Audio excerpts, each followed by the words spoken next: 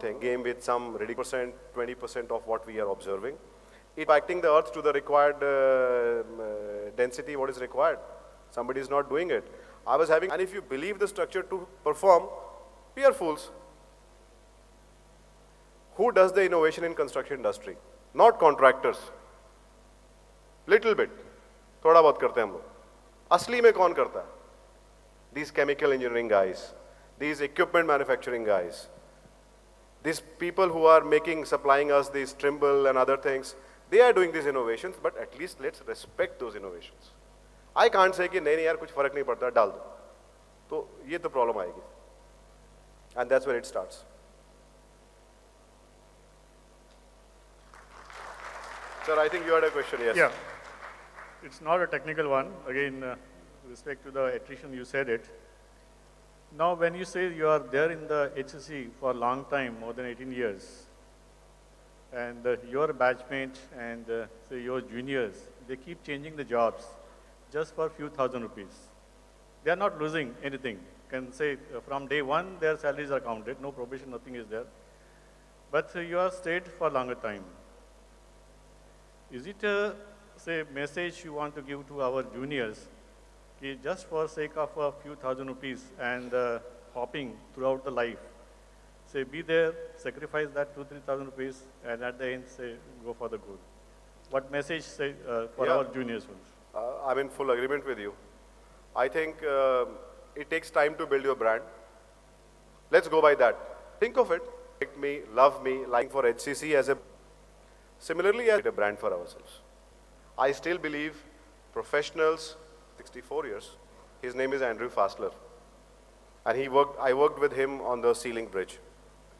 I can tell you, forces flow in his body. Structure will be there. मुझे लगता है कि उसको भगवान, that's expertise. And I think till date, whenever I have a problem, technical problem, he's one man I go back to. So can we be that brand for ourselves, be it whatever field you have chosen? Contracts management, planning, estimation, QSS, wherever. Invest that time, invest that energy, and I think things will follow. That's what I can say. Yeah, thank you. Thank you. Thank you, everyone. Thank you for hearing. Thank you. I'm sure there are many questions, but that can happen over lunch. So without further delay, may I please request Mr. Sailesh Vani to kindly step on stage and do the honors to give away the token of gratitude to Mr. Santosh Rai. Let's have a huge round of applause, ladies and gentlemen, for Mr. Santosh Rai.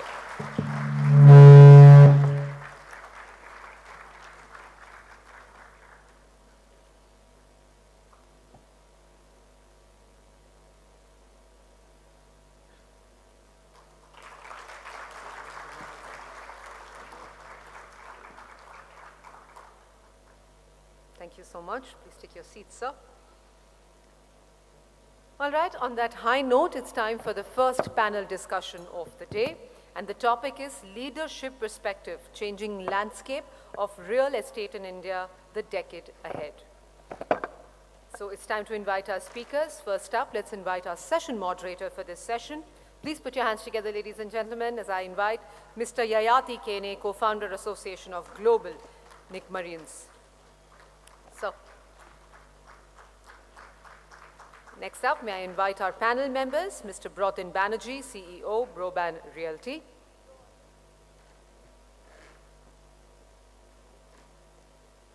So, Dr. Vivek Desai, MD, Hosmac.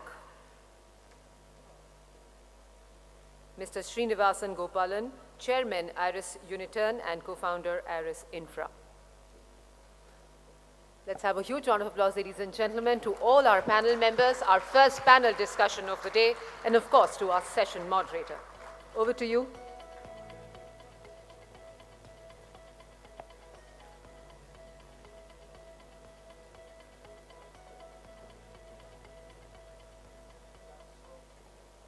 Yeah, so I am Yayati Kene, and I am one of the co-founders of Association of Global Nicmarians.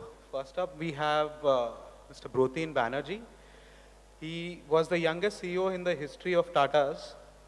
He was a member of TAS, which was Tata Admin Services. He was instrumental in rolling out the Barista brand and I think the Namak Ho Tata Ka campaign. Right, Tata Salt. Uh, he took the company up to 35% CAGR, and currently he is now out of Tata's. He runs his own company called Broban Realty.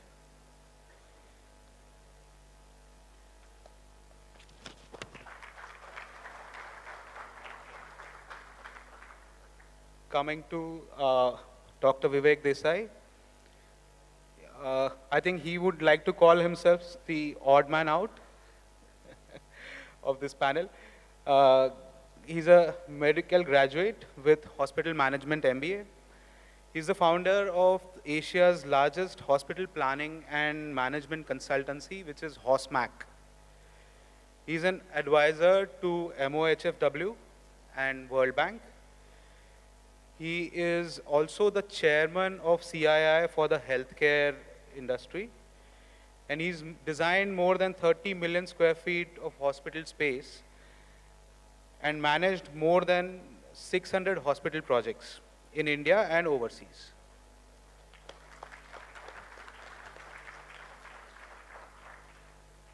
Coming to our third panelist, Mr. Srinivasan Gopalan. I have known Srini by qualification and has been in the leadership positions in real estate in the cities of Mumbai and Bangalore for more than 18 years now. He currently runs his own ventures, and he's the chairman of Aris Uniturn, and he's the co-founder of Aris Infra.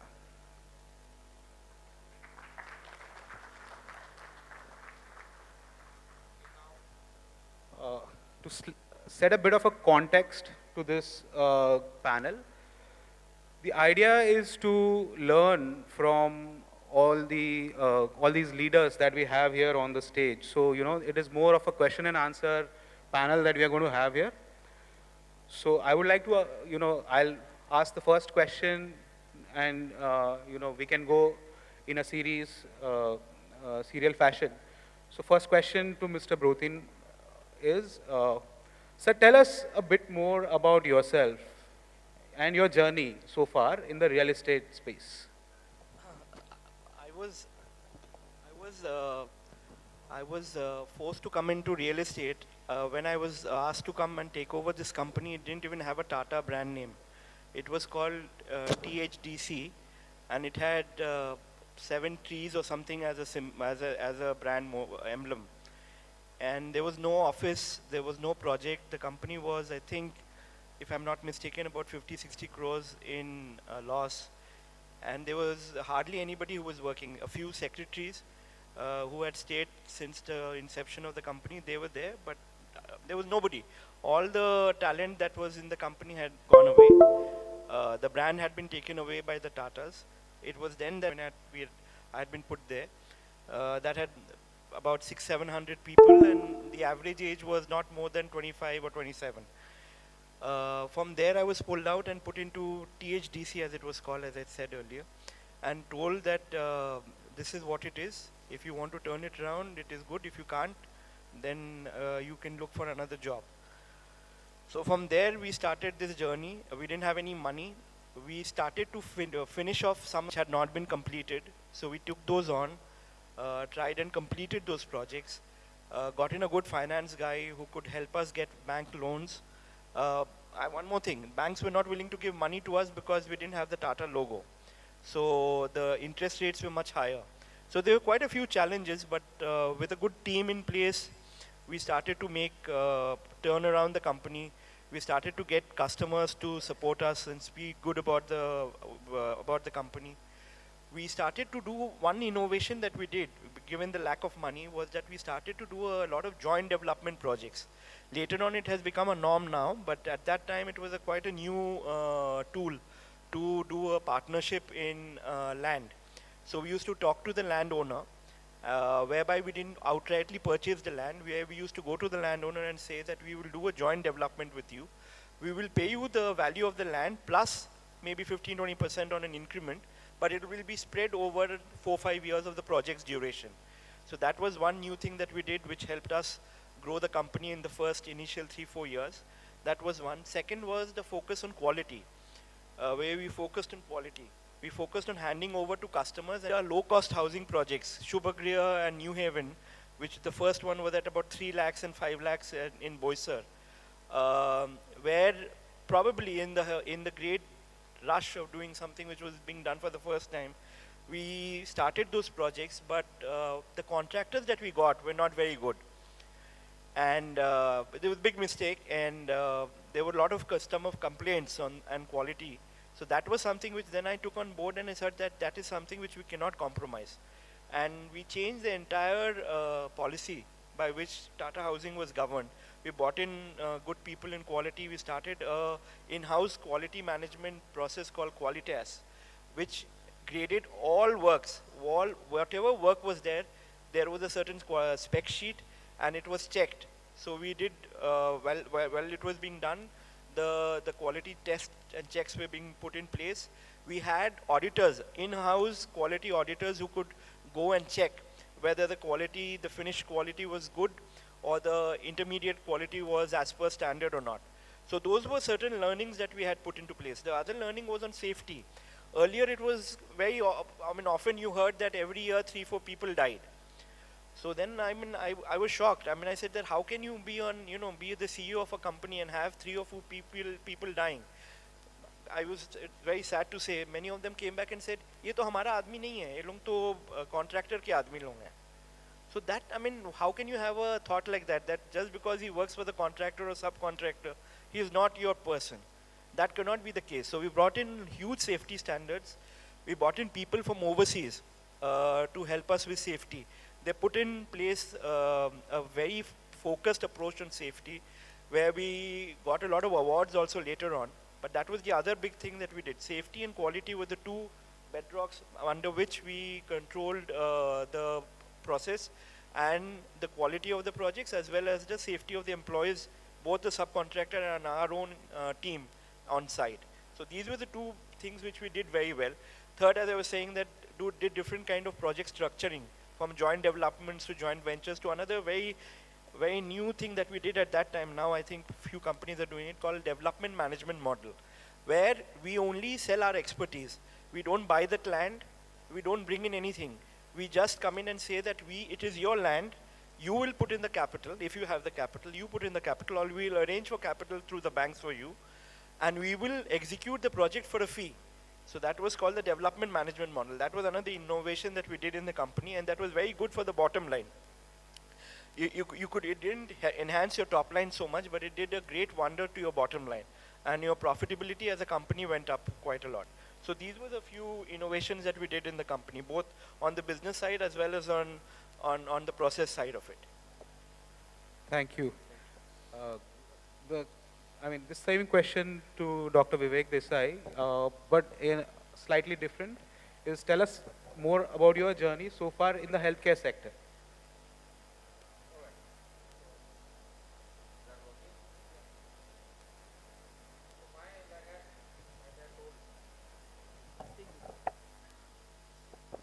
Hello. I think I always like to be, in an odd man out kind of a situation, yeah. I'm a medical doctor, I have nothing to do with construction or anything of that kind. But I have been in this, for now 27 years, okay. As a medical graduate, the first project that we took was Asian Heart Institute in Bandra Kurla complex.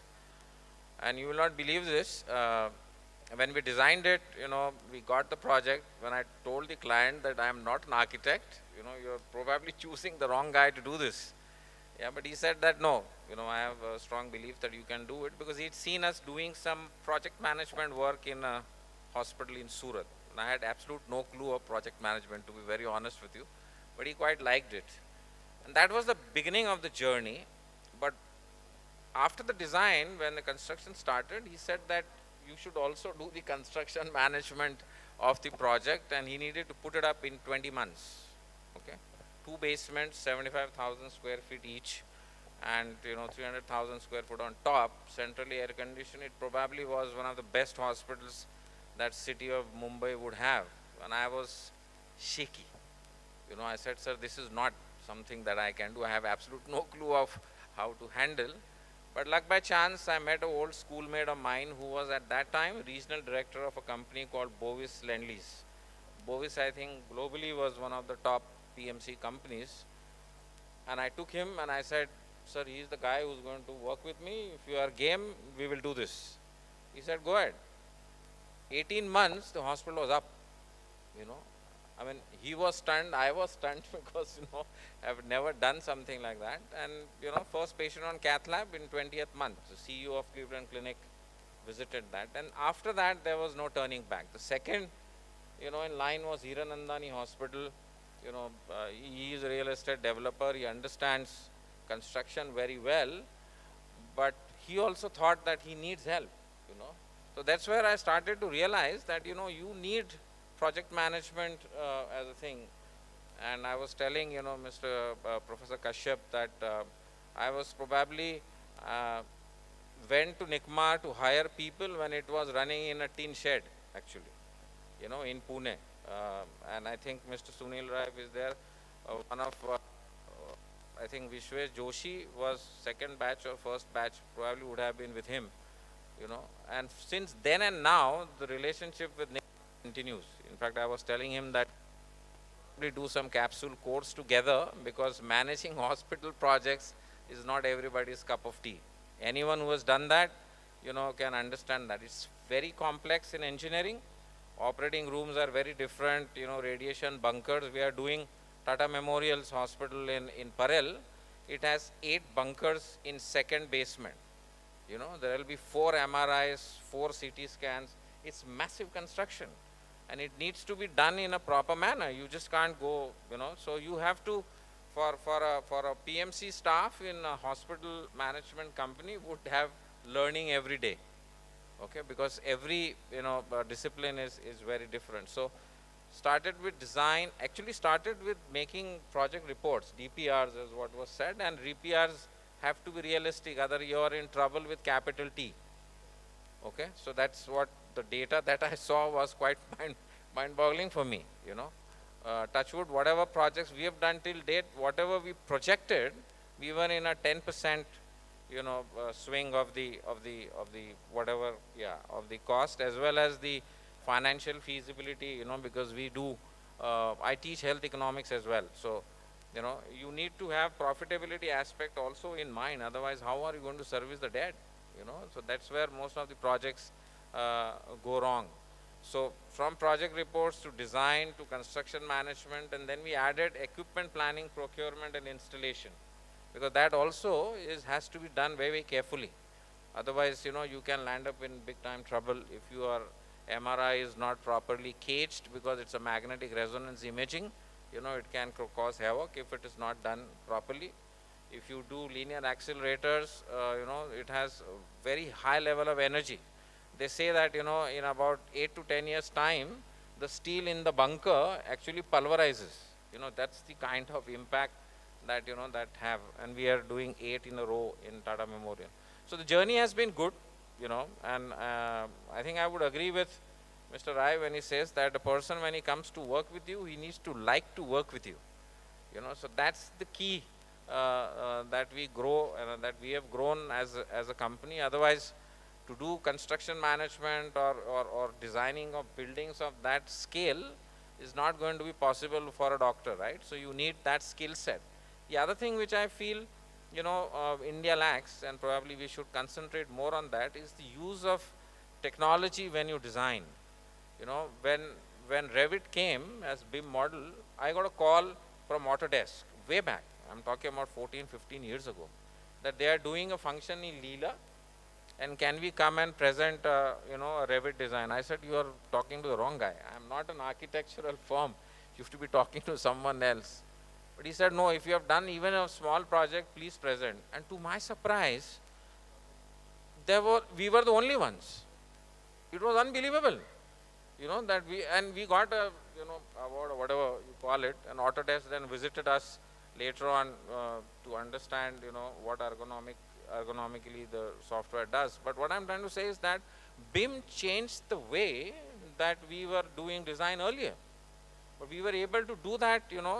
So this Tata Memorial is a 1.1 million square feet building completely in BIM. You know, we are doing a research center with hospital for IIT Kanpur on IIT Kanpur's campus, completely done on BIM. But that, it helps you, you know, in myriad ways to turn around the project. So learn technology, you know, embrace technology in the right manner, and probably it will help you, you know, in the longer run. You know, for me, Microsoft projects was the thing, but now the Primavera and all of that, you know, has changed the way it was. Yeah.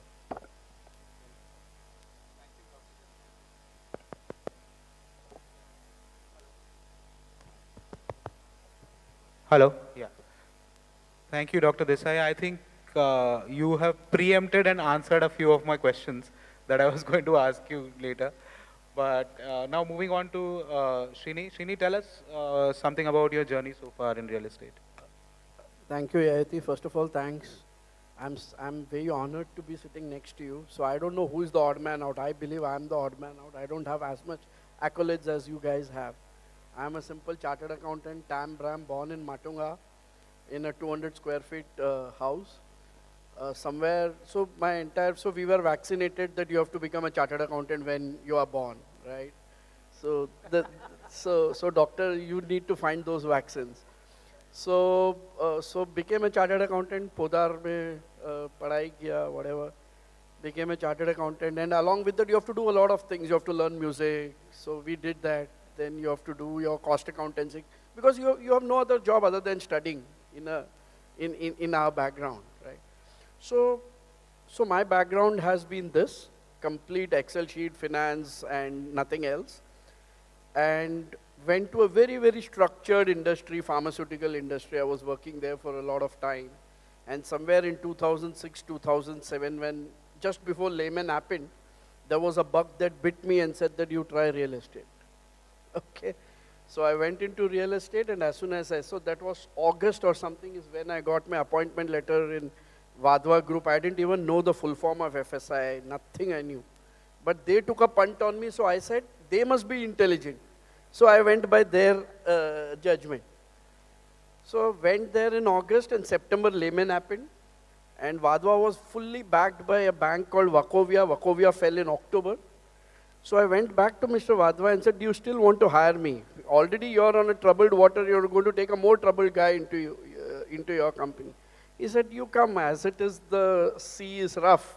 Let's all try to survive there. So that's where my real estate journey started with the Vadva Group. I learned a lot there, learned the full form of FSI and the entire, so I was with them, and very quickly from a CFO, I became a chief operating officer and a CEO in that company and started running projects there. So of course, I don't know anything of engineering, but there were good people who taught me what is engineering. There are good people who taught me what is architecture. And real estate is all about aggregation of various talents. You just have to be in the center to see money goes at the right time, the approval comes at the right time, your construction happens at the right time, sale is at the right price, the payment terms are at the right time, and you treat your customers in the right manner. So I learned that pretty quickly, and that's where with Vadva I was involved in close to 7 to 8 million square feet of delivery in a 7 to 8 year period. Then again a bug bit me saying that chalo Bombay ho gaya, now let's look at a more stable market. So I went to Bangalore. There the land suddenly instead of 1 acre became 100 acres. So, and the costs were very, very important to control cost, because in Bombay you need not control cost. You just have to increase the loading if you are inefficient. So, so there was super built up, super built up, some supreme built up. Everything was there in order to actually, you had bunkers where you can hide. You go to Bangalore, every 50 rupees a square feet, you start losing money, right? So you have to have the right contractor or do a backward integration. So these were the challenges that I saw there. Again, involved for around 7 to 8 million square feet there, and somewhere in 2020, I learned from Mr. Banerjee. He's the one who's the architect of a development management model. So I started a company realizing that real estate needs a lot. There is a lot of gaps in real estate. It requires an expert coordination.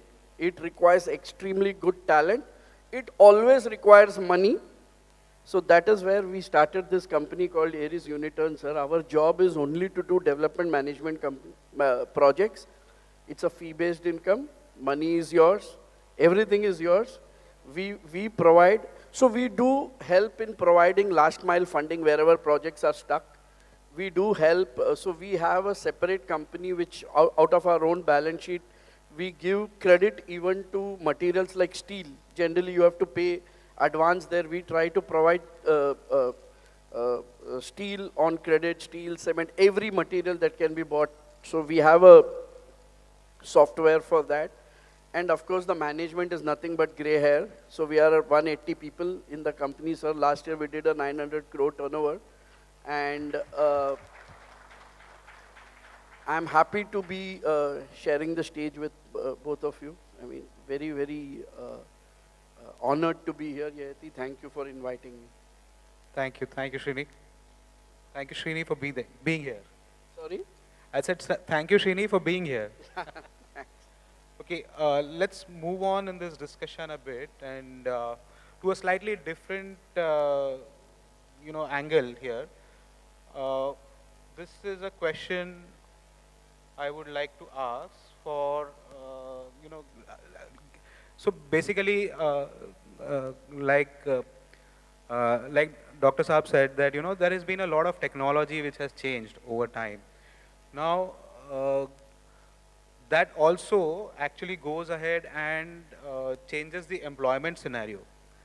So over the next few years, how do you see the employment scenario evolving? And this is a question to again Dr. Vivek Desai.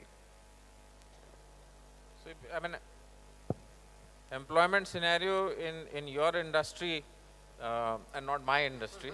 Yeah. So India is just, you are required to keep us healthy, sir. Yeah. We are only inhaling cement all the time. Right. But just to give you a little perspective of healthcare also, since I am here, let me just give you that. So India currently has about 1 bed per 1,000 population. Okay. As per WHO, we need 3. So you need to more than double the capacity that you have. And the government is rolling out Ayushman Bharat scheme, which is pretty successful. There has been no scam as such, till now. Everything is going smooth.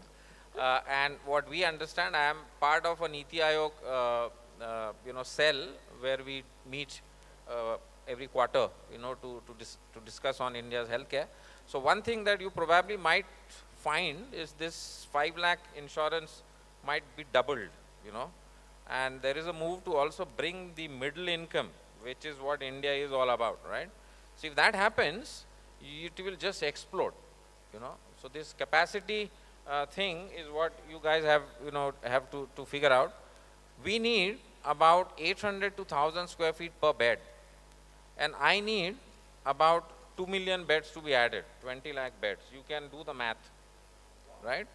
And each square foot of that hospital is going to cost you, or the capex which is required is in the range of at least 5,000 to 6,000 per square feet, if not more. All right, so that's the kind of potential that we carry as an industry. Okay.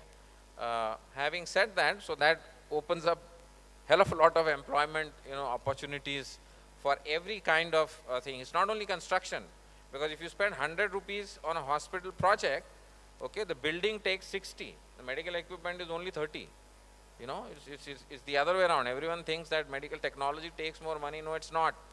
And out of that 60, 50% would go to the civil bit of it. I'm saying shell and core and interior. And the balance is in MEP. So it's not like you have elevators, we need centrally air conditioned building. There are air changes. There are a hell of a lot of IT infrastructure backbone, which is happening. One of the budget item in Ayushman Bharat is, the Ayushman Bharat Digital Mission, ABDM. Government gave 100 crores to that. Work is on very fast pace, and very soon maybe next 2 to 3 years, you all will have, including myself, a card, you know, where my medical history will ride on that. Okay, that's what India is looking forward to. Okay, so it's not, uh, and it is happening. See, earlier what used to happen was there were more talk, but nothing, you know, used to come.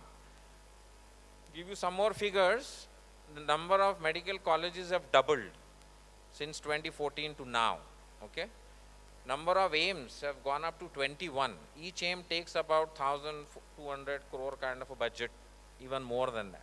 All right, so that is also changing very rapidly. Okay, private sector, real estate. So I have had meetings with DLF, you know, at least, and I have met Mr. Mr. KP Singh, you know, the top, you know, management for looking at, you know, parcels of land development where healthcare, you know, is bit of it. Hiranandani Hospital actually came out of that. All right, so now they did one in Thane, that's been sold now to Kim, so that will be there. They are wanting one in Panvel. So wherever there will be real estate projects, there are going to be hospitals that would be required, including the latest, you know, the Trans Harbour thing which has come up. So this is an industry where some of you should probably focus as a, so we did it because, you know, we don't do any other design, we don't do any other project management, so we are stuck to it. Okay, if someone of you should probably look at it very seriously. You know, there is a paucity of talent in project. There is no hospital project which gets, you know, over in the given time. Because the guy who's envisaged, unless you are from the trade, you think, "Arey kya main wo building banaya hai, I can do this." You know, it's not like that at all. You know, it's very specialized, very complex. You can ask your alumni, Manan, you know, he's been with me. He was the third batch of NICMAR, I think, that I hired. He still continues to be with me after so many years. You know, pay package may not match with what he said, but I still have been able to retain him. But it is interesting, you know, to get into this kind of a thing. Okay, and maybe it should become a specialized, you know, area into where we can, you know, help you to collaborate and do that. We have fairly good reputation in the healthcare industry, you know, so not to worry on that count. Okay, so I think that's yeah. Thank you. So this question I would like to ask Srini, because, you know, he said he's always been looking at things from the business side. So, you know, as a business executive, what do you see as a root cause of, you know, any kind of a project failure? You know, and as a project management fraternity, you know, how do you think there is a need to kind of transform the delivery model? So one is the intent, right? Without intent, nothing happens. So I'll leave that aside because it's a basic ingredient for making the sambar or rasam that you have to, right? So apart from that, most of the projects, if they take off and they die, it's mainly because of misuse of in the most prudent manner, and we have the buildings up. So money is an extremely important ingredient for any kind of development. Of course, with money comes your cost overruns. And mostly in real estate companies, most of the money is borrowed money, so the cost overrun is not as much as the interest cost that kills you because of the cost overrun. So that is one. The second thing is the materials that are required, right? Timely receipt of material is most important in real estate, because if your labor is idle for 10 days, to reactivate him is going to take another 15 to 20 days for you. So the work at site can never ever stop. So there has to be continuous flow of material, great management, people who can foresee with foresight, anticipate problems in before time and resolve those, and timely approvals. These are the 4 ingredients, in my opinion, which are extremely important, and these are the factors. If you really don't do well, obviously your project gets stuck. So I think that's what it is, and that's why my company provides all of these. Thanks. Thoda to advertisement karna chahiye. True. You know, I've been saying this for whatever I've been working in real estate, that mostly projects get delayed due to approvals, money, or decisions. So the decisions of any kind, you know, right from the design or even from the top level, whatever decisions need to be taken, if they are taken in time, I think that is where the projects get stuck. And just to add on the recruitment side, we are always on the look for good people. So please take my card and send your CV. Okay, that is for all the young guys here who have come here. You can take down young and old, yes, and you can take Srini's number and get in touch with him. Now, this next question is to Brotin sir. For a young Nikmarian or an hello. Hello. Yeah. For a young Nikmarian or an experienced one, those who wish to start their own enterprises today, what do you think are the key success mantras? First is domain knowledge. He should be aware of what he is planning to do, and he should have a USP. I mean, if he hasn't done anything spectacular in his career and he wants to get into that field, he must have something which is an USP that he will bring to the industry. That is one. Second, he should have, for the young Nikmarian, he should have good, strong financial backing. That's very important. Otherwise, many of the projects that I see which have failed is because of lack of financial backing. They start well, but then in the middle it goes and stops. And then you lose customers, you lose goodwill in the marketplace. The financial institutions don't want to lend you money, you have to do. And then hire the right team, all of that will follow. But financial closure and due diligence on the land is very important to begin with. Those two things. As a panel, we agree on those. No, these are the truths. I mean, True. unless you are doing some other industry, I don't know, which I don't. Entrepreneur, from the rest is your risk-taking appetite. Okay, you need to be willing to do that. But when you do that, you need to take a calculated risk. Correct. That is the key. You should not, be over enthusiastic about getting into something. A lot of startups actually end up on the wrong side because of that. Okay, everything would look hunky-dory, but you need to have someone like him alongside you, because mind you, you are a construction manager, I was a doctor, very little knowledge of finance. But when you go seeking, loans and limits or credit limits or, tie-ups or acquisitions or funding, you need someone like them to guide you. Don't go and just do a blind deal. Okay, that's the way, that's one thing. So take risk, but take a calculated one. And keep yourself in good company as far as financial thing is, because it leads a lot of, compliances to be met with and all, where we are very poor. Okay, so you may be good in your profession, but you should align with someone who is good in theirs. Yeah, so that's one lesson that I have learned the hard way. Thank you. So the clock here already seems to be in red, so I think I'll ask this one last question from my side. And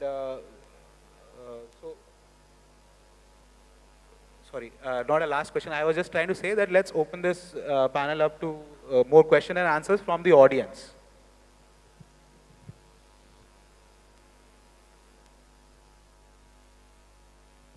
Hello. My question is to Vivek sir. Hi, this is Harshal. I just wanted your insight on the healthcare tourism in India. What are the what are the insights to that? And apart from that, what is the current current prevalence of the healthcare tourism, the growth aspects, and the major locations in India which has speed up the traction? Which has?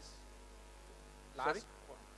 Which has speed up the traction, like which has some medical tourism already going on. Okay, so medical tourism in India is good, okay, but unfortunately our healthcare infrastructure, doesn't keep pace with what happens in the West. So for that matter, all of the big chains, they do fairly okay. In fact, if you look at Apollo Tyres Hospital Artemis in Gurgaon, that's India's largest medical tourist attracting, hospital. Apollo Hospital, Fortis, all of them do very good business with. That the reason is because healthcare, though we feel is high cost in India, others it is low cost in India. Okay, so that is the reason. It's going to catch up probably somewhere down the line, but we'll still continue to be like this for at least another decade, till our costs also rise to that extent. problem is not only about the incoming medical tourism and earning foreign exchange. So who come to India actually is the poor of the rich country, okay? And from the poor countries, the rich come to us. That's how medical tourism is working currently in India. But you would also need to understand that medical tourism has to happen within India also. So if you go to, say, All India Institute of Medical Sciences in Delhi, you know, 60% patients are actually not from Delhi. That's one of the reasons why we are building so much infrastructure outside of Delhi, because we want to discourage internal medical tourism. All right? But when you do this, when you build hospitals, you have to take into account that you have to build it to the standards. And now there are fairly stringent, apart from the National Building Code kind of a standards, we have a National Accreditation Board for Hospitals. It's called NABH. And if you are looking at overseas medical tourism coming to you, there is Joint Commission International, which is the American, you know, standards that one need to follow in the building kind of thing. I remember, you know, about 8 years ago or 10 years ago, Premier Automobiles, you know, some executive had come from the European country, and he went around hospitals in Bombay to see which one they should align with for patient treatment of their staff. I was surprised, you know, that they went to that extent, you know, to see. He's going and asking that guy that your operation theater filter, you know, you show me the logbook of, you know, when was it last cleaned, changed, all of that. Okay, so if you go for overseas medical tourism, standards are high. If you are looking at internal medical tourism, आपको मालूम है, you know, थोड़ा बहुत अभी भी वो चलता है, attitude is there. It's changing, and it's changing fast. Government is making sure, you know, so if you want health insurance, even Ayushman Bharat patient, they ask you for a particular standard to be followed, especially in the air conditioning, air quality system post-COVID, you know. And one another thing why medical tourism is good in India, there has been an uptick of private equity investment in healthcare, you know, from pre-COVID levels, which was 2% of total private equity was allocated to healthcare. Today we are at 9%, you know, so we have 4 billion, you know, inflow of foreign exchange coming into it. They are Blackstone, or, you know, they are this kind of big ticket. Temasek from Singapore bought into Manipal Hospital. The valuation was 43,000 crore. You know, Blackstone invested in Care Hospital network in the south. Valuation was 15,000 crores. And these guys are now coming up with bigger projects. So, sir, Dr. Sahab, so very soon make in India हो गया, wed in India हो गया, अभी bed in India भी करना पड़ेगा आपको. So the IIT Kanpur project is for that actually. So what we have done in terms of design, it's only super speciality hospital. It will part education also only for super speciality, heart, brain, kidney, and stomach and cancer. And each of these speciality is linked to a research lab from where engineering will come, you know, and we need MRI, CT scans, you know, microscopes, robots, India. We did a similar project report for IISc in Bangalore, Indian Institute of Science, where also a 700-bed facility is coming up now at breakneck speed. And that was, both were Prime Minister's office initiatives. The idea is to really bed in India. So we have time for just one more question. Yeah, Sanjay. Hello everyone, Sanjay Athenki here from Lineside. From hearing from your quick bites, what I get, the biggest takeaway I get is each of you have probably predicted, forecasted something and have had a creative solution in place. So looking ahead, what's the next big thing in real estate in India? In the finance sector or the technology, or what do you feel? Any of you, please. I still think housing is going to be the bread and butter. Whatever happens, that's on the fringe. I mean, those can be very profitable niches, but housing will continue to be the bread and butter of real estate in India for the next few years at least. With a young population and people wanting to settle down, housing will still continue to be the main bread and butter for real estate. And the next big thing is going to be technology and sustainability. I think sustainability is extremely those trends important. definitely, yeah. It's extremely important because buildings are coming up. They are looking at each other. पानी कहाँ से आएगा, storage कहाँ से होगा. It's all very, very important that we make sustainable buildings and projects. Absolutely. I would just add to that, you know, from healthcare again. I'm a core healthcare guy, right? So in real estate also, apart from housing, we've got some feelers from potential investors. So India is growing in a geriatric population, you know, our average Senior living. You know, we are going to senior citizens, and you know what happens to senior citizens. So there is a concept called assisted living, you know, which is very popular in the West. That is going to come in, you know, and there are already some which are in Navi Mumbai and Antara in Dehradun and all of that, pretty big time kind of thing. So that's something would change in thing. Sustainability, I fully agree, because I am a guzzler of electricity. 365 days, 24 hours, centrally air conditioned building, and I need to get sustainable. Unfortunately, you know, people in healthcare are yet not, you know, unless maybe, you know, guys like you can put some pressure and get us some extra FSI if we go green, or get us some subsidy or some rebate in property tax. Then, you know, it kickstarts something. Yeah, paisa aa raha hai to karega. You don't seem to be a doctor. आप FSI की बात करें, you seem to be a developer more. Yeah, exactly. That's what I was thinking about just now. Today, developer is saying मुझे ज़्यादा FSI नहीं चाहिए because I want to complete the project faster. आजकल का developer को hospital चाहिए. It's great timing that you mentioned about sustainability, because that's the next panel that we have after the bread and butter session now. Thank you. Look forward, Sanjay. So,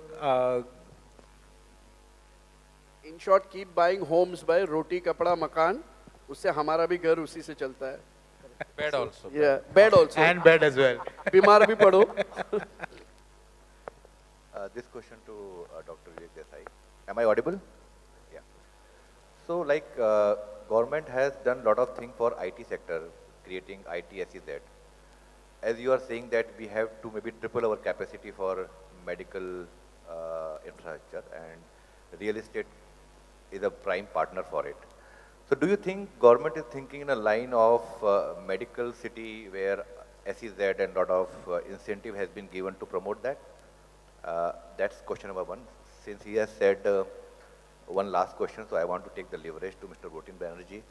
If you have to bet today, housing, residential, I mean, commercial, assisted living, which sector you will bet in? I will bet on housing. Okay, thank you. I'll Over continue to bet on housing. So government is pretty keen, you know. So the last Niti Aayog meeting I attended was last month, and there was Secretary Health, the entire private sector, plus NABARD, you know, and Reserve Bank of India and SBI, you know, and top level guys. So if you look at Uttar Pradesh, one state which is changing the way, you know, development has to happen, has 18 PPP projects in medical college.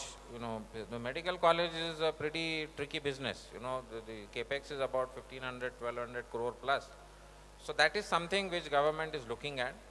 In terms of SEZs, what you mentioned, Andhra has already done that, and pretty much successfully. See, mind you, we don't come in only as hospital, as a business. I have a very large industry dependence from pharmaceutical and medical technology.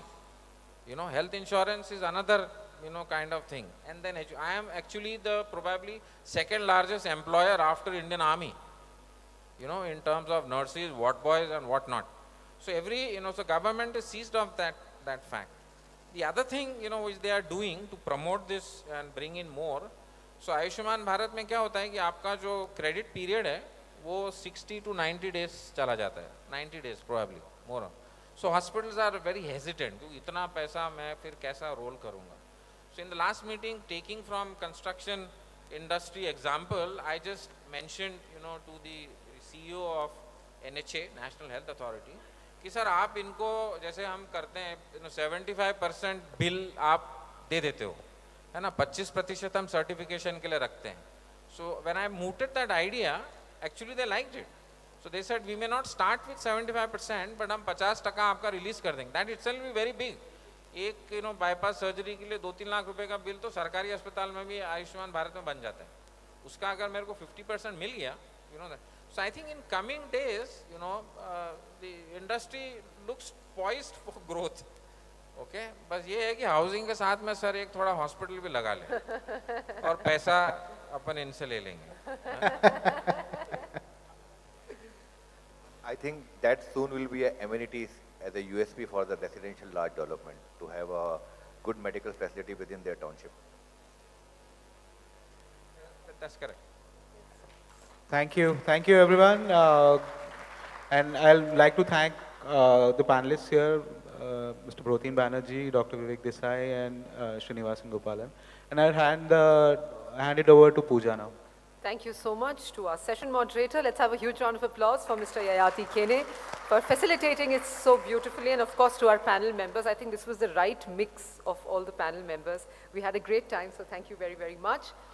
May I please invite Professor Anil Kashyap to kindly come on stage and do the honors to give away the token of gratitude to our panel members, starting with Mr. Yayati Kene.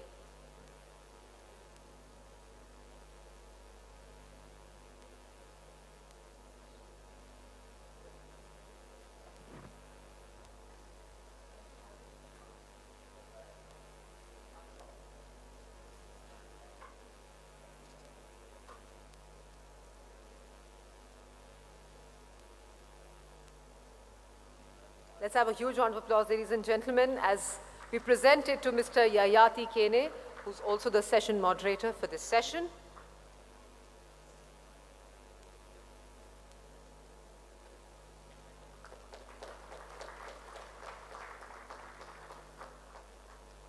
Next up, Mr. Brotin Banerjee.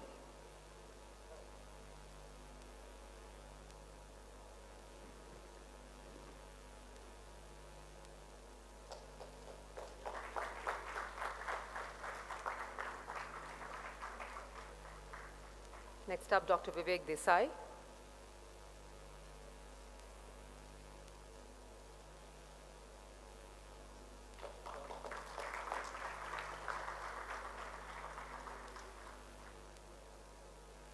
And lastly, Mr. Srinivasan Gopalan, please.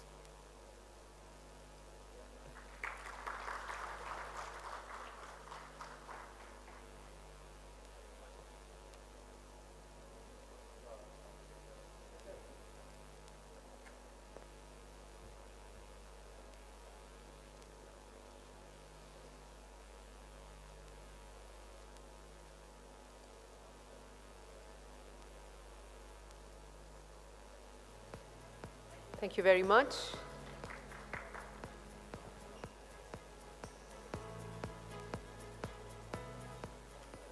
All right, let's now quickly have a look at our sponsor presentation. So without further delay, may I please invite Mr. Ramesh Palikila from AIMS for a quick presentation.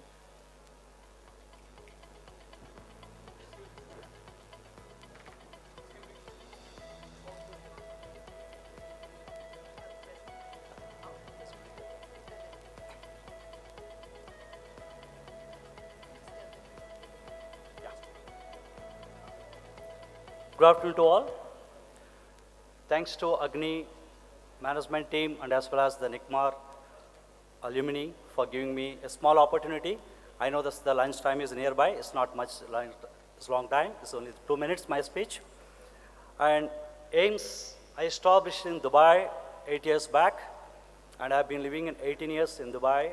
And today, I can say, before you all go to the lunch, incredible India. Can you please give a round of applause to these all top talented people for such a fantastic and spectacular event. Even as compared to AGNI Dubai event when I attended last time, this really amazing.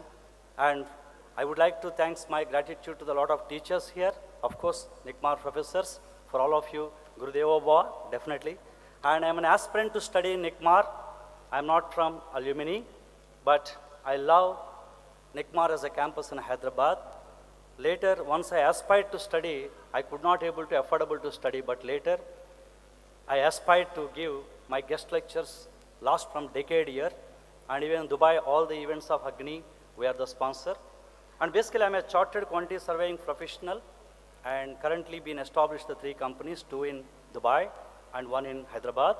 So we aspire to mentor all the career aspirants, especially the built environment professionals, civil engineers, planning engineers, and quantity surveyors. And I mentored more than 6,000 professionals across Middle East in 8 countries, and over 35 nationalities, including British, took my training, and also today more than 800 chartered quantity surveying professionals I mentored, and I am the 9th Indian quantity surveyor from Dubai to get a chartered in 2008. I mentored more than 2,500 Indians to become chartered, currently on the preparation. And especially this opportunity, whatever given by this AGNI, we are thankful. And there are a lot of lessons today I learned from the spectacular speeches and other leaders and also the industrial speeches. Only 3 things I want to tell, especially for the future entrepreneurs. Employee and employer, the difference is employee will get monthly salary, employer has to pay the monthly salaries, that's it.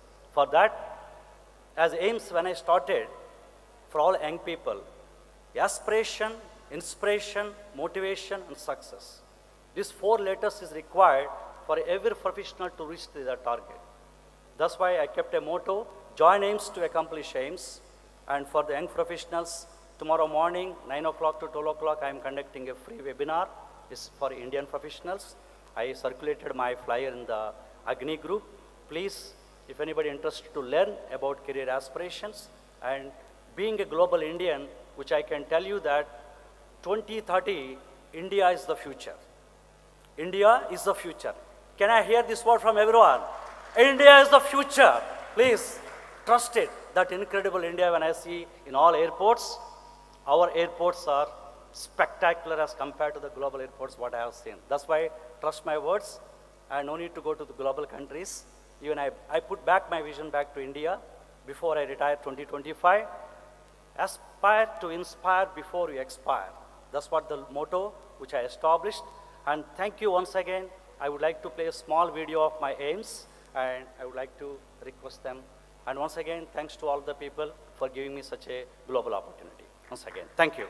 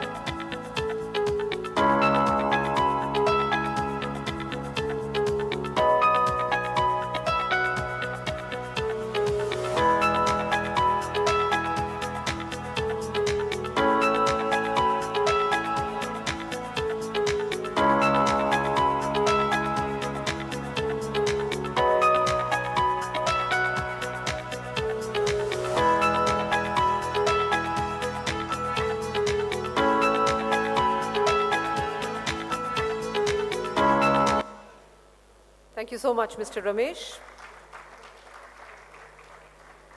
All right, before we break for lunch, let's have a quick look at our sponsor video, Strategic ERP. Can we have the video, please? The construction industry is plagued with challenges like machinery breakdown, project delays, unpredictability, budget constraints, under and overstocking. To overcome the challenges, choose strategic ERP. We provide smart construction process automation at your fingertips. Purpose-built for builders, contractors, EPC and MEP organizations. Let us see how our artificial intelligence-powered integrated construction project management software streamlines business. Workflow management, BOQ, project planning, project budgeting, site execution, purchase and stores, DPR billing and accounts. Workflow automation provides visibility by streamlining construction project processes. Manage BOQ items mapping, BOQ import, rate analysis, tender analysis by AI, and strategic negotiations with stakeholders. Manage construction project planning by creating WBS, scheduling and monitoring integration with third-party apps. Project budgeting helps control cost variations, predict overheads, set revenue targets, allocate resources, and boost margins. Site execution helps monitor site progress, rework versus schedule, daily labor report, abide by contractual terms, instant updates on project dashboards, generate GRN, SRN, GIN, and custom reports. Purchase and stores can be managed by optimizing stock flow in line with demand, issuing materials, reconciling during billing, supplier-wise comparisons through online, and generating PO reports. DPR and billing displays daily production rate, breakdown reports, logbook, manages quotations, work orders, bills for purchase, service, rent, and GRN-based billing. Accounts helps define and maintain transaction reports, vouchers, tax compliance, bank reconciliation, and job costing reports. Our power-packed cloud ERP centralized construction software is built with industry-specific features that include predictive maintenance, design management, interactive dashboard, construction forecasting, tenders and bids estimation. We are the perfect technology partner for you. Strategic ERP has developed customized solutions for 16 plus years for more than 1,000 plus companies in construction, infrastructure, and real estate industry with more than 200,000 ERP users. We are proud to have 98% successful implementation rate while being bestowed with more than 15 awards. To schedule a free demo, write to us at enquiry@strategicerp.com. Thank you so much, Strategic ERP, for the video. All right, now it's time for lunch. Enjoy your lunch, and we will see you sharp in half an hour, well, that is 2 o'clock. So if just a humble request, please quickly finish your lunch and gather inside by 2 o'clock. We are running a little late and we really want to finish everything on time so that we have a grand plan for the evening, which I'm sure nobody wants to miss and nobody wants to get delayed in that. So, and I can see some smiling faces as well. So a humble request to all of you to kindly be back in the room sharp at 2 o'clock. Thank you very much.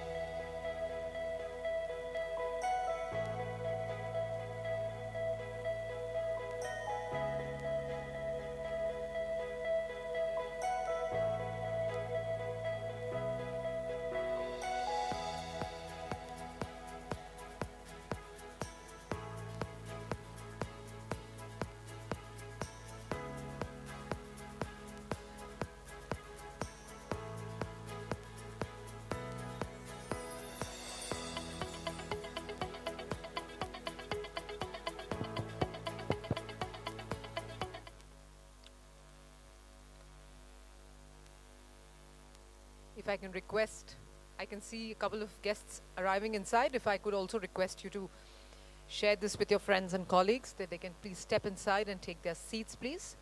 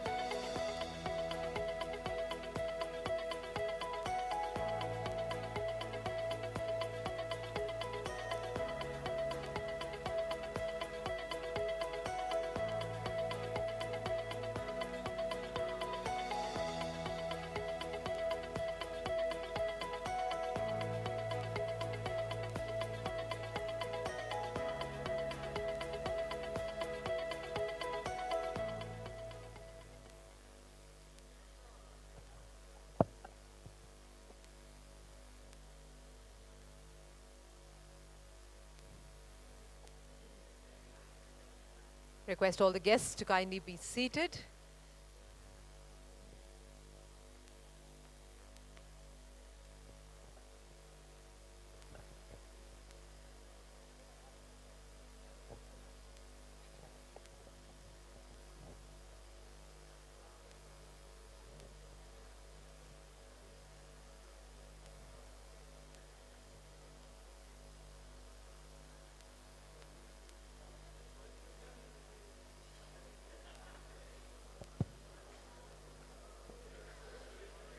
If I can request all our guests to kindly step inside and be seated, please. I know, which is why I'm standing here.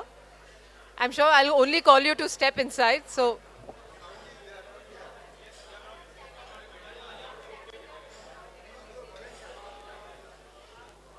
So if you can see me, please request everybody to move inside, please.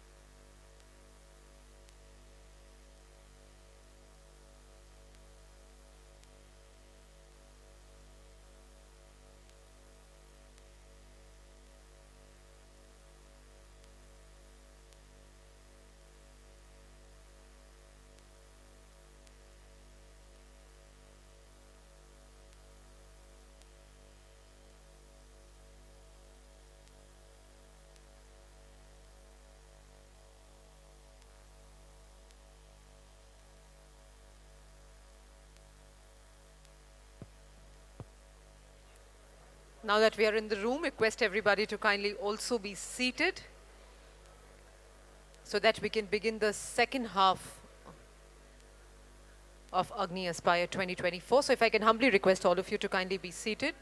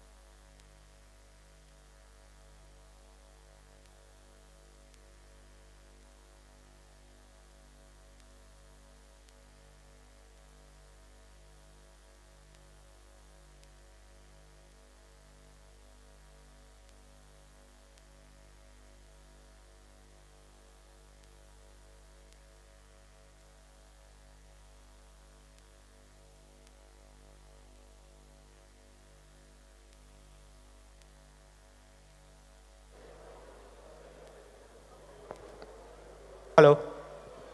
May I request everyone to be seated, please? Otherwise, we will have to cut down the evening cocktails.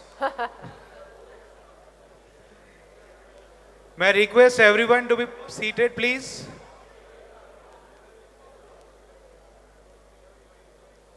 I can promise something. It's a very interesting surprise plan for all of you post the conference. But for that, you'll have to first be seated immediately on the count of 5. If I can just make a count of 5 and quickly everybody sits, is that okay? Is that okay? And there is a surprise gift, right? There's a surprise gift as well, I've just been told. So I'm sure you want the fun and the gift together. So if I can request all of you to kindly be seated, please. 5, 4, 3, 2, 1. Thank you very much. Thank you, sir. All right. Welcome back, ladies and gentlemen. I hope we had a good lunch. We had lots to talk to each other. We enjoyed the lunch. We enjoyed the dessert. And now, like the first half was quite inspiring, the second half is also going to be very, very enriching. So with all the broader smiles that I mentioned in the start of the day, let's start the second half.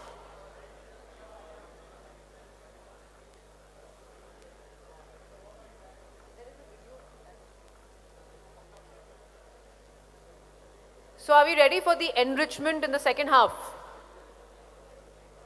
Are we ready? Mic se bhi sunai nahi de raha aap logo ko. Everyone, Are we ready? please be seated. Are we ready? एक बार जोरदार तालियां बजा दें एक दूसरे के लिए. Thank you. So before we move to the next panel discussion, let's have a quick look at a very interesting video, I must say. I just had a look at the video. It's by the university students of NICMAR. So I will not say much about it. You will witness it yourself. So let's have a look at the video, please.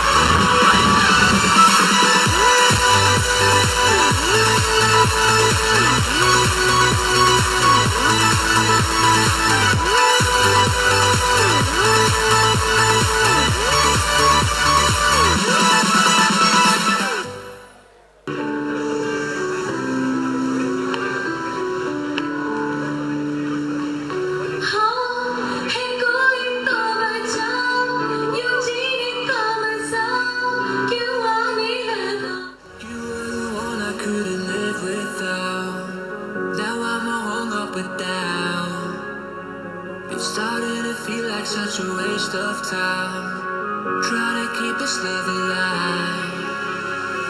No, we both can't keep going on like this. Misery's creeping on in, and there isn't any more that I can give. I feel us fading away. Baby, I'm just too scared to let you go. But this fight is turning into a war.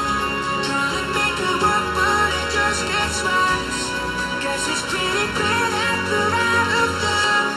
We're out of love. Guess it's pretty clear that we're out of love. We're out of love. Guess it's pretty clear that we're out of love. We're out of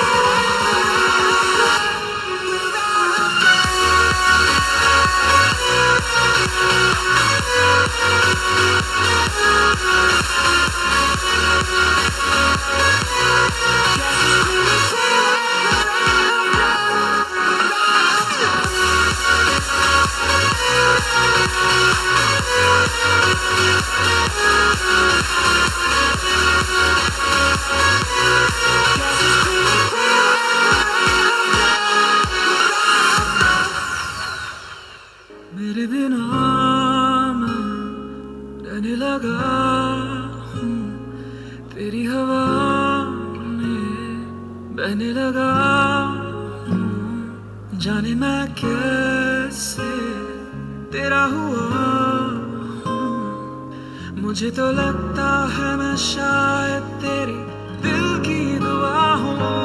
हाँ, तुझको जो पाया,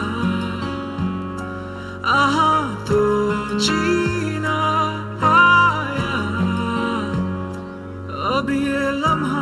ठहर जाए थम जाए बस जाए हम दोनों के दरमियां. Sometimes I say that I want you back, but I don't know if I do. Sometimes I think about the good days we had, but they were bad days.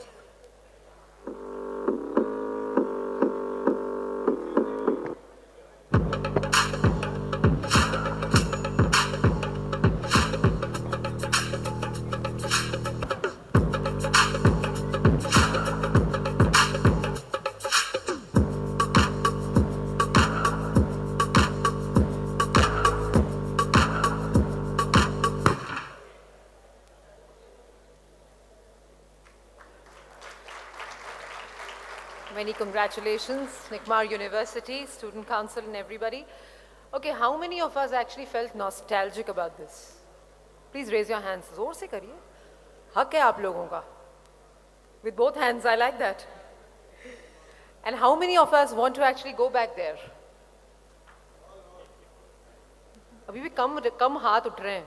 How many of us want to go back there? So I can promise you this, that we'll have a mini version of this today evening. That is why we were requesting you to quickly settle down so that we can finish this interesting conference and then we can jump onto this fun and excitement. Is that okay? Are we excited for the evening? अरे अभी तो खाना खाया है आप लोगों ने. अच्छा इसलिए तो आप तो चाय के बाद भी ऐसे ही थे sir. Are we excited? Thank you very much. All right, without any further delay, let's start with our panel discussion. The topic for the panel discussion is decarbonization of scrip industry, perspectives from stakeholders. May I first invite our session moderator. Please put your hands together, ladies and gentlemen, as I invite Mr. Sanjay Atanki, Director, Global Delivery Hub, Lineside, India, to kindly come on stage. And now it's time to invite our panel members. First up, Mr. Amit Banka, CEO, We Naturalists. Sir, let's have a huge round of applause, ladies and gentlemen. हमें उन्हें नहीं बताना है कि हमने भी खाना खाया है. Next up, we have Mr. Ashish Priya Jain, Country Head, Turner and Townsend. Next up, we have Mr. Zulkif Sheikh, Co-founder, Sanjeevni S3. And lastly, we have Ms. Madhulika Pise, Director, Design and Sustainability, Free Spans. Ma'am. Over to you, Mr. Sanjay. All yours. Thank you very much. Hello, everyone.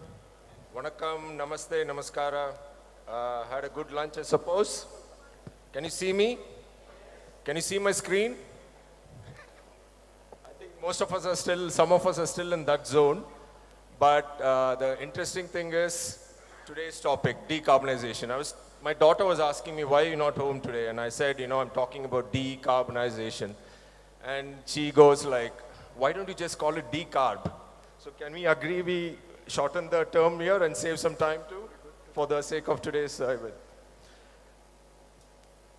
Thank you, AGNI, for stitching a great panel out here today from across the stakeholder spectrum on this particular topic. Can't say the same over the moderator, but that's just me playing the devil's advocate. Let's see how that pans out. Yeah.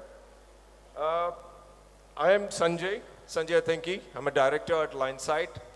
I've got about 23 years of experience in the real estate industry, and my current focus is in digital solutions as well as global support solutions for my company. We just finished climate conference COP28 in Dubai. And we all concurred that we already breached our original ceiling limit that we had set ourselves for 1 degree temperature rise, which we achieved in, well, it's not an achievement, which we breached in 2023. Now, the new ceiling limit that's been set up is 1.5 degrees. Now, with that said, everyone is talking about climate change, right? I mean, it's the hot topic, perhaps, pun intended in that case. Without much ado, I'd like to introduce our panelists at the moment. We first have Amit Banka. Climate Action believes in equal, in the Indian business side of things.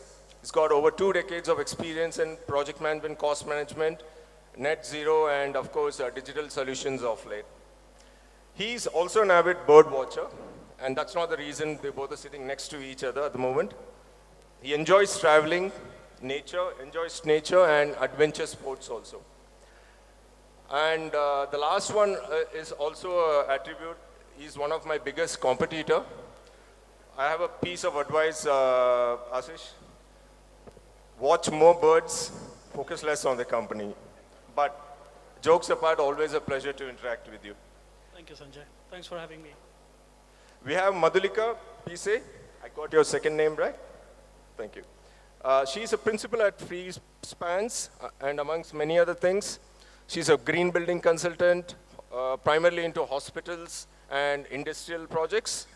She's a core committee member, mentor for women in construction from the Real Women, also called as TRW. She's a green buildings assessor. Any of you violating any norms, thinking of punching those holes in the ozone, please beware of her. She likes listening to audiobooks, and animal welfare is her #1 passion. So welcome, Madhulika. Thank you so much. Thank you. Madhulika and Ashish and I are from the core construction industry, in a sense. We had a keynote speaker state in the morning that, the real estate industry contributes 10% to the global GDP. With that said, we also have one more contribution. We contribute about 40% towards the world's global carbon emissions. It's a huge mismatch, right? Because of the real estate industry or the construction industry, as per BIMHOW block construction, we also contribute 23% of air pollution, 40% of drinking water pollution, and 50% of landfill waste as well. I'm not trying to make us all construction people look like criminals now, but Amit, can you please get out of jail with your opening comments? What is this climate action? What's the mitigation strategy that we are looking at? First of all, thank you, Nick Marians, for having me here. It's a great platform, and I've known this particular platform for a while now through a cousin of mine, Manan, who must be sitting here. See, I think whatever we are trying to do as far as climate action is concerned, so I have stopped talking about climate change anymore. I have tried to move towards more climate action. So whatever we all do, our bit, small or large, I think it's more towards climate action. So even a small bit like a panel like this, which is talking about climate action, which is decarbonization, it's a step towards that. Coming to our point of construction or real estate industry, I personally feel that it cannot be easily to happen at the grassroots level. So this is a bill that we are talking about, funding system. So that's one initiative. The second one, which I can talk about at a grassroots level that is happening. Yesterday, you all must have heard about Prime Minister Modi inaugurating the Boeing campus in Bangalore. So we were the project managers and cost managers for that project, that entire campus. It's a net zero discharge campus. That is from a construction perspective.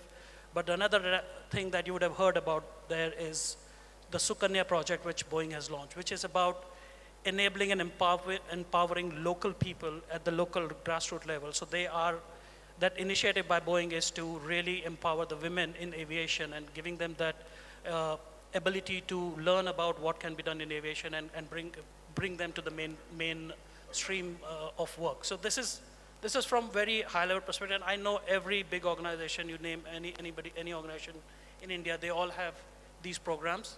From a construction perspective, if we just have to talk about, I think we all know it. We have to design buildings properly. We have to have a community value attached to it so that the people have places within the campuses and within the areas to work around and all of those things. So that's just, basically what is happening currently in the market. If I could just press you a little bit on that. Yeah. What makes organizations such as yours look towards these initiatives? Obviously, we don't have a government regulations. We don't have an overarching policy in place, perhaps. Yes, we do have a CSR obligation from the government. That's the least of it. But what urges you towards that? I think it's our vision. So we have been in existence for 75 years. So we have transformed our vision to be more green.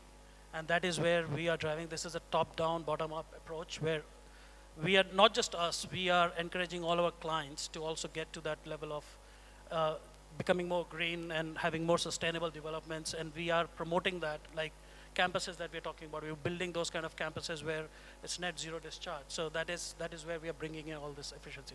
So I would say it's the vision of our CEO and all of us as an organization. Thanks, Ashish.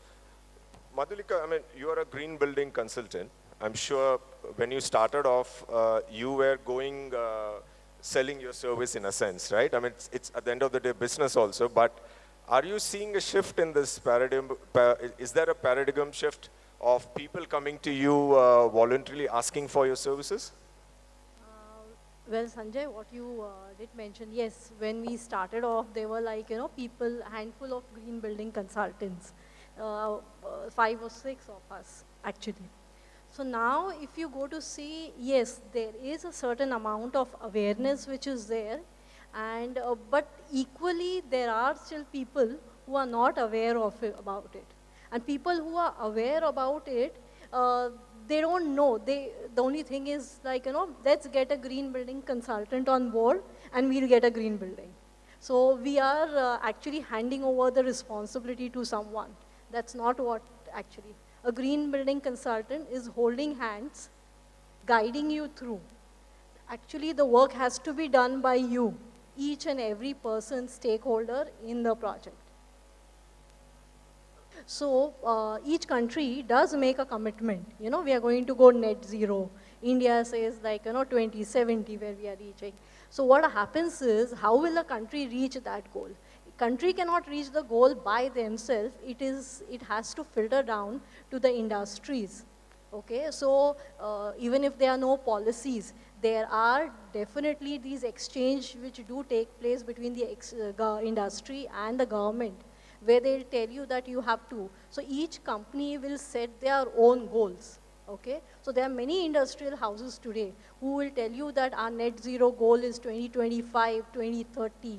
They have their internal goals now. Because when these things, policy decisions are made, like, it is trickling down. And that's where you have these, everyone wants to go for green building. And today the next thing is you have to reach net zero. Thank you, Madhulika. Which means, though some of the decisions are probably business-based decisions, which is forcing them to adopt these kind of initiatives, there seems to be a sense of monitoring required also, right? I mean, yes, we laid out the policies and the guidelines, but how do we measure them? How far along the game, the certifications that you assess or you part of helps in this process? So see, if you look at green building certification, what happens is, like, who gives you the certificate? You have to first look at that. Typically, any country you go, there will be some government organization who will give you a certificate. Secondly, there may be an industry association who's giving you a certificate. And then you have global certifications, okay? So case of it, look at India. If you're looking at a government kind of sponsored certification which started off, you have something like GRIHA. It's a green building certification initially promoted by the ministry over here. Then you have the Indian Green Building Council that we have.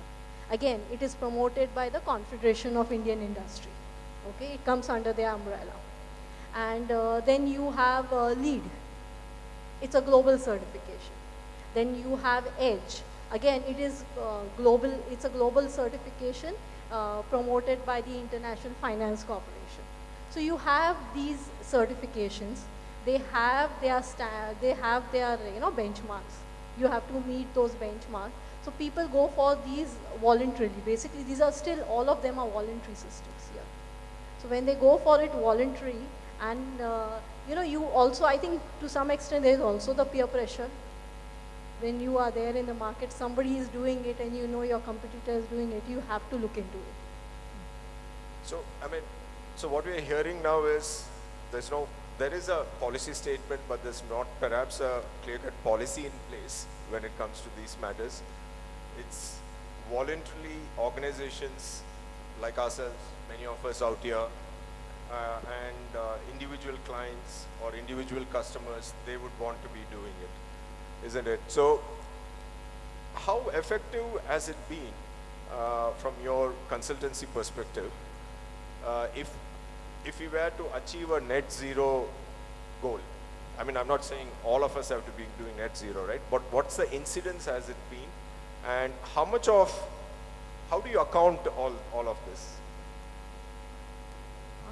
I'll just give you a case study basically. So we're working with a jewelry industry, okay? Going for our platinum rated building today. And next, their target they're looking at is net zero. So net zero is, yes, you stepping stone. Net zero becomes the goal for them eventually. Net zero is what? You have to balance yourself, what you consume. Yeah. I think just to add to that, we all know India is going to be is to have these small bite-sized pieces which we track on a day-to-day basis, and that's how you have a roadmap to the net zero. And then monitoring is put in place, as you said, and you can use tools and techniques on those things. But the idea is that there has to be a plan which you're following and which somebody is monitoring. Measurable plan. Just to add here, I think ESG as a component is going to make a very, very different dent to this entire requirement, because it's a supply and demand situation. Globally, when any board is asked to become ESG compliant, most of these demands, whether it is for the construction industry or industrial requirements, is going to come from that board level decision making. So anything, whether it is going to for net zero, when we talk about Apple talking about getting net zero by 2030, a lot of other Google to everyone else is talking about that.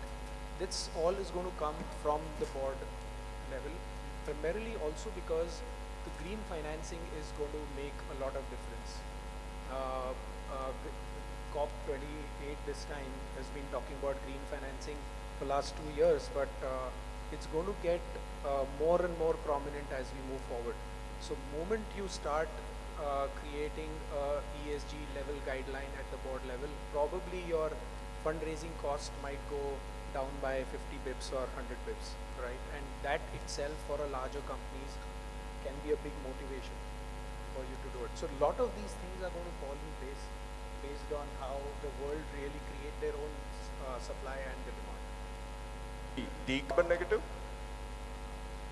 Thank you so much for such a kind introduction in the first place, and thank you for inviting me as a panelist here.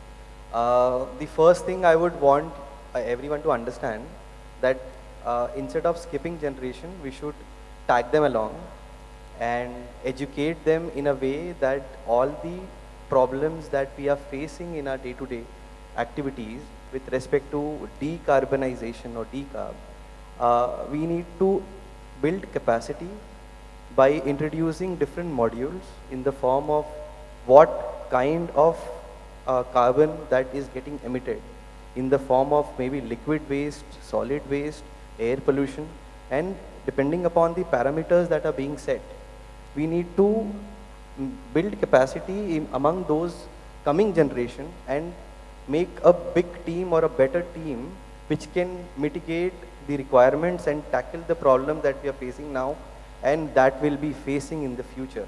Like for example, the international body for waste incineration for MSW, municipal solid waste, says that if a fraction of municipal solid waste goes for burning or incineration, the temperature for the incineration has to be above 850 degrees Celsius. Now that policy was designed on the basis of the tolerance of a healthy European male. Okay, the thing is we in India we are implementing the same policy. Now what about female? What about kids? What about our tolerance? So it is very important that we need to identify indigenously that what are the type of policies that we need to come up so that we can solve the problem of our country within our own human condition, right? There is another example. If you talk about electric vehicles, electric vehicles was discovered way back, right? But there wasn't enough R&D which can bring them into the market and bring them on road. But at present it has become a buzzword. Everyone is buying electric scooter, electric cars and everything. But if you look at principally how electricity is being produced in India, we are still very much dependent on thermal power plant, which runs on coal, right? So coal is one of the important factor. After burning, it releases certain nitrous oxide, which indirectly contributes to ozone layer depletion. So this is what we need to tell the generation that is coming, that first solve the problem or the energy dependency from coal driven, then from a renewable source, then bringing up these technologies on market can help us in achieving better goals and better environment for our ecosystem. Yeah, thank you.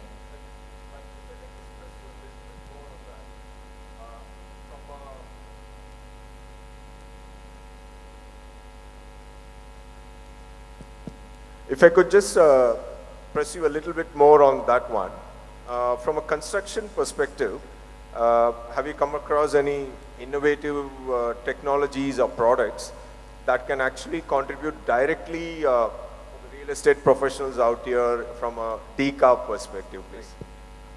See, when I started, the idea was to make people understand what exactly is waste. This is how I started with.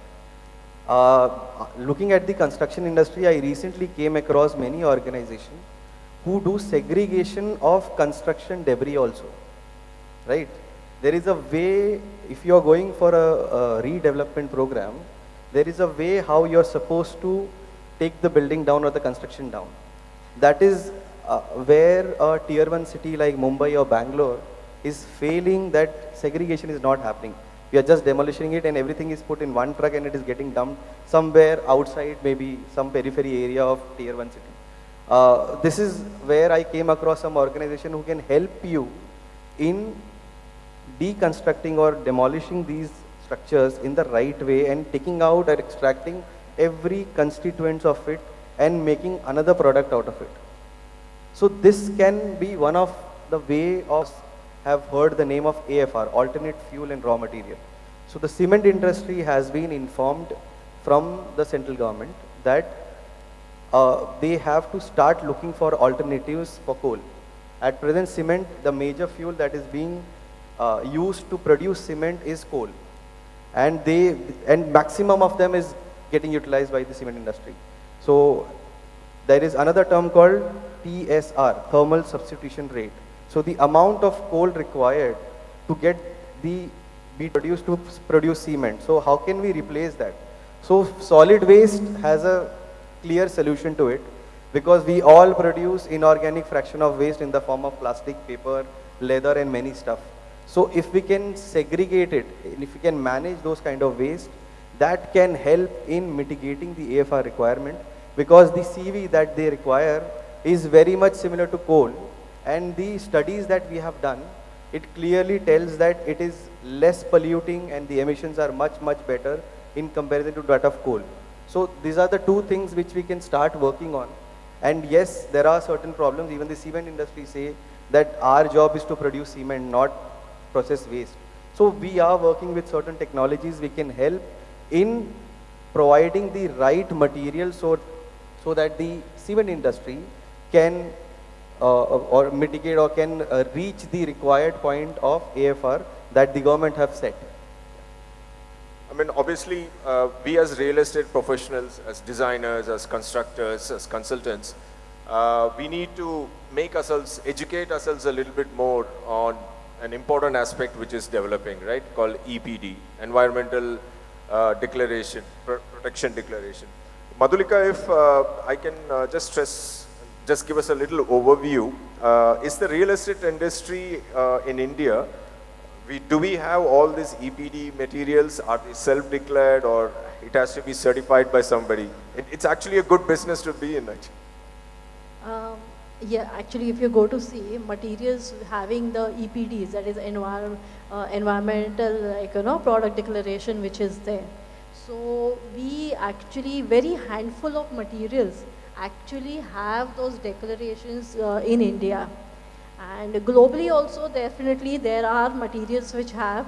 And today, if you want to use such materials, you really have to really import them.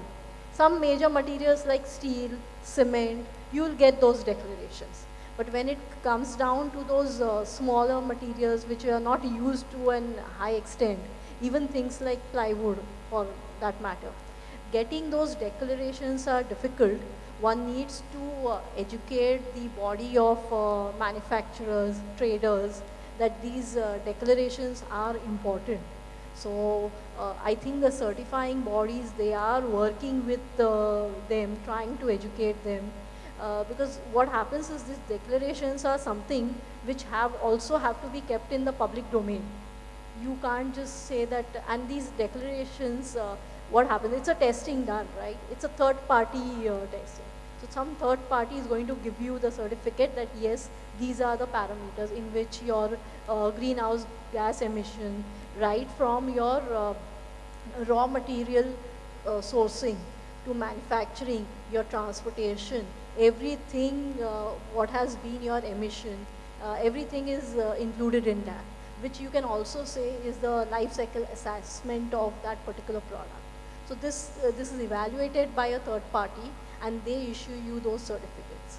Would it be safe to say that we can recommend to the gathering here, please look out for EPD materials? Yeah, definitely, but you can also, I think important is you have to educate the manufacturers and the traders, those associations, to actually get their products tested. All right, thanks. I mean, talking about materials, and Ashish, this is a question to you. We come from the service sectors such as data centers and battery manufacturing plants, right? I mean, these are probably the biggest culprits of energy emissions in its place. Any thoughts? It's a fact. That's true. And I think every data center operator in the country and across the globe is looking for solutions. You must have heard about floating data centers. Keppel in Singapore, they are testing it in waters. There's a submerged data center which Microsoft has done in the US. So people are finding ways to reduce the energy. So decarbonization, I mean, in very small, in very basic terms, it's about energy in a way that we have to create this. We have a lot of other aspects to touch upon when it comes to decarb. Things like, if at all, the philosopher in this one. One of these people and mine was outside of textbook. Anyways, so I think solution is in front of us. It's about just small that we run, which is one is Climate Kranti, which is with GAME and other couple of institutions initially. Even UNICEF was involved with it. So we run Green Entrepreneurship Fellowship over here. Primarily we've started with several districts in Karnataka and Maharashtra. And I was surprised to get 100 very, very good applications for this particular fellowship. And sitting in city, it is very difficult to figure out the kind of awareness there's already there in the system. It's just that we'll have to bring in these kind of skill sets and expertise to the world at large, right? And how we do that is just by identifying those projects like what Zulkif has been doing. This is really, really amazing. And sitting in Bombay, and his story, if it goes out to thousands and thousands of people in India and overseas, there'll be a lot of motivation around that. So I think we'll have to do right storytelling. We were discussing outside that we've not been very good marketeers of our own stuff. We'll have to bring in these stories and bring it to the world at large so that people can adopt these technologies and create solutions which are in our backyard. We don't need industrial solutions over here. All these solutions can be done and implemented in our backyard. And I think India is a country of entrepreneurs, right? I think we'll have more entrepreneurs than any other country in the world. Per capita, I don't know if there is a measure around it. But I think, Sanjay, solution is within us. That's personally I believe. Question wasn't that difficult now, isn't it? Solution is within us. Run out of time. This is a topic that can go much, much longer. Any Q&As from the audience, please?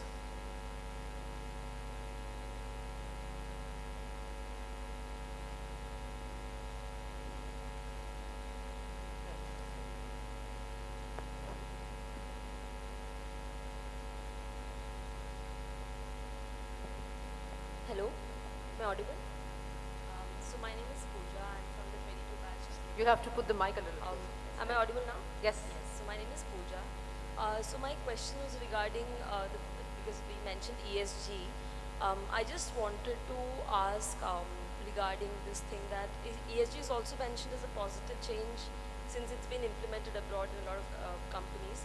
And it's also said that it's a hoax as well on the other side, that it's just for reporting sake we are making all these data, and it's just on that side and it's just a hoax and not really making any actual change in terms of sustainability. So recently I think SEBI has given guidelines on the business responsibility and sustainability reporting. So do you think the implementation of mandatory BRSR or BRR compliance in India is going to create a positive change towards becoming more sustainably responsible, or do you think it's going to add another layer of, spending a lot of resources on creating this data and reports, and in turn discouraging companies to go towards that direction and investing so much? If I can just, before passing on, definitely not a hoax. I can say from that perspective. Would you like? Amit? So, I think any new initiative that comes, and especially from the top, it is always met with some resistance. So probably, I think you're more talking about some resistance that's there in the ecosystem because people don't understand it, right? It's also stemming from the fact that when there is a mandate, we'll have to figure out and how do you decipher that mandate and goes to the grassroots levels, and probably create measurable outcomes kind of a structure. So I know a company which implements ESG around all the larger boards in the country today. Some of you would know there is Mr. Shailesh Haribhakti, who's implementing a lot of work on a lot of boards. He's really doing some active work on this. So I don't think it's a hoax. I think it's more of an initial level of awareness creation and where adoption can be done more at a grassroots level. And I think a lot of things will fall in place with time. So I just wanted to also add on to that, because there are a lot of frameworks and there's not just one standard framework right now. Like there is internationally, there is SASB, there is TCFD, there are like a lot of them. So is that also creating, like making it a bit more difficult to implement on a larger level because there are so many different frameworks to follow? It's about understanding those frameworks, right? Or probably adopting one and then implementing it. So you need a partner to do it. You need someone to just go down and work with the teams to ensure that how the ESG compliances can be met, or what kind of changes that you can make in your structures, your operating parameters, and those operations per se to make it happen. You need a partner. Thank you, sir. We can just have one more question, I think, on my left.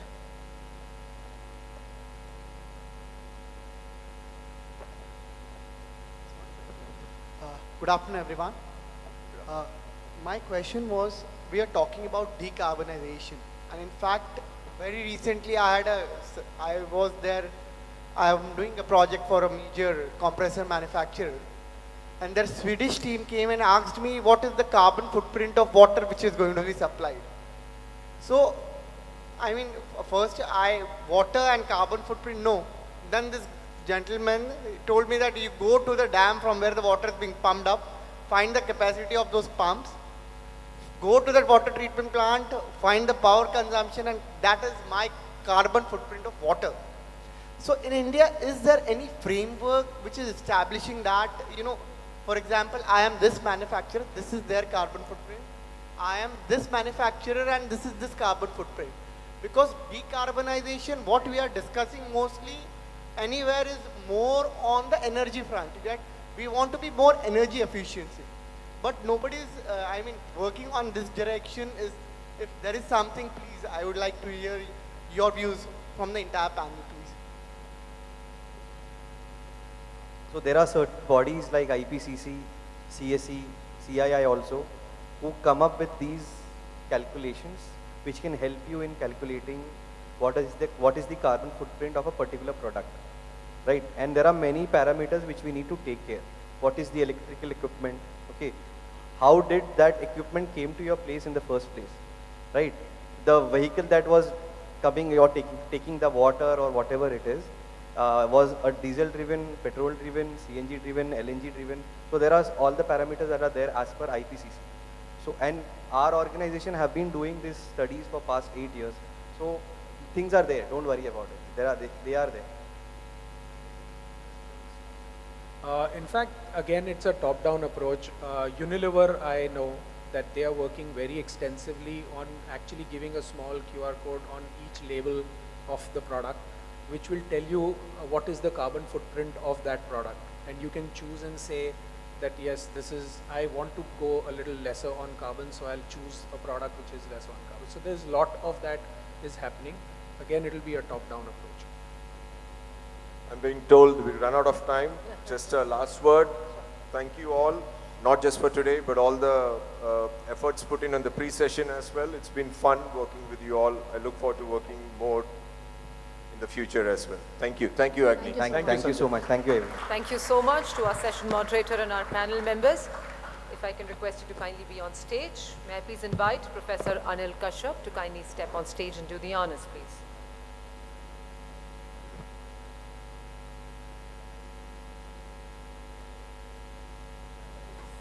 First up, we'll start with our session moderator, Mr. Sanjay Atanki, please.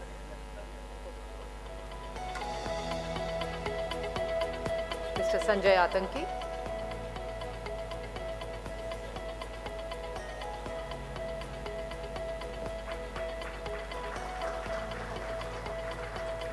Mr. Amit Banka.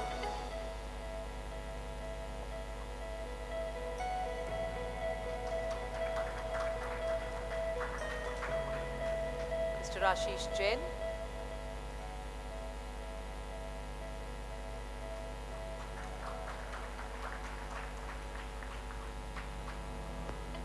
Mr. Zulkif Sheikh.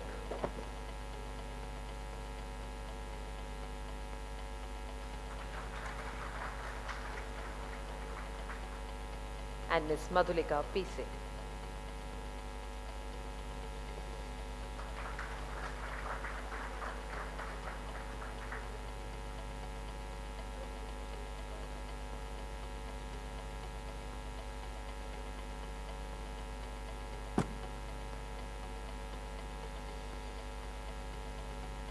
Let's have a huge round of applause, ladies and gentlemen, for this wonderful, valuable panel discussion that we just witnessed. May I request Professor Anil to kindly be on stage for a minute.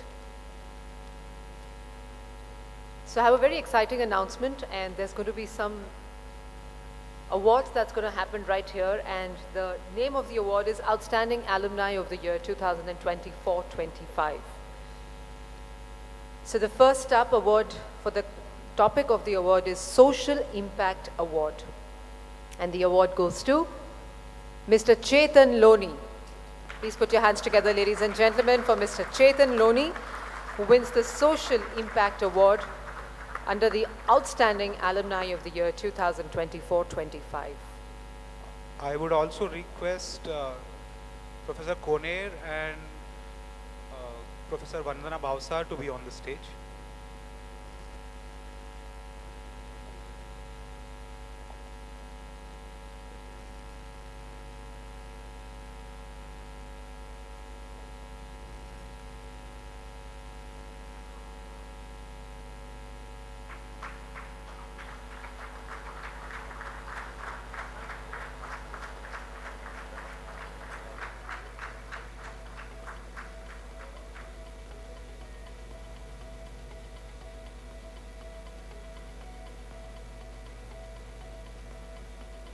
Thank you. Next up, we have the Business Innovation Award. And the award goes to Mr. Pranit Palikar. Please put your hands together, ladies and gentlemen, for Mr. Pranit Palikar, please.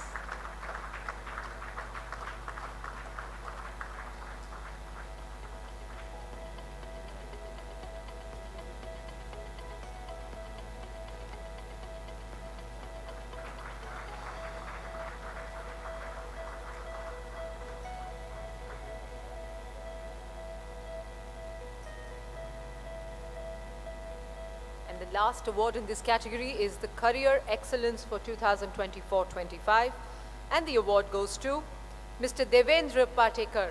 Let's have a huge round of applause for Mr. Devendra Patekar for Career Excellence for 24-25.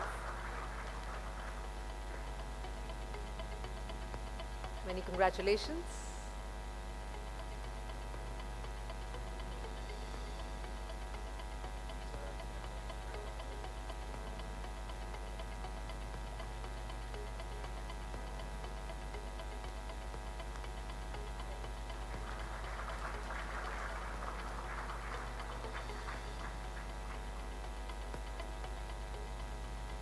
Thank you to all our dignitaries for doing the honors. Just a quick introduction. This awards were actually done by the alumni team of NICMAR University Pune, and the entire kind of jury and setting up the questionnaire, etc., was all done by the NICMAR team. Thank you.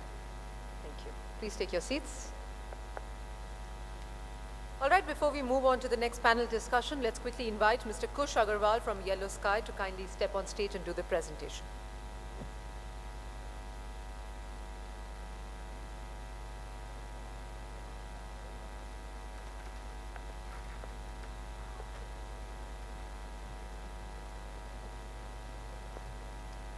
Good afternoon, ladies and gentlemen. While they help set up, I'll use the time to start interacting with all of you. My name is Kush Agarwal, and it's a pleasure to be here this afternoon.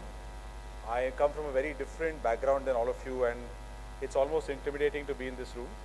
I actually started my life as an airline pilot, and today I am here providing a technology solution to the built environment industry. But I spent 12 years in the airline, and I decided that I want to do a little bit more than that. So today I fly drones. And I represent, or I'm the co-founder at Yellow Sky. Our objective at Yellow Sky, well, my other co-founder is Kiran. Kiran was the CEO at Goldman Sachs' Global Center for 12 years, and I was the Deputy Chief Pilot at Jet Airways.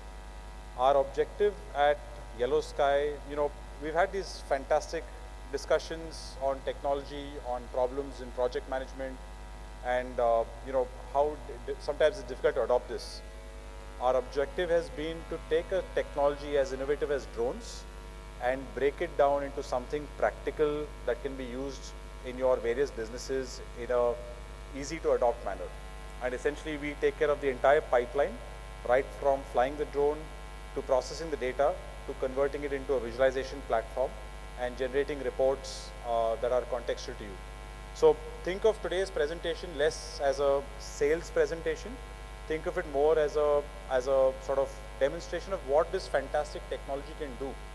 And I'd love to interact with any of you later to see how it meets your business requirements. But my belief is, as we look at this technology, is that it is already beginning to happen. Having the construction world, sorry, can you just wait for a second? Bringing drones into the construction, you're going to see on the technology for what it's decided. Currently, we monitor assets worth over $4 billion. With a $2 trillion view, we have a long way to go. We've analyzed more than 3.5 lakh images, and we work pan-India. We essentially have 4 services: risk management, media marketing and entertainment, aerial intelligence, and Yellow Sky Maps. This is just words. Essentially, we are able to support our clients through the entire life cycle, from land acquisition to cut fill analysis to construction monitoring, facilities management, and even selling the asset. So we're able to do this, and we use primarily image data, and we build models on top of the image data to do that. What you're seeing on the screen is essentially our drone flying is 95% automated. I come from a life where I flew a Boeing 777 for 10 hours, and it flew itself.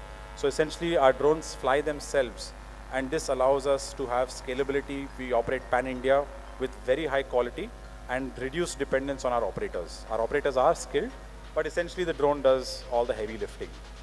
Now, what you're going to see on the screen is our platform. This is a 3D model created by drone images. It is accurate down to 30 mm at every level of the site. Once we generate this 3D model, we're able to create visualizations out of this on a cloud-based platform. So in your browser, you can look at your land parcel, you can see elevation models. All of our outputs get exported to industry standard softwares like AutoCAD. So if you see here, this is a fully drafted AutoCAD drawing with all the information. This is an example of a survey for a 300-acre slum development, and this would have been impossible without the drone. Once again, we convert all of the 3D into drawings that are easy to use in your existing workflow. For more advanced companies, we can give you 3D sort of formats as well. We have the ability to superimpose plans, land records, DPs, your ability to check offsets, as built, all of that can be done at the click of a button. We're very good at our construction monitoring services. I believe we're leading in the country today. Essentially, we digitize the construction site every 15 days, and we're able to do superimpose design drawings, do as-built versus as-designed comparison. Here you can see we can measure the footing top elevation simply by sitting in the comfort of your office. Here we're actually assessing the elevation of the excavation. This was a 30-meter excavation, 70 crores was the excavation contract, and we saved our client about 3.5 crores in this. Here you are seeing that we can actually compare two dates, and you can see how much excavation has happened.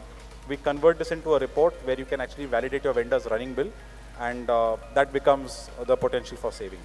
For senior leadership, it's very easy. We have a tool here that I'm going to show you. We've got two dates side by side, and we can literally filter down to those parts of the project where progress has happened. So in a few seconds, we can identify that project has occurred just at this tower in the entire township, and to the extent that we can get into measuring how much the progress is. Literally, we draw a 2D cross-section, and we can say, what the elevation value is. So two context, there's date context, and when you rotate one image, the other image goes along with it. So intelligence or information is dependent on context, and everything, all of our outputs are context-driven. We've got the ability to do inspections, annotations, NC marking. All of this happens on our platform. And if you see on the left, you can choose images based on the last 4 years, and today we can actually, for things like that. Very high resolution. So from a BIM context, this is a model generated by us, pulled into Revit, and you can do your cut fill estimations with a very high degree. I mean, if we talk even about a 3 or 5% saving in excavation costs, we are more than paid for plus. And for refurbishment of structures or validation of structures, here we are scanning a 136 bedroom old hotel, and we created this entire as-built 3D model in Revit with all attributes, all architectural drawings, down to the drawing itself, and this was submitted to our client. We did this in under 30 days, 3 million square feet. We have a full stack media and marketing team. We have an in-house production team. And the idea is that when a drone goes to the site, you guys are building some amazing structures.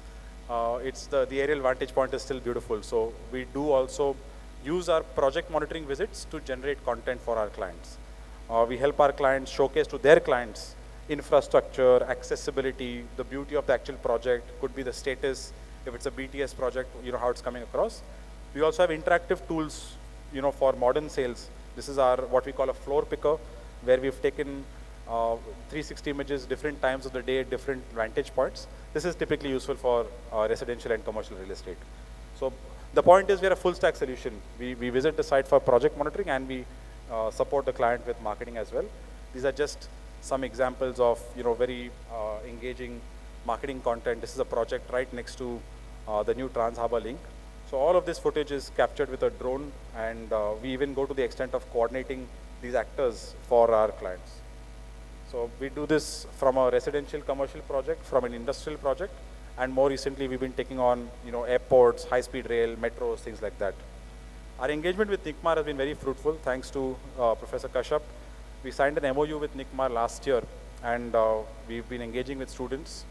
We've set up a Center for Drone Technology at the university, and that gives the students first-hand experience of working with our data. We've enabled certain data sets, given free access to our platform. This is an interaction with Mr. Anshul Dhawan of HCC.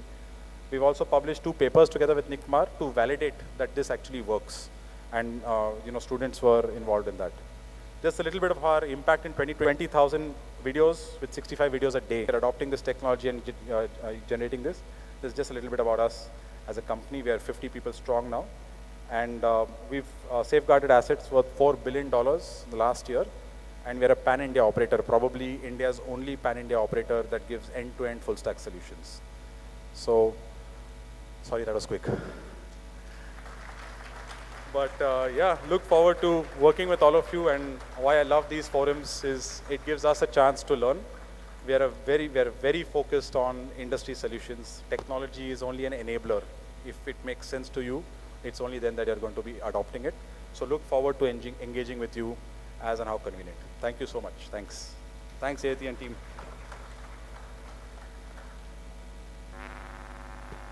Thank you so much, Mr. Kush, for the presentation. I have to say that you were so prepared that you almost sounded breathless. So on that note, let's have a huge round of applause, ladies and gentlemen, that in one go, there was no if and a but. He was constantly speaking, so amazing that was, and congratulations for all the good work that you and your team are doing. All right,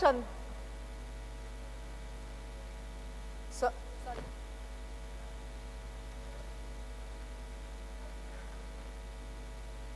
Should I say people should learn from him?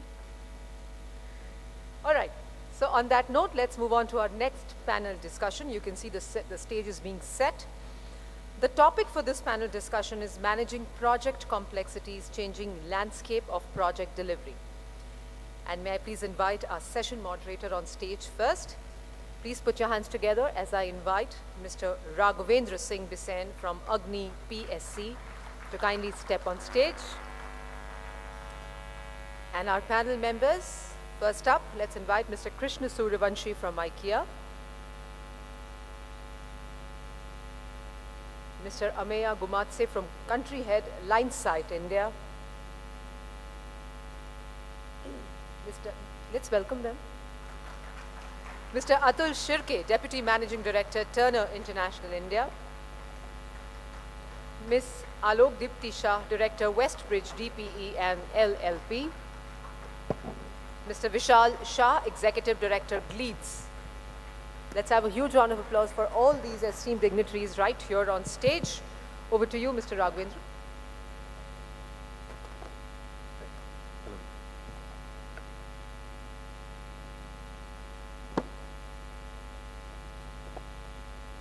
Right.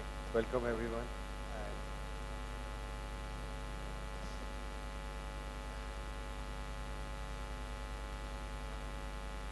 So this panel primarily will discuss about the project complexities of varying nature of project.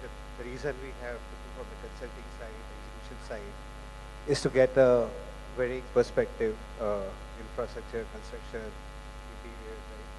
All projects have different challenges, and the idea is to, I mean, you can't really give any, course in half an hour, but the idea is to share the learning experiences with the larger audiences. And I'm Raghaven, 15th batch Nikmarian. Been here in the city for the last 20 years and worked with very real estate organization, multiple project portfolios, regional level, pan-India level. I'd request my colleagues, to give a brief introduction and tell us about beyond your professional journey, how the journey been so far. So, I mean, people would like to know where you're from and how this journey have been. How did you landed in this profession? And yeah, briefly, please. Yes, sir. Hello, am I audible? I think the crowd looks like a bit lazy after heavy dinner. Let's do a quick round of, I will say, hee ho, and what you have to say? Ho ho, okay? 1, 2, 3. Hee ho! This is not Nikmarian crowd. Hee ho! Ho ho! One more last time. Hee ho! Thank you very much. Big round of applause for everyone. Thank you. So I am Krishna. Just a small correction. I am now ex-IKEA. I left IKEA in December. And my new career movement will get announced soon, in the month of February. Okay. So if I recap my life from personal perspective and professional perspective from the life-changing moment So I just want to remind you, big industrial disaster which has happened on 3rd December 1984 in Bhopal. And I was there. I cannot forget that moment. Rajan also from Bhopal. He may echo what I'm saying. So that has taught big lesson in Bhopal, but as well as my personal life, how safety is important. And so many people died. And we as a construction ambassador, we have a lot of responsibility on our shoulder. Okay. Today morning, Protein was saying about, people dying on construction site, and people are reflecting that chalta hai, they were not our contractor. Okay. I think there is a big no, and we should stand out clearly talking about safety. So that was my personal life-changing moment. Methyl isocyanide gas which got leaked in Bhopal. Okay. Then after my graduation from NIT Bhopal, I landed to NICMAR not by choice, by mistake. Okay. And it was like an extension of my knowledge horizon. I had multiple choice, but somehow I liked the wisdom which NICMAR education provides. Okay. We had a good time in NICMAR, a formal education. Our outlook got changed. And from there, the professional journey began.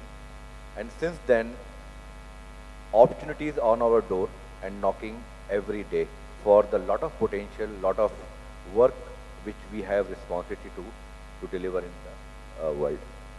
Having worked in both the matured market, Middle East as well as in India, NICMAR has given us a lot of opportunity, and I was fortunate, there were 4 people who were the first luckiest NICMARian who got placed in abroad.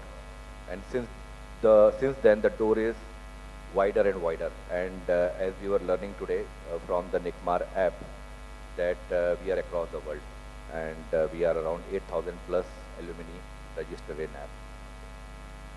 So that's what my life-changing moment, Rajan. All right, thank you, Krishna. I'll just want to keep it a little brief, but yeah, just give us a nugget on your personal journey and professional journey. Yeah. Accidental civil engineer, maybe, yeah. But then I started as a graduate engineer with Shapoorji Pallonji. That's kind of something which stuck me. So God was kind, and I started well, I would say. But yeah, what's best thing which has happened is I found my wife in the college who is also, a structural engineer. And probably that is one of my highlights of my whole journey, of whatever else a little bit which I would have, achieved and made a name for myself.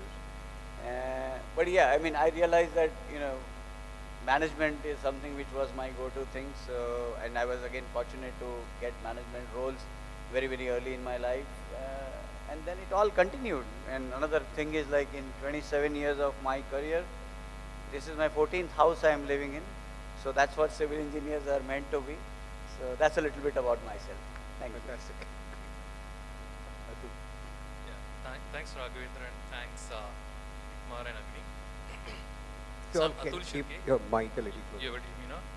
I'm Atul Shirke. I'm the country head for Turner Project Management India. My journey has been interesting. When I started, after civil engineering, I did NICMAR, and as most of you NICMARians might have faced, when I started on the construction side, what I faced is the hate.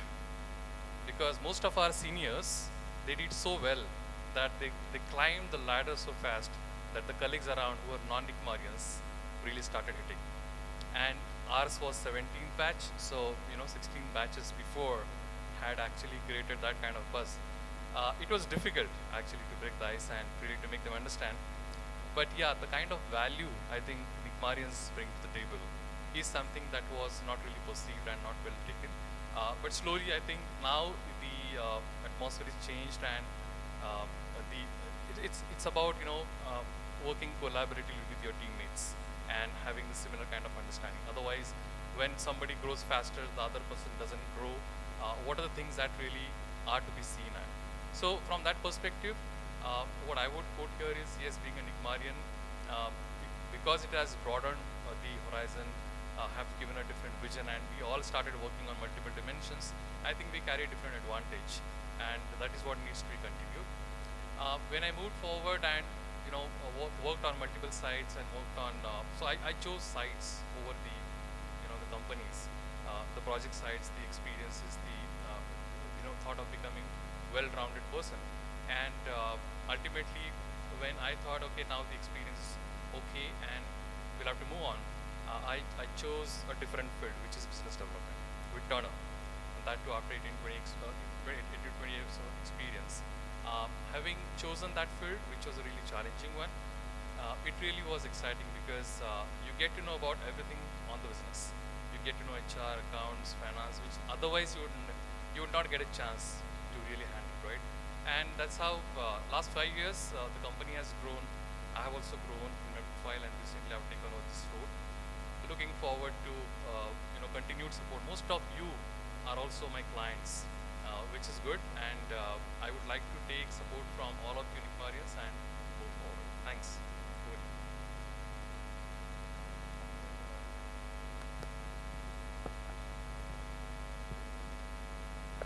Thank you, Raghavendra. First of all, thank you for having me here, Agni and Nikmar. My journey started as a civil engineer, and then moved towards a master's in building construction in University of Florida, which changed outlook in terms of how Western are process-oriented compared to what I was used to on site-driven in India. During the course of my master's, I chose a field of commercial management as my background and went to a different line from a pure project management and meant commercial management because I like numbers. I'm a good Jew, right? So I used to love numbers as it is. And that gave me a skill set which I could transfer across the borders anywhere as long as I have my basics correct. That's how I started off. Worked in US for a while, came back to India, worked in different geography within India, and then settled down back to Bombay, which is my hometown. Interesting journey, and focusing on especially on the commercial management side of project management, on how do you deliver, how do you engage the supply chain. So that's a background I have. Thank you.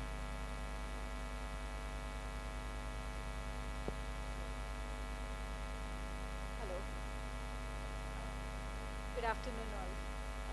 Thank you, Raghavendra. I am Alok Dipti Shah. I'm the co-founder for Westbridge Turnkey DPLLP. Is it okay? Yeah. Westbridge Turnkey DPLLP. I started my entrepreneurship 7 years back. I thought that being an entrepreneur, I'll be able to give more time to my twin daughters, but it was a complete disaster when I started that. Life has become a completely roller coaster after that. I started my company with 4 people and we are 204 after 7 years. I started my journey, I passed out in 2005 from NICMAR. After that, it had been a very steady growth. I had worked with Shapoorji Pallonji Construction Management Group, which is a closed company now, but it was interior company, interior fit-out company, wherein when we entered into the company, nobody had really time that a fresher getting into the company. All are busy. We were just thrown into the sea and we had to swim ourselves and find our own way out. After spending 3 years with a contracting company, then I joined Chalet Hotels. I have delivered 2,400 keys with Chalet Hotels with a span of around 8 years. At Chalet Hotels, my managerial skill set and architectural skill set synchronized, and there I got caught by a bug of hospitality, and from there on I have been doing a lot of hospitality projects. In Westbridge Turnkey DPLLP, we have completed, I have delivered more than 450 keys of hotels. We did the biggest renovation of India of a hotel at Hyderabad, which is Novotel. Currently doing many projects with Marriott, 2 projects with Marriott and Oakwood.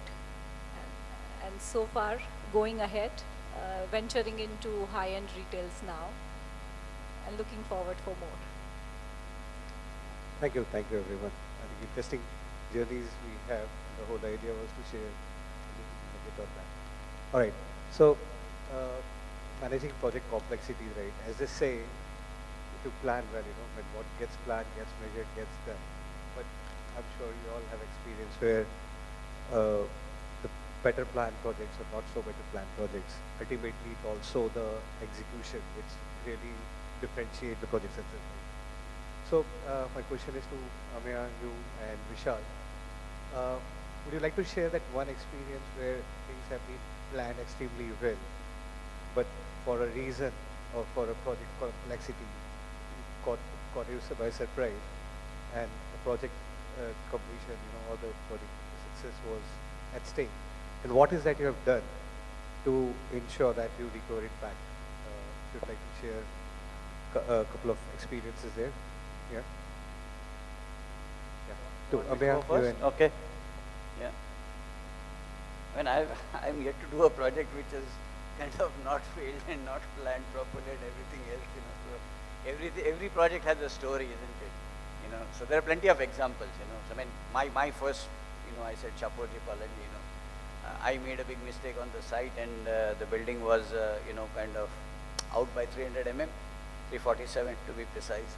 So all of that stuff has happened, and but what I did, and if I have to share a little bit of what we did, 3-4 simple things really, that one is, you have to acknowledge the mistake as quick as possible. If you remain in the state of denial, then that causes a lot of harm, and then once you accept, move on, you inform the stakeholders, don't hide things, and that's the worst thing which can happen. When you hide things, then you are in, not only you yourself get yourself in trouble, but also, the entire, the ecosystem gets in trouble if anyone hides information. So, I mean, for the young people, just go and tell whoever is your, supervisor, say that, like, this is what has happened, shit has happened, and let's now solve it. And the third thing is then find solutions, right? So, find solutions rather than, trying to fix the blame. I mean, finding solution is what is very important. So, find a solution and also then get it done correctly. So those are the 3-4 things, it's as simple as that, whether it's a construction project or anything happens in life, I think it's very simple that, accept very quickly, kind of inform the people concerned, just kind of get on with it, get your hand dirty, do a solution, and then execute it and fix it properly, and then move on maybe. That's what I would say. I think well said. There's no, I mean, that's a common problem, hiding the mistake. And I think in my past organization, Blackstone, they have a culture of bad news first. So what we teach with the team is to pass on the bad news, because the enormity of the size of the bad news, I mean, just gets bigger day by day. Vishal? So, by background, most of us are engineers, and engineers solve problems. Any projects what we do will, obviously, as Amay said, they will have multiple problems. But coming from consultancy side of the thoughts on where you take the ownership on behalf of the client to deliver a project, you are putting yourself in front. That, okay, you're gonna solve the problem, you're not gonna let things go rough for the client and the full project for delivery. And at times you will make mistakes, you will take a call about a vendor or a material to be brought from somewhere, and it doesn't fall in the right place. And you need to chalk out an alternate way. So the way we have seen is always keep your options open, keep your fallback line ready in case something critical fails, and keep it on as much as possible so that you are not jeopardizing the project or the client. So that is something what I've learned from my previous examples or previous projects what I've done. Thanks. Alok, hello Gipti, Krishna, and Atul. Next question is to you.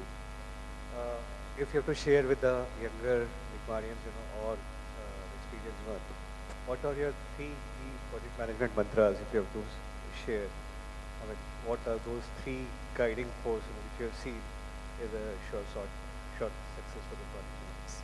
To give 3 project management mantra and to make it very crisp, you should have plan A, a backup of plan A, and then you follow, follow, and follow. Well said. Atul? Can you hear me? Hello? Yeah. Okay, so 3 mantras. I think the first thing for a project management vertical as such is to start properly. That means, having a right pre-construction stage wherein we are addressing everything so clearly that there are very less or no unknowns left in that particular stage. So it starts from pre-construction wherein getting everything closed and then having the construction start. It's like a gateway process. Do not open the second gate of construction unless we have 100% clarity on pre-con. What it means is typically construction faces challenges, cost overruns, time overruns, because the pre-con is not done properly. Because the way we have heard in the morning that clients have different mindset. They will finalize a budget which is very aggressive. They will give a timeline which is going to be again extremely aggressive, impractical. That's what we saw when we had the second presentation in the morning. And then if that you carry forward as a baseline, obviously you're going to have cost overruns and time overruns. I think the basic understanding on the expectations with the client, if it is set, and then if you move on to the next stage, it is going to help. That is point number one. Second, I think PM is a vertical which is, it's the concept had started in the Western world, but when it was Indianized, we really did not take it in the full spirit. Even today, most of the RFPs that we get is not as a full PM service. We get it as secondment, because client believes that PM is nothing but a glorified staff augmentation agency. That's the hard fact. There are very few clients who understand the value of a PM. They understand that they have to be empowered, the PMs have to be empowered. They will have to be given the freedom to really plan for things, and obviously once it is worked out properly, they will be able to do to the PM. So the second point is for client actually, wherein they will have to ensure empowerment is given, and then PM agencies will have to take the complete accountability. I think if these two things happen, and then there is a bright future for PM as a fraternity. And the last point is, when we start really working on a project with multiple stakeholders, typically what is best is a collaboration. A PMC many a times is seen as people who are just acting like a postmasters. They will evaluate, they will say that, okay, we had informed the contractor and that's all, our job is done. So they're trying to save the screen. However, what is the expectations of the market? They do expect that you take the accountability, you ensure that it is getting done. That means you work collaboratively with the contractor. Make sure that right from the beginning, if the things are aligned properly, if you monitor it properly, help sometimes your partner, which is a contractor, to really help them with the solutions. It's not purely a monitoring job. It has to be taken in the right spirit. So I think if that mindset really changes, the PM mindset and PM business will really flourish in future. Thanks. Good. Thank you, Vishal. Krishna? So I was taking that opportunity since you were speaking, from the mantra perspective. And I was talking to myself, ultimately, we all are project manager at once upon a lifetime, okay, as we grow to the senior management now. I think 3 C's which comes to my mind, okay, and all C's are interlinked. Communication. Communication is key. Clear, transparent communication. Then collaboration, because if you have a good, clear, transparent communication, that will lead to a good collaboration with all the stakeholders, right? And which is in today's dynamic market and the demand of clients, contractors, and innovation, that is key. And then third C is control, which we ultimately want to have on projects, whether it is time, quality, cost, right? And to have all these 3 integrated and binded in today's market, dynamic integrated change management process is very, very important, okay? Sometimes we know that, because of market need, some change has been proposed, okay? But those are half-cooked information. Unless we run an entire integrated change control system, we will not able to know what is the impact on time and cost. So it's must to have that control in our possession for any successful delivery of the project. Look deeply again. And the question is, Santosh mentioned in the morning, the success factor is like building high performing teams, right? But building high perform, how do you balance these three? Santosh sir also mentioned in the morning, sustaining the team is the most difficult thing. If you are having a high performance, then the sustaining team is the most difficult thing. Both cannot go hand in hand. What you need to maintain is your core team. Sustaining them is important. Rest team will come and go. Your high performance will depend on to the core team which you are sustaining. The rest team you need to hire, and those are all project specific. The rest of the team is all project specific. Vishal? So just adding up what Alugati said, having grown the team from 2 to 300 in few years for leads, one thing we have found out is having the right role and the right team members mapped out in that manner, first of all. That not everyone is for the same, cut for the same role. You need to identify their strength as a leader and put them and direct them in the right way so that they are successful. Because if they are successful and they are happy, the team will be more happy. So, and select the talent pool from whether market or whether from universities, and map out their role plans for the organization. And once you do that, the high performance is bound to happen. It's not gonna, go down because you have selected the right team to deliver. And at the end of the day, you bring it together as a common vision, common delivery plans, and giving everyone as a chance to grow. As Santosh said in the morning, that they are looking to push the PM salary envelope beyond. That's the same way. Everyone needs to be happy. Everyone needs to be making money. At the end of that's what we are doing this for. So identifying the right guys, right talent, and pushing them on. So that is what I would go. We need to create more entrepreneurs within the organization, and you need to micromanage all them together, because top down it is not possible. You have to create those entrepreneurs, give them the freedom to work. That's how you can sustain them. Like, related question, when you mentioned Vishal, holding back the core team and then the rest of the team, somebody else also said. But is it the culture of project management which really matters, or the core team matters? It's basically from communications, and they will bound and gel as a team. And when the team discussion happening, just pay attention to this. Failure, right? Everyone has failure in their project. No, because each project is unique, complexities are different, dimensions are different.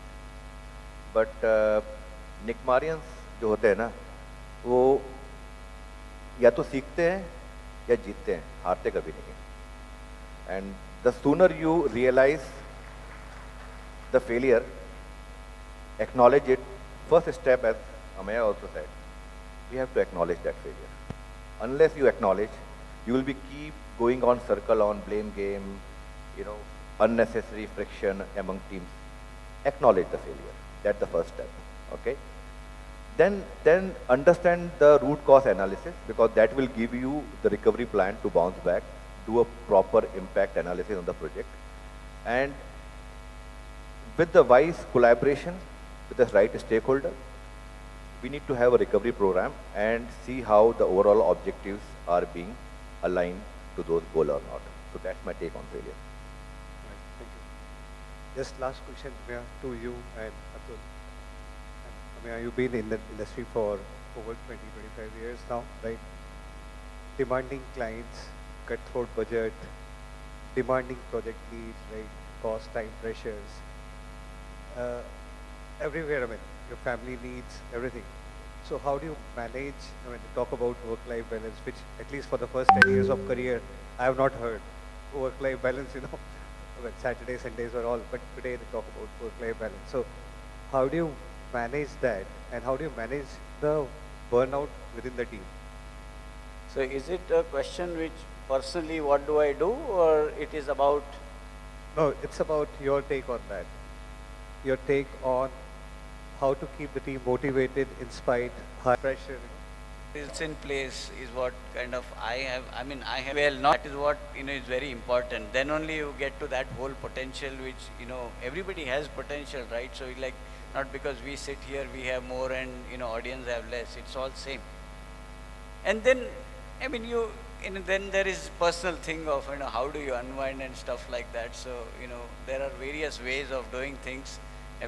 If I'm allowed to say, I don't know, but I kind of enjoy my drink in the evening to kind of chill myself away from all these pressures. And everybody have their own ways, right? So no matter, have fun. Thanks. Atul? Yeah, like Amey, I'm also passionate about my field of PM. So it really, yeah, there are challenges, there are pressures, there are situations which are not really anticipated. But then that's part and parcel of life. I think the answer to his question, in my opinion, is the mindset. And as long as we have that sustained growth mindset, we will always find solutions. And the best way to find solution is, one solution I think is already told, to have right clients, to have right projects. But beyond that, it's also to have a dream team which can work with you, which will really help you to come out of that problem, because not everything can be done by you. So for a sustained life of ours, I think, and the work-life balance, it is important to really have a dream team along with you. Thanks. All right, thanks. I think we're short of time, and we'll just keep it to 2 questions maximum. Any of you have questions for any of the panelists? Please do share, or else during the break you can ask any of them. Please don't entice them for the break. Right. There is no break happening. Yeah, sorry. So I think we'll take it to the break, and thank you so much, each of you. I think the idea of this panel again was just to introduce you with this rich panel, and during the breaks and during days ahead, you all can really interact and take those words of wisdom from them.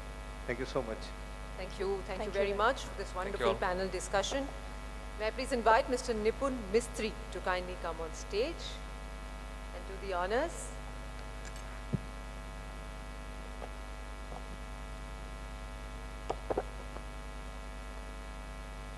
First up, to Mr. Raghvendra Singh Bisen, who's also the session moderator.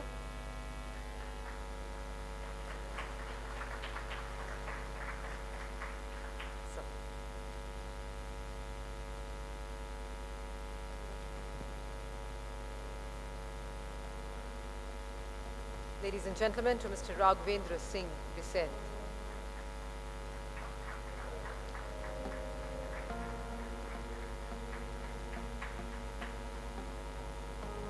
Next up, we have Mr. Krishna Suryavanshi.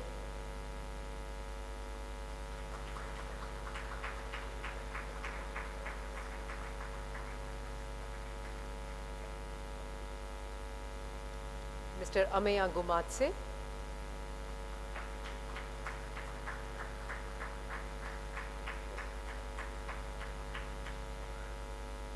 Mr. Atul Shirke.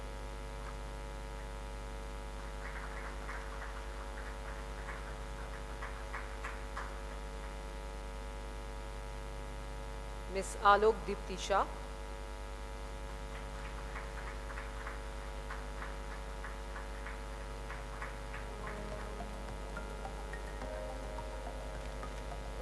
And Mr. Vishal Shah. Let's have a huge round of applause, ladies and gentlemen, for this wonderful panel discussion. Thank you to all our panel members and our session moderator for conducting this session. A picture.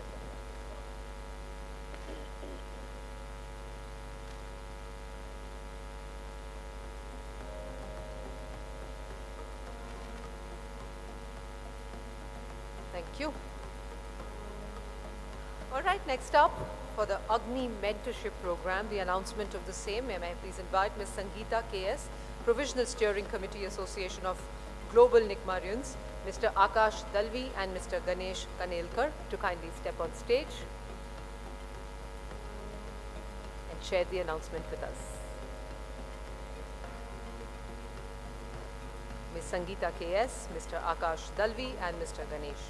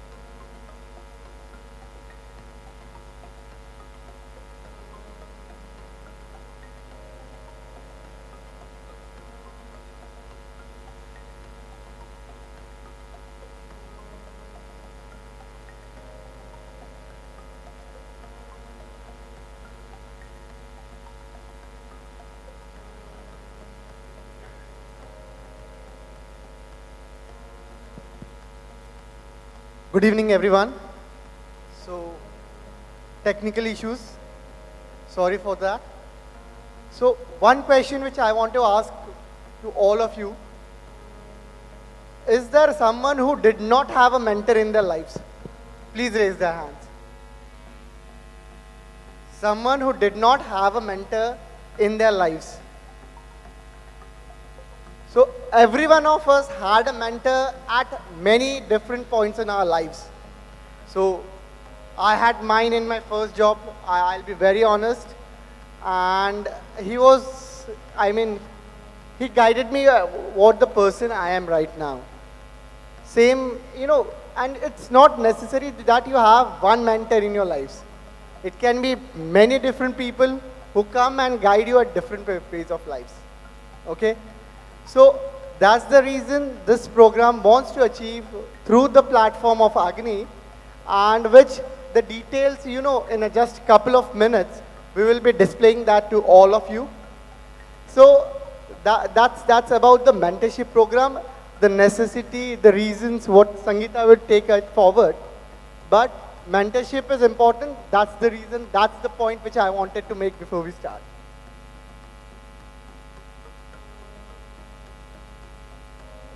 All. Sorry for the small glitch we had, and we are here to introduce the mentorship program for all the AGNIites today. And here with my team, myself, Sangeeta from JLL, Akash from Brick Lane, and Abhay Tiwari from JLL again, and Ganesh Kanelkar from Transrail Link Lightings. We've all put together the mentorship program for you all here. And the program is structured in such a way that it provides clear guidelines and balance of leadership, and taking into consideration, it is beneficial for both mentors and the mentees. And I expect all of you all to make this program successful by giving active participation to the program. And I would like to invite Akash to run through the presentation and give a brief about the mentorship program to you all. Yeah, thank you, Sangeeta, for the gracious introduction. It's truly an honor to stand in front of the NICMAR alumni, delegates, and all the guests.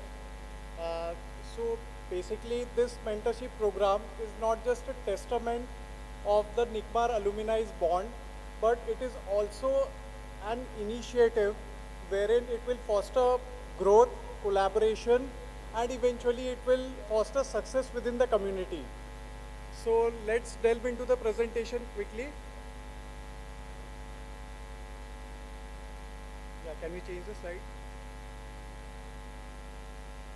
Yeah, basically this mentorship program aims to provide you a structured platform for the mentorship, which will help you, which will help the participants eventually to enhance their skills. Career advancement is another aspect to that, and also it will help you create meaningful connections. Next. The key benefit this program entails for the mentors and mentees within this program. For mentees, it will provide them an opportunity for personalized guidance for career development. It will also help you acquire new skills and also help you enhance your existing skills as well.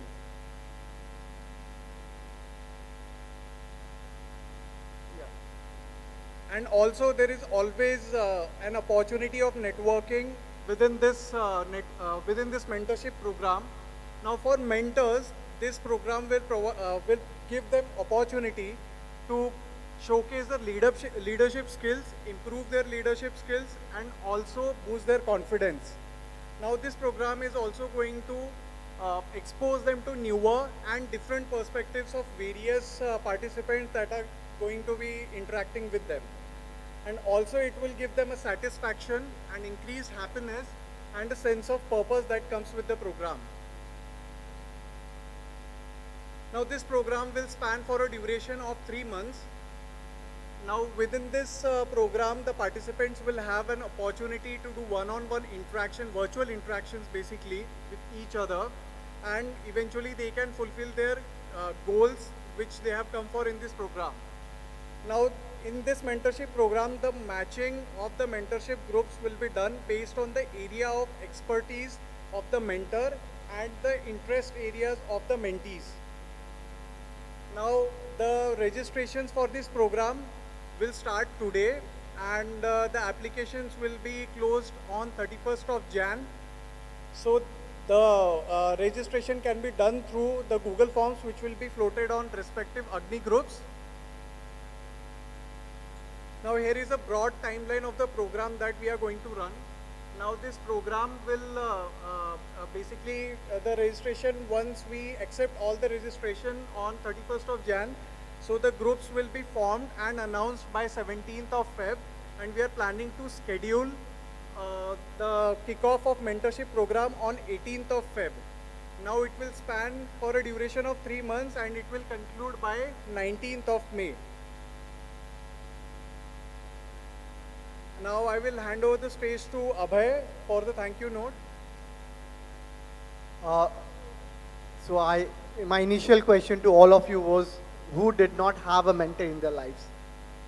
So we are open to have more number of mentors. Please register yourselves. The forms would be floated to you shortly in your respective WhatsApp groups on the AGNI app. That's one part of it. And also, based on the number of mentees we have, we will be, correlating the program currently. And, that's how we are going to run this program. What Akash explained to you, the program would be spanning for 3 months. And after that, we would be understanding the outcome. And again, a similar kind of program would be done and circulated, and that the cycle would go on. So that's all about the mentorship program what we have. If there are any queries or doubts, people can, contact the team during the breakout sessions or after the program. Thank you.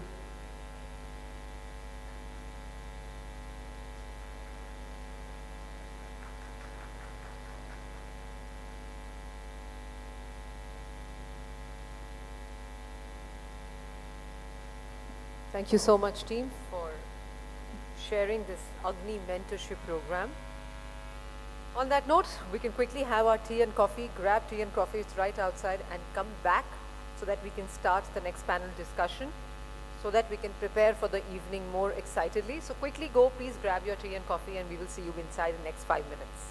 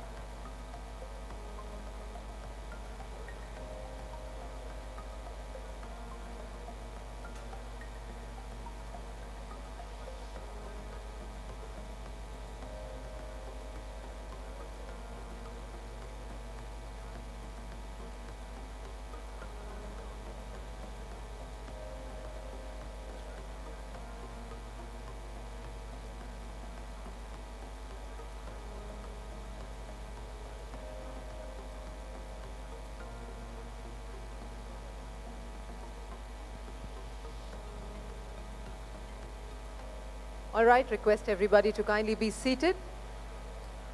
We're all refreshed and stacked up with tea and coffee. And now it's time to quickly get back so that we can start the last part of this conference. So if I can request all of you to kindly be seated.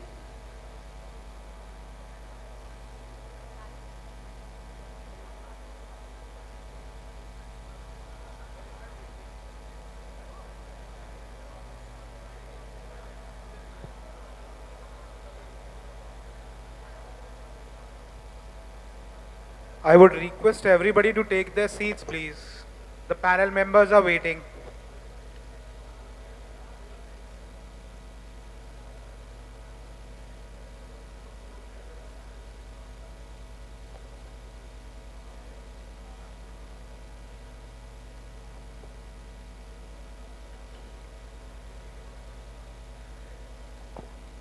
Please take your seats. Request all of you to kindly quickly grab your seats, please. You can have your tea and coffee on your seats. I can see a lot of people standing there with the tea and coffee. The panel members are waiting. And of course, all of us are also waiting. We need to vacate this place after the conference and set up the evening. So for that, we need to finish the conference first. So if I can request all of you to kindly be seated, please.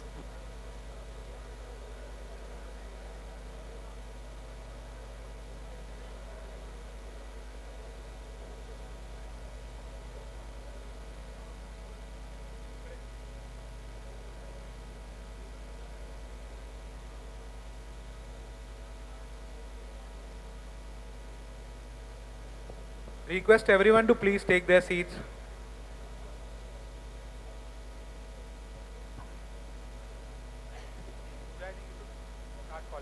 I know it's a moment of nostalgia for all of us. I completely get it, but just an hour and then we are all set to start the evening. So quickly request everybody to kindly be seated as I invite the panel members on stage. So welcome back, ladies and gentlemen. I am sure we had a good session of tea, coffee, cookies, and are all very, very energized to start and enjoy the last part of this conference. So without further ado, I will start with the last panel discussion of the day.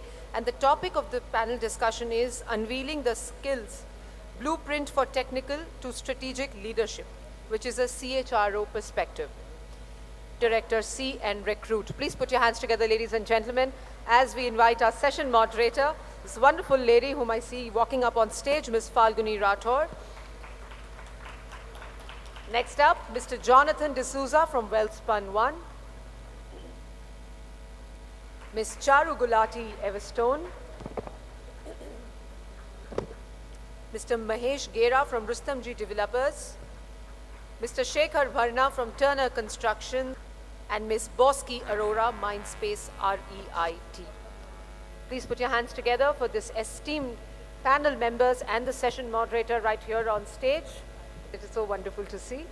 On that note, okay, I can see a lot of women cheering up for the other women. On that note, if I can hand it over to you. Everybody, unveiling the skill blueprint for technical and strategic leadership. The beauty of this panel is that, we'll have perspective from various asset classes within real estate and construction spectrum. So we have the warehousing perspective from Jonathan. We have the commercial perspective from Ms. Bosky. We have the EPC perspective from Ms. Aarti. We have varied industries perspective like climate change, logistics, digital, private equity from Ms. Charu. And we have skilling industry perspective from Mr. Narendra, and it will be moderate, specializing in real estate leadership hiring. And I'm glad to be part of this eminent panel, and like the panelists to kind of introduce themselves, a quick. Hello everyone, and this Business Parks, part of K. Raheja Corp. Prior to this, I was with the Blackstone Group, Nucleus Office Parks.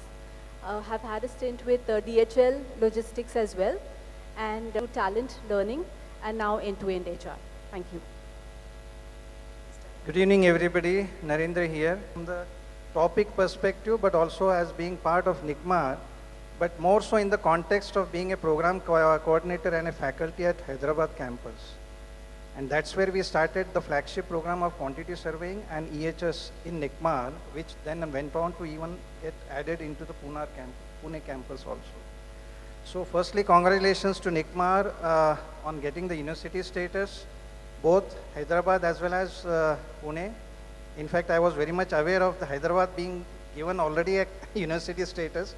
Subsequently, they were waiting for Pune to get it. Given my perspective, like experience perspective, I am a qualified civil engineer, also a HR qualified professional also.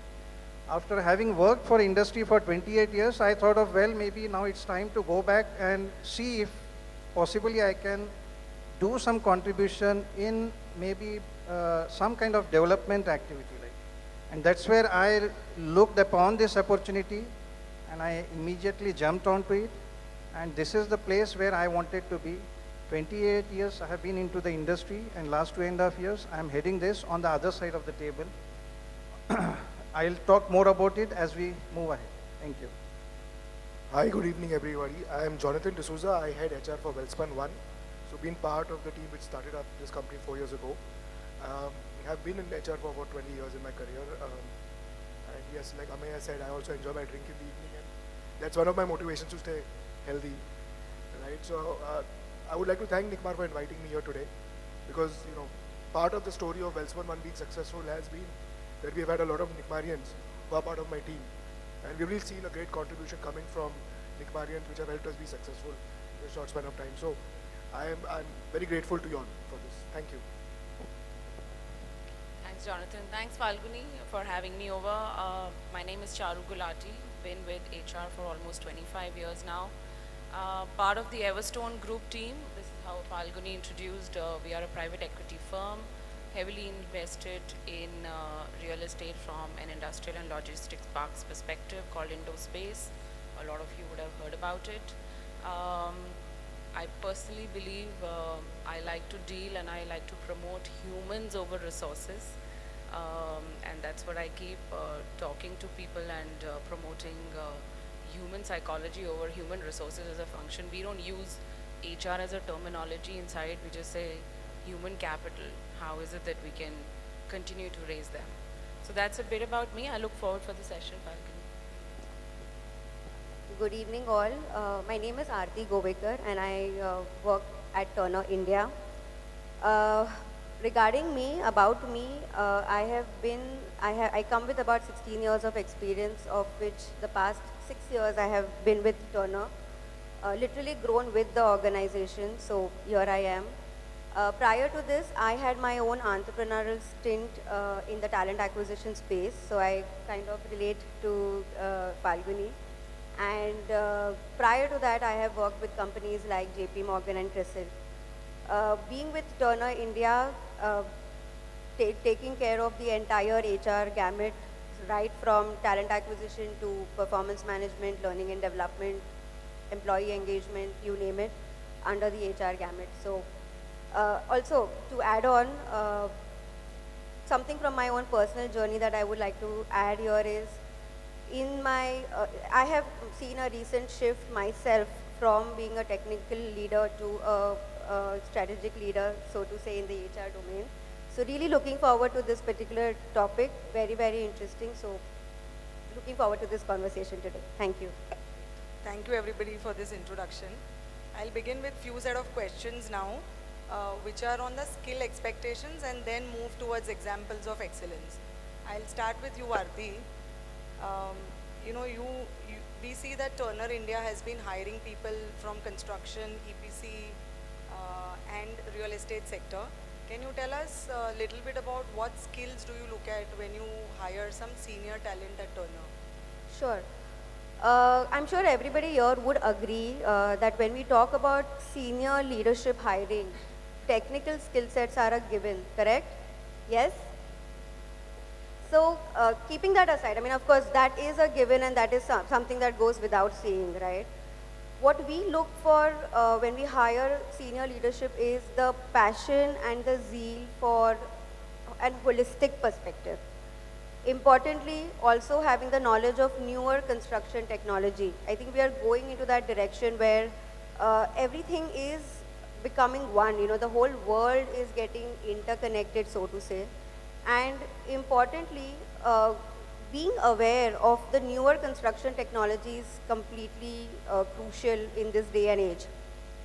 I'll give you a small example. We have a project wherein we are working on artificially exposed concrete. It's called AEC, Fair Finish Concrete. And the challenge was that there is a talent dearth, okay, when it comes to AEC kind of exposure.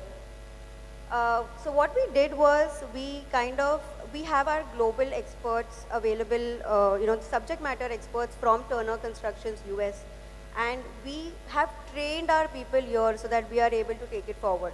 So senior leaders also need to come with that kind of appetite to continuously learn and grow. It's very crucial because what happens is generally this is something that we've seen, and my colleagues here would agree, that when you talk about senior leadership, they have a closed mindset at times wherein they do not want to learn anything. This is exactly where we feel that people who are willing to learn, people who are continuously agile, adaptive towards newer technology is something that we look for when we are hiring senior talent. Having said that, of course, importantly also comes is having the right balance for your soft skills. So, and the overall personality, the ability to gain respect from stakeholders, clients, being able to motivate your team, show them the right path, direction, all of that falls under soft skills, and that's also very, very crucial when you climb the ladder or when you are at that senior leadership level. So, yeah, that's majorly what we look into while we are hiring senior leadership. Great. Good perspective. Now, Mr. Narendra, given that you are part of the skilling industry for the construction professionals, can you share which programs are very much in demand right now, and what do you think about, the audience should consider for one to look at a career growth out of these programs? Yeah, Falguni, if I can take advantage, I would like to go a little back. Because Definitely. I would want the audience to know the ecosystem which I am into first. And when they are aware of this ecosystem, they'll be able to explore and exploit advantage of it. You can take your time. Yeah, thank you so much. See, I represent the Construction Skill Development Council of India. Now, how many of you are aware of the Sector Skill Council concepts which are running in India? I hear only the one hand over here, Mr. Juzer from BIM, Excel.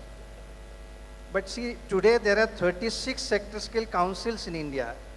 2008, if you go back to 1960s, we had this concept of ITIs coming in, and they were able to support the demand supply gaps of this manufacturing industry to a very large extent.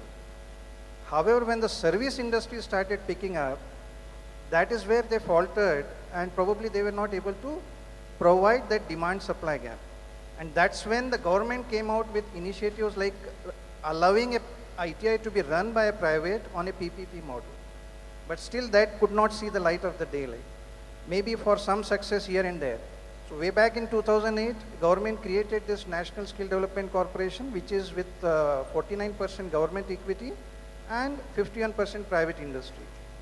Now, point to be driven here is that when this organization was set up, the purpose of making private industry as a 51% stakeholder was to see that it is driven by the industry. So therefore, the 51% came into stake, and it's a Section 8 non-profit organization also. It's a mouthpiece of Ministry of Skill Development and Entrepreneurship, Ministry of Education also. Now, when this came in, the sector scale started getting formed So I represent a sector scale council which is affiliated as a sector scale council by the Ministry of Skill Development and Entrepreneurship. We are no way in government organization, but because government had put in a grant, so there is a lot of obligation which we have towards government. So there is no direct reporting. But then when around 2008 this was created, there was another thing which came up with that is National Skill Qualification Framework. Now National Skill Qualification Framework, earlier I would maybe say that if there are some project managers who are from the construction side sitting around here, you would probably fine tune with this. Okay, suppose your site requires 100 masons or 100 electricians or maybe 100 BIM engineers. We have a latest topic called as BIM, and we today had a presentation on the drone also. Now, where do we start looking at these manpowers? Because there is a plethora of qualifications which can be possible in this entire one word like BIM. And even if you look at drone as an application towards construction industry. So that's where we come in. We are declared also as an awarding body, as an assessment body, and also as a sector scale council. Meaning that especially from the HR perspective, if we need to look for certain specific category of people, irrespective of the level at which it comes, or probably today, recently 2 months back, we have got 10 qualifications approved on BIM. Now that's a qualification. How NICMAR can draw advantage out of this? Especially I think the global NICMARians should also know, because that's where you can push forward NICMAR. NICMAR has already introduced this BIM qualification in their campuses. But then, how about getting an add-on qualification while you pursue a NICMAR's qualification? We have 10 qualifications across BIM, like. So maybe that's where I think you could look at it. We can create qualifications if they are missing. Probably drone applications, we have already submitted to the regulatory authority almost a dozen topics, qualifications on that. Drone, we are looking at coming out with drone application of even cleaning the buildings in Mumbai. Drone applications of painting a building. Drone applications for a large construction site of security and safety and surveillance. Sitting at your, even from the banks who are giving a lot of this loan to the real estate builders and developers, they have an issue of project monitoring and data which they want to track, because they can release the next installments towards the project progress. Now, how do we do this, and how do we do this accurately? Drone is being used for this. Banks have approached us to create qualifications for them, project progress tracking. So we are creating on that. And that's where I'm coming from. And you asked me about the skill sets which are preferably should be targeted today. I would say that even if you put 7 oceans put together, there is a plethora of qualifications which can still be created and you can still look after it. But the trend which is breaking today is that world over, the craze for this maybe long duration courses is getting down. People want something very quick fix kind of solution. 3 महीने का मैंने course कर लिया, I get this recognition qualification, I have developed this skill, and I roll out the deliverables to the company that I'm working for. Maybe suddenly I want to do an horizontal shift, I can do that, because today national education policy supports that and facilitates that. 10 years down the line, let me caution you, we will have a challenge, especially from the blue collar segment, rising up the hierarchy, meaning that today, if project manager orders for say 100 masons, he doesn't know what kind of masons he is going to order. But today we provide career progression even to the mason. Like for example, a new fresher mason may start with say helper mason, go on to become assistant mason, then become a construction mason or a brick mason or a plaster mason or a concrete mason or a tiling mason or anything of that sort. Even we have qualifications created for the Archaeological Survey of India, heritage mason, stone mason. Now the idea here is that the skills which were there existing for the bottom of the pyramid are also getting qualified. In our 10 years of existence, we have almost qualified 13 lakh construction workers. Now look at this, if these same people 10 years down the line get qualified to become foremen and supervisors of your construction site, what USP you are creating? Definitely it's something very unique in the world. So from the point that skills which are required, I would say that yes, obviously people, when you ask about the skills, digital skills are there, drone skills are there, AR, VR skills are there, whatnot, everything, everybody knows about it. Right?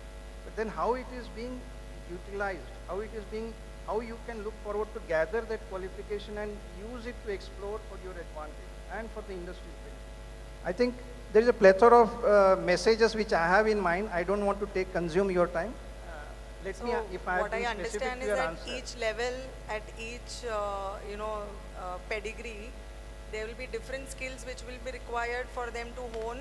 So from that perspective, I was asking that, maybe at the grassroots level, maybe at mid-management level, maybe at leadership level, there would be different skills which, one will have to acquire. Yeah, exactly. And the reason why I'm saying this because the ESG perspective was also discussed a few sessions back, I think. Now, we are working on creating qualifications also because companies do not know if I have to hire a person from ESG perspective, at what level, what qualification, what background I should hire him. So that's where we are looking at creating qualifications also. But if you ask me, the differentiation which was there earlier is no more there. The worker who is being taught is also given leadership skills. Like when we create a qualification at the level of blue collar segment, we also create a knowledge criteria. We also look at performance criteria for him. We also give him the digital literacy. We also give him the financial literacy. We also give him the entrepreneurship literacy. Now let me just ask you, I'll come on to the middle management also and the top level also. Recently you must have heard our Honorable Prime Minister launch this Pradhan Mantri Vishwakarma Yojana. Can you imagine a whooping 13,000 crore budget? And it is for whom? It is for the people standing at the crossroads, labor chokes. That person is being given the modern tools to work with, which he had no access to earlier. And we are doing that for construction sector. I look upon in next 5 years, we are going to train not less than 6 lakhs only from this Vishwakarma. 15,000 rupees worth of equipment is being given. Now entrepreneurs, converting them into no entrepreneurs to micro entrepreneurs, there is going to be a game changer down the line at maybe 10 years down the line. Now coming to the middle order segment, we have already tried up with various drone companies. I don't know how I missed this particular company. I don't remember its name. But then we are running this program across various state governments also. Already it is running. Probably now the time is to go aim for big numbers and just get going. Maybe think big, what we say always, and think act big like. So that's where I think we have to look across. On the top management level, yes, we have not ventured into that top management level, but definitely I'm in discussion with a lot of companies, both from Singapore as well as premium institutes over here in IITs over here like, and we'll be starting soon on that. Rest apart from this, I would just like to throw a small bit of information to the audience, which you could exploit at no cost to you. Last year we published the demand and supply gap of the country. It's very much available on our website. You can download it free of cost. The hotspots of the country, state-wise, going up to the district level. It's an interactive dashboard which we have kept it. This year we have completed the skill gap surveys of 15 states. You can have the data. This is for your 5-year development report. What needs to be done? What is the common approach that we need? Mr. Narendra on this. I'll come yeah, to please, sorry. More questions on this particular topic. So I have the habit of talking to the audience and class. No worries. If we leave it to the audience, we'll not have the panelists to talk right now. We'll open it to the audience later on. Yeah, next question coming to Ms. Charu. You are the head HR, overseeing a very diverse portfolio of businesses, right from private equity, logistics, digital, climate change, investment, and real estate. So we would, within the organization, can contribute to this. Very cliched response, Falguni, but before I answer that straight-jacketed question, I want to go to the root of what is really a skill today. I was reading an article very recently published, Currency of the 21st Century. And a lot of cues from what Narendra said that, what I heard him also say is, learning is of no use if it's not put to use. Whether it's through conferences, whether it's through panel meets like these, whether it's the internet which is flooded, whether it's the sheer academia, he's talking about a skills university really coming up. But how many of us feel that we need to continuously learn? And that's where the larger problem is. I don't think there's dearth of knowledge available, but it's about a lot of us sitting in wealth, fame, success, designation. So my style is right. But what we're not realizing is life is a continuous learning. While I manage a lot of portfolio companies across sectors, I think it just doesn't matter. It could be a slightly that you really pick today, whether it's construction, whether it's pharma, whether it's consumer, whether it's real estate, whether it's any sector for that matter. What worked till now may not work tomorrow. And I think there are many articles we keep seeing today wherein people are worried that AI is going to take our jobs away. But very few articles are being published also which talk about how many jobs is AI creating. And if we focus on that, I think we'll all continue to flourish. I think we have an advantage of the nation which is really having a lot of young talent.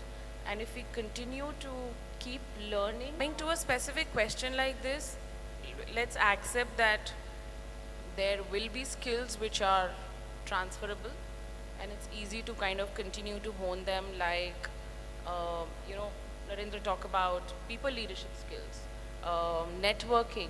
How is it that you're staying ahead of the curve on technology? How is it that you're leveraging, you know, websites like LinkedIn was really talking about how many of us have a mentor. I didn't see a raise of hand because it's assumed that everybody has a mentor, but how are we leveraging that mentor? I think these are basic skills which are really foundational skills in my mind. Anything beyond this, then it just, I may not be able to move to leasing. But are you at least ready to be a generic leader, which is really the bottleneck that we keep facing sometimes? What you've given, and you are, you know, when you had joined Everstone, the kind of businesses and the number of people, you know, there were versus what the number of people are right now, clearly shows that, you know, there is evolution in the current role, you know, for each professional. Absolutely, and we've really evolved our people. We move people from within our portfolio companies as long as the foundational skills are really being taken care of. Great, thank you. I'll come to Mr. Jonathan. Jonathan, congratulations first because of the partnership and you know, the fundraise which Welspun has done recently. And I recently saw one of your posts on you know, the customer feedback on building warehousing facility. So while everything is a teamwork, do you think you know, which you can share in particular an appreciation, contribution towards your technical team on the success of this beyond, you know, quality and speed that they would have contributed? Yeah, Falguni. So, you know, because we are a new organization, so for us, obviously, we are built to suit as a product. It simply means that we can buy land, but we can't start building till we have a customer. Now, and very, very importantly is that when you're a new company, the first few products or the first few years of your products are defined by the customer, right?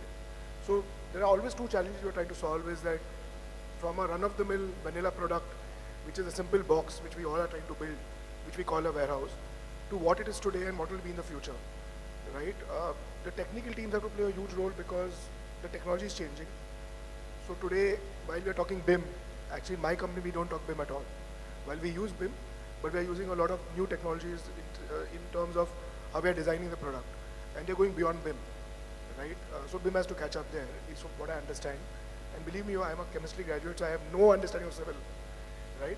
But for the fact is that products like what Yellow Sky showed, products like Power BI where you can report stuff, and can you take the customer's models and can you go and tell the customer back that, hey, your model was built for last year, but what we can add value to you is built for next 5 years or 7 years, because that's how the cycles are moving. I think that's what my team has been able to do. And that's what has shown the initial success, the trust we won from customers. Because at the end of the day, let me be very honest that Welspun Group has its DNA in manufacturing. Nobody ever heard of Welspun being in logistics or real estate or a fund, right? So when people talk about 2,500 crores as a fund, what many people don't know now, we are the largest alternative investment fund in our sector, right? In 5 years, 4.5 years. Which simply means that internally, we have to get people who can innovate, right? And we've been fairly successful at doing that because we've always started saying we will get in technology much before and not as an outcome. It's a input into the process. So I just want to take another minute saying that, while Ms. Gobekar said that when we hire people, how do we hire? And this is important for everyone, especially technical folks. The criteria for us hiring is when we ask an interview question that if you face a problem at a leadership level, what do you do? If the leader says, I will hire more people, it's a straight reject, right? I close my eyes that, isko to hire nahi karunga. But if the leader says, this is how I'm going to hire, this is the technology I'm going to get in so that next time this problem doesn't happen, this is how I'm going to outlay the whole, workflow, this is the way I'm going to build technology into the business, I think that's something which excites us, right? So for us, we always look at leaders who can get technical skills, but overlay it with what's happening in the world today, for the world of tomorrow, right? So ending the question is that we have two challenges before us. One is, how do you excite the current customers? And the second one, which we're looking to build, and that's why we're continuously building intellectual teams, is how do you tell the customer that's the next product? Because that's where we will earn the money, right? We will never earn revenues and profits by building a current product. It's what's the next product going to be. So let me tell you, in a couple of years, warehousing as a product will not be a box. It'll be beyond a box, where you will see offices inside, you will see co-living inside the park. You will not be surprised, you'll see retail inside. Because these are 110 acres, these are 50 acres, 110 acres. You will see labor camps, which are state of the art. My dream, my company's dream, is to also see a lot of women engineers on site, which we today lack. So we also want to build that. And hence, all of this becomes a product for us. Great perspective, thank you. My next question to Bosky. You worked with some of the largest grade A commercial office owners, where post-construction, refurbishment and upgradation becomes very critical and complex. Now, can you share some examples of the role played by the technical team in collaboration with, say, architects, finance, leasing, marketing teams to kind of increase the ROI on the current asset? Right. At the outset, I would, just a big shout out and call out on the continuous learning piece that you mentioned. I think that is, very imperative to even the question that you asked me on the ROI. And some of these skills that you really require to ensure that, all of these teams collaborate and have a great ROI is in fact continuous learning and some of the skills that, you mentioned. So here I would like to say that, at the outset, if the entire team has a common vision, right, to begin with, that these are some of the aspects that I need to look at, because some of these are large scale projects and like they say, it's easy to build than it's easy to refurbish, right? So, so many complexities and a lot of uncertainties. So, it's a VUCA world, but when it comes to, let's say, just one asset upgradation, it's a super VUCA asset, right? Because you really don't know what to expect. I remember having, conversations even with Raghavendra during our Blackstone days that, once you start, these guys were looking at Facebook as an account and wanted to, look at some of the structural changes in the building because they had certain very specific requirements in terms of their office and facility. And I remember that these guys, mentioning that as and when, you get into, deeper into the building and the project, you realize that there are so many things that you had not even thought of. So I guess at the beginning of the project, having a common goal, common vision, and also, the flexibility that there are certain things which are unknown and uncertain, and we will have to be together as and when we need to address them. That's imperative. Otherwise, it becomes pretty competitive because everybody wants to follow their own process, and therefore, then things go for a toss. So having a common vision is definitely one of the key things, and ensuring that we all are together in this particular, upgradation as one team. They may not be from the same function, but as one team. That's very important when it comes to, such large projects to kind of take it to the next level. And just would like to add another point on this is, another thing that I've noticed is whether you are in, a technical function or otherwise, as in how you grow up the ladder, the skills which are really required is your commercial sense. I remember, my ex-CEO always saying that whenever you're hiring a person at this particular level, I do not even want to see if the person is technically sound because it's presumed, like, you mentioned. But I think from people management perspective also that you mentioned, Aarti, so it's been many years that we've been talking about strategic leadership and so on. I think by now it should be almost like a hygiene factor. Unfortunately, it is not. So what is the responsibility at the academia level? While we can always cover these skills and these, topics, it's also important to continuously learn and to acknowledge the fact that I will only grow and become better if I actually apply them on the job. So application of these skills on the job is something which is a winning strategy. There is just no shortcut to that. And lastly, the integrity of the subject itself. So for example, if we talk about, like World Economic Forum has spoken about, what are the skills for the future? So the skills for the future are definitely digital. The skills for the future are definitely with regards to, sustainability, ESG. Today, when we talk about ESG in projects, it is so difficult to find a relevant skill set. Very, very difficult. So if we cover those aspects in our academia, but at the same time continuously upgrade and on the job also continuously be open and flexible to, learn new things, like they say, right, understand international but go local. So these are some of the aspects which are required from the mindset perspective, and that could be the winning strategy. Now, given that, I am from real estate leadership hiring, I've seen large organizations, preferring people from a technical background who have honed their skills to become business leaders, P&L heads. I will like to do a skill poll with, all of you in terms of what are the skills according to you out of these three options which are important for them to kind of scale up and come to the strategic leadership level. The options would be finance skills, sales and marketing skills, and HR skills. Maybe we can start with you, Aarti. According to you, what are those out of these three skills which are, and if at all, any beyond these three? Sure, thanks, Falguni. In my opinion, all of these three skills are very, very crucial when you, get to the leadership level, or when you are talking about a business leader.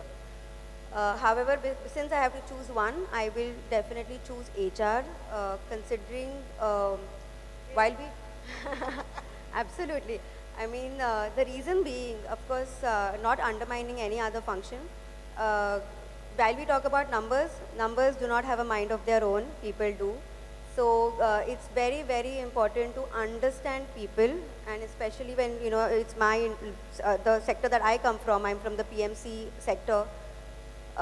People are our most important assets. So it's very essential to know that what ticks, them, what is it, knowing the pulse of your team, how do they react to situations, what helps them grow, what helps them get motivated, what inspires them. I think knowing all this is very, very important as a business leader.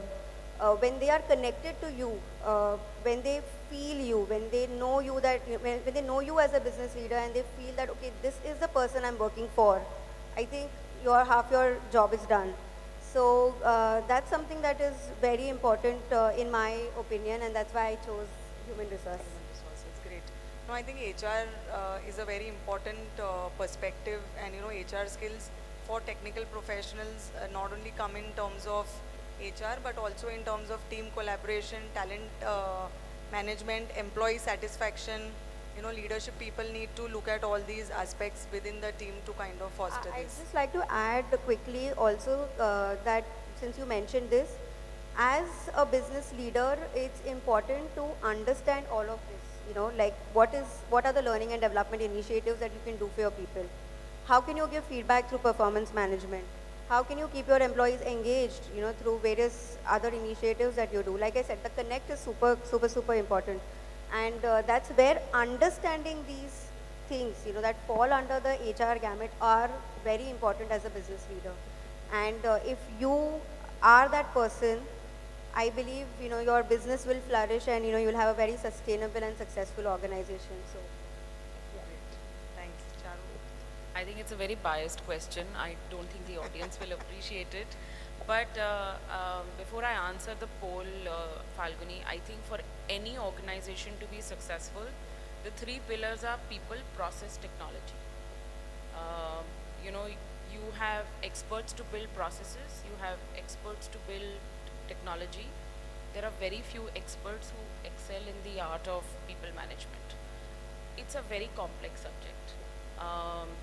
We have struggles and issues at home. Partners have issues, we have issues with parents, we have issues with our children. People is a very complex dynamic. So obviously if there are 4 people living in the house and if there are 100 people working in the organization, you will be bound to have differences. Mastering that, I don't think anyone's cracked it. It's impossible. But having that is equally important. Everyone feels it, everybody wants it. You all want to see the human touch, which is why we are all not robots yet. And we feel, I think everybody wants to be loved. So here what we are talking about are tangible skills, and absolutely, you know, HR is a very non-tangible skill set. So when it comes to having some tangible skill sets required, do you think finance and you know, sales and marketing is also equally important? I want to give it an order of priorities: HR, sales, and finance. You can hire a CFO, you can hire a sales and BD head, but if the CHRO is not partnering well with the CEO of the firm, I'm not sure if it's a long-term institution that we are building.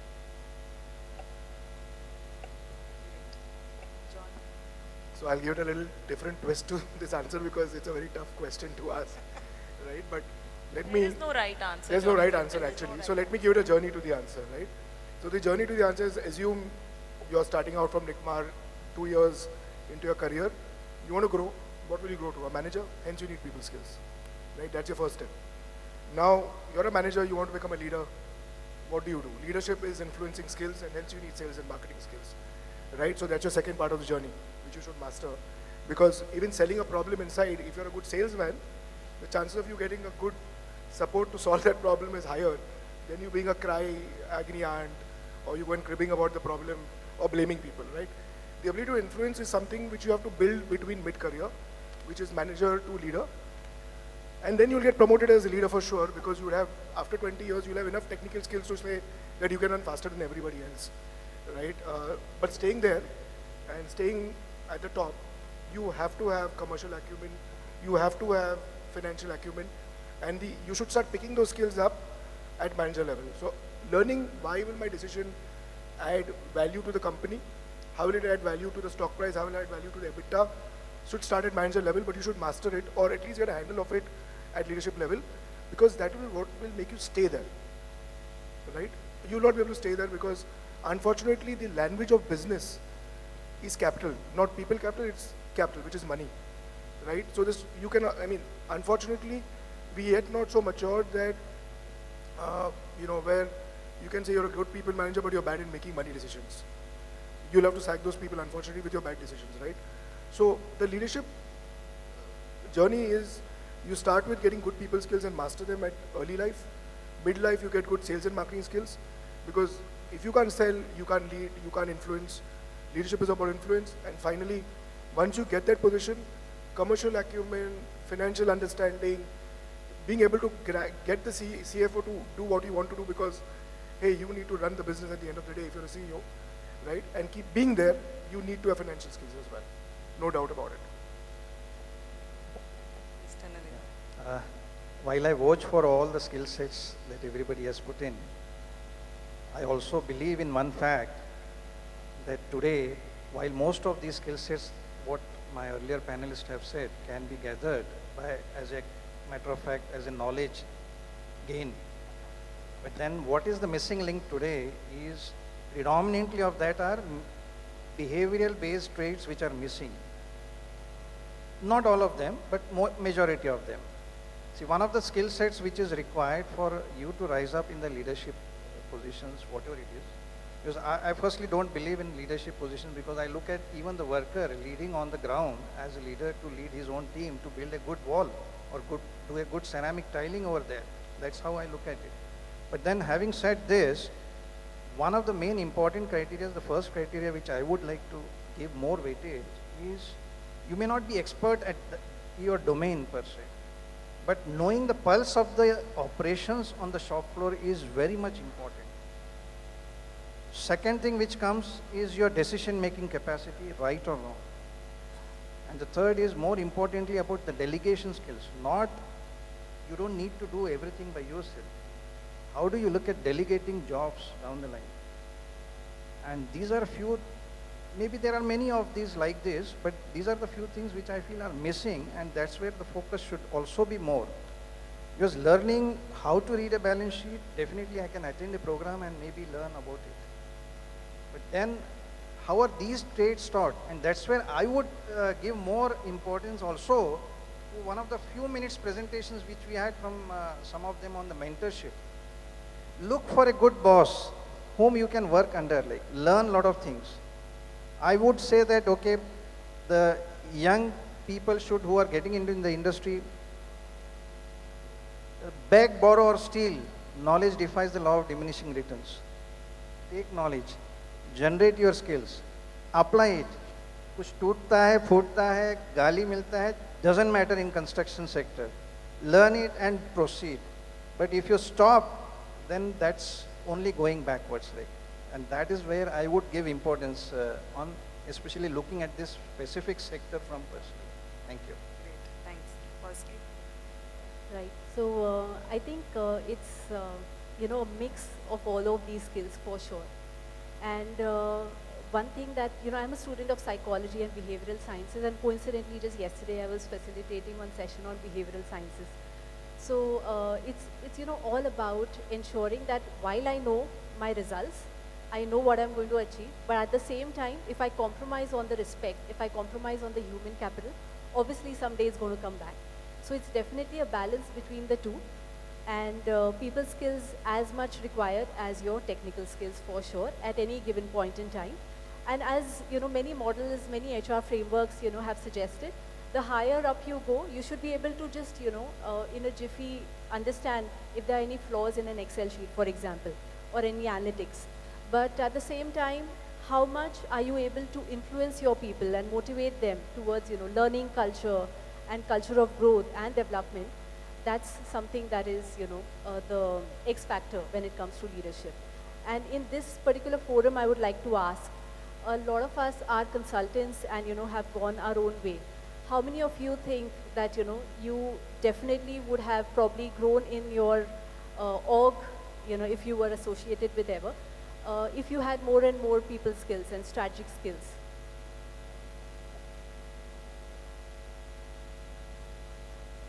Okay, at least we have some show of hands, yeah? So it's always a balance, and the more balanced you are, the better it is. Thank you. Great, great. Good perspective. We are running short of time. My last question to all of you. One advice in one sentence that you will like to give to the aspirants in terms of, what to take initiatives in terms to build themselves to contribute positively in the technical department as well as in the strategic department. So, one advice that you would want to give in terms of skill set. Yeah. We're running short of time, so it will be a very crisp answer. Upskill, reskill and multi-skill. I think continuous learning is the game changer and the mantra. So yeah, that's from me. You stole my answer, but I'm going to just give different adjectives. I would say learn, unlearn, relearn as a continuous, nothing else.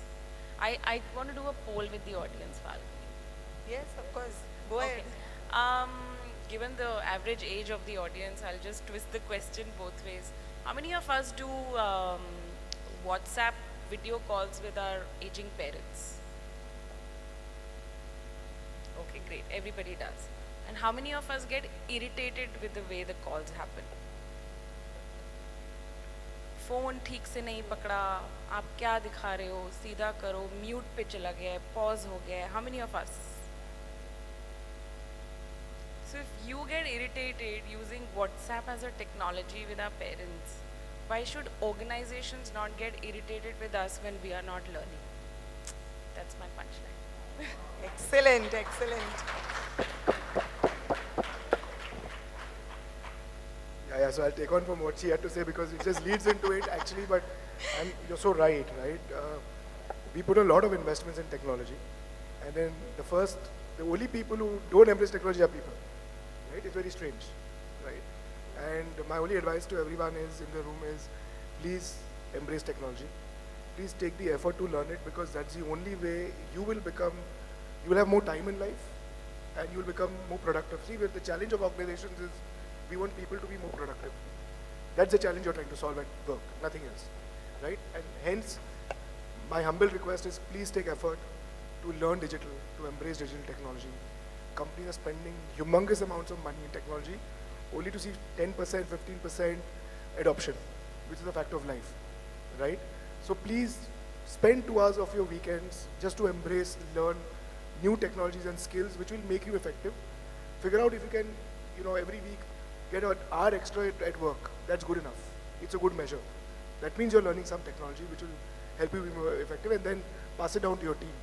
That's the only way, you will learn, unlearn, relearn. Great, thank you. Technical or strategic. I would request, look for those skills which make you employable.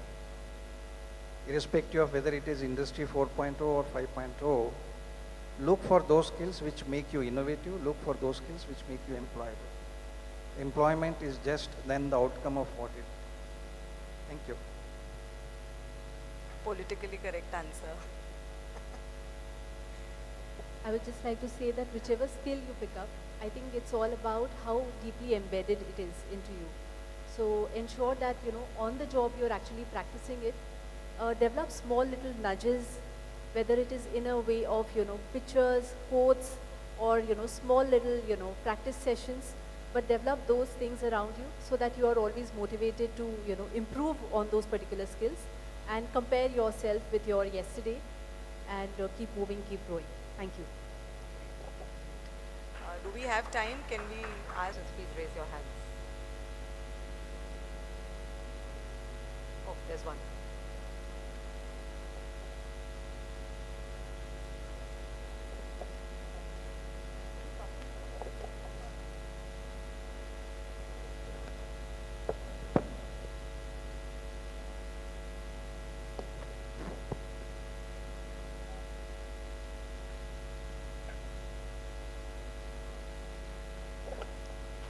Hi, good evening everyone.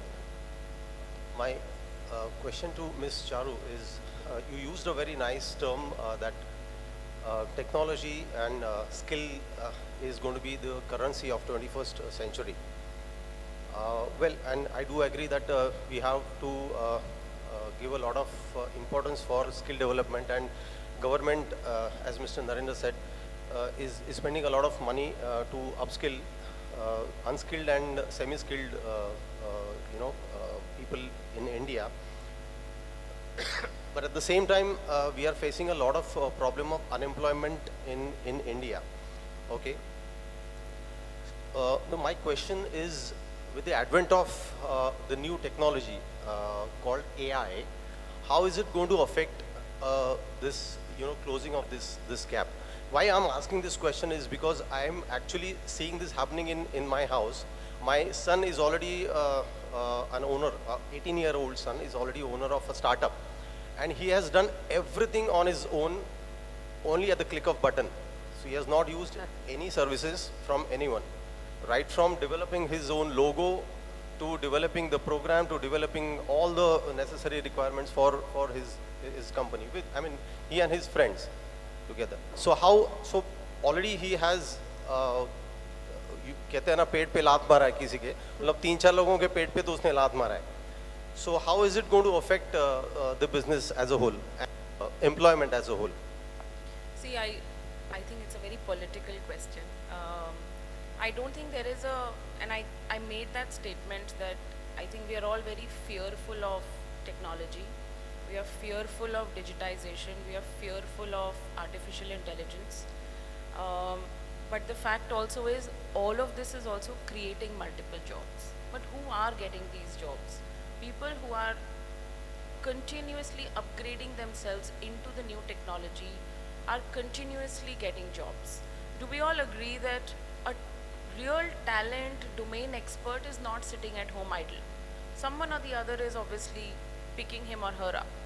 So it's just about staying relevant. Yes, technology will take some jobs away, but technology is also creating more and more jobs. How many of us visited a bank in the last 30 days? I'm sure there'll be a handful of people or maybe none. If I ask the same question, how many of us visited the bank in the last 6 months? I'm sure the response will be very minimal. But how many of us like to go to the bank?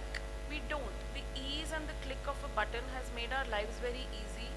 We are the recipients of the great technology that's happening really to our lives. So why are we fearing it? And you know, it's very unfortunate that we see more negative articles on AI taking jobs away, but we are not seeing so many jobs getting created. And the ease it's providing to us as a user. I mean, as a country, I think we are far more evolved than the West to be on all digital platforms. We use GPay, we use Paytm, I'm sure there are many others. It's just made our life very, very easy. But you know, to your unemployment question, it's difficult to answer because the issue with that is the population of our country is a problem. And there is a solve that the other bigger parties are doing for it. You and I can't solve for a population problem. Well, my son has not used any HR services also for his company. Sorry? So, my son has not used any services also. That's fine. But he requires the love and support of you, and you are doing the job of HR at home.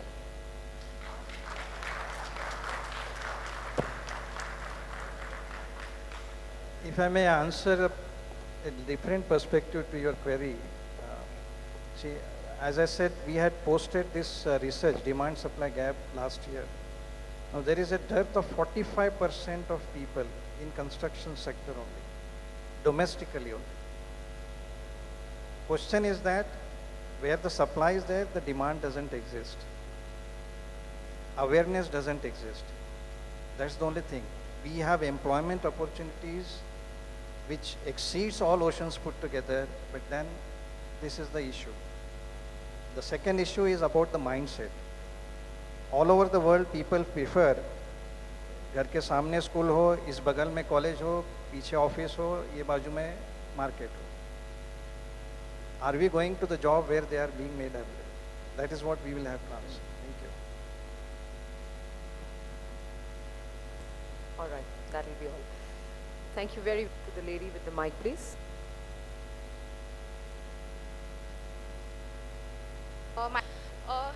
In the middle, how to management is the most painful place to be. Let me be very honest. There's no, I mean, I feel bad for everybody who, even I'm middle management, right? So you get sandwiched between strategy and execution, right? Strategy is vision, execution is time, cost, resources, right? But I think the way to solve for middle management personally is connect at the grassroots level, right? Because a lot of middle management folks think they are best because you've grown from it. Most of us have grown ground up, right? So we always think that we are the best person to solve that problem because we've come from there. I think that's one of the issues why people spend more time in office rather than telling the person on the the lower level or the person on the front line. That's a better word. The person on the front line. That tell me how can I help you solve? Do you have a couple of solutions which I can help you with, right? And that's one of the mistakes even I did when I was in middle management, right? It damaged me more than managed me. So the logic is that people on the front line have the answers, but they're waiting for your decision. But you have not asked them, hey, what are the kind of answers you have? That's one. Two, today, had you asked me this question 5 years ago, I would say there's no answer, but today, there's so much of monitoring tools available that in your project planning and in your planning perspective, you are able to predict what can go wrong if people are following the system. So if people on the front lines are able to give you an input on, are there tasks on time, are resources available, when will the job end, when will the next job start, you should not have that problem. Third, and because I'm a tech evangelist, please, there's no answer to work-life balance, right? You ask Amaya Gumasti, he'll say you should enjoy the job. You ask someone else who has an ailing parent at home, you have to spend time, right? So the way to do it then is hire better people in your team who can take off load from you when you get an opportunity to hire. I also see a lot of people wanting to hire people similar to them. Unfortunately, God has created only one of you. But when you go to hire, you want to have, ये मेरे जैसा होना चाहिए. नहीं तो मैं काम नहीं कर पाऊंगी उसके साथ, right? So when you get a chance to hire people in your team, hire people who can complement what are your weak areas, right? So you can go home on time.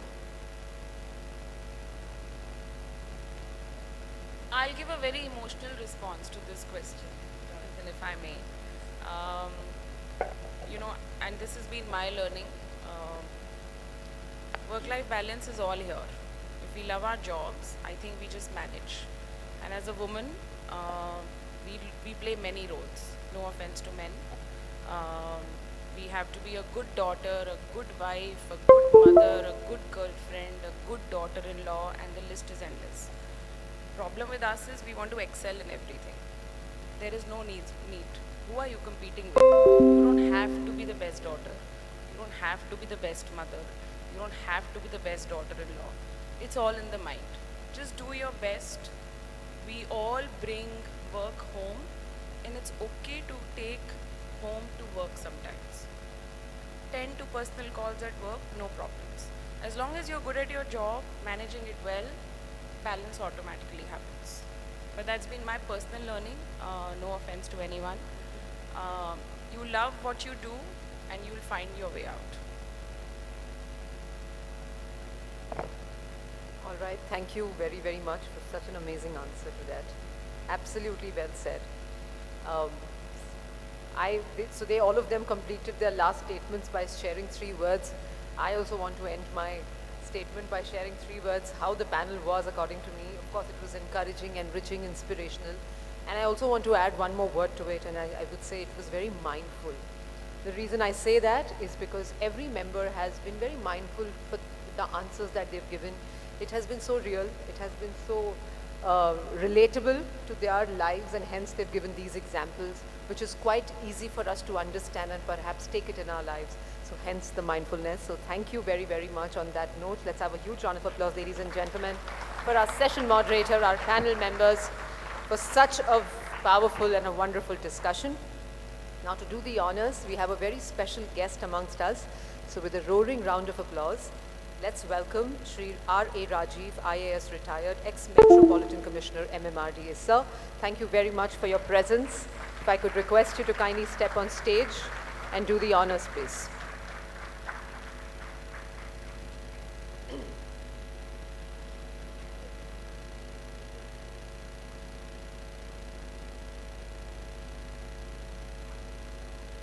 First up, if I can request him to give away to Ms. Falguni Rathore, who's the session moderator, please.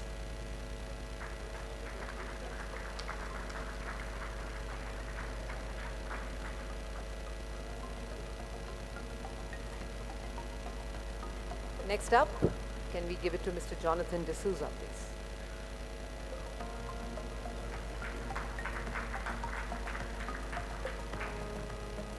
Ms. Charu Gulati.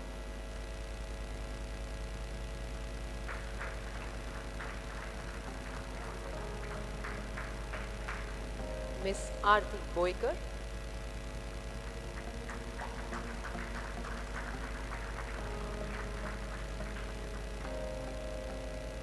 Mr. Narendra Deshpande.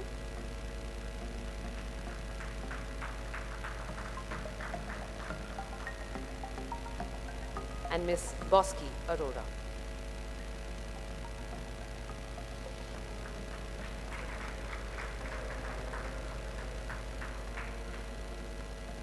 Thank you, sir. Can we take a picture together, sir?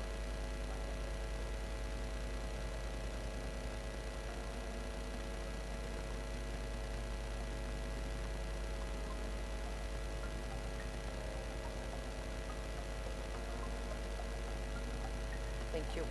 Please take your seats.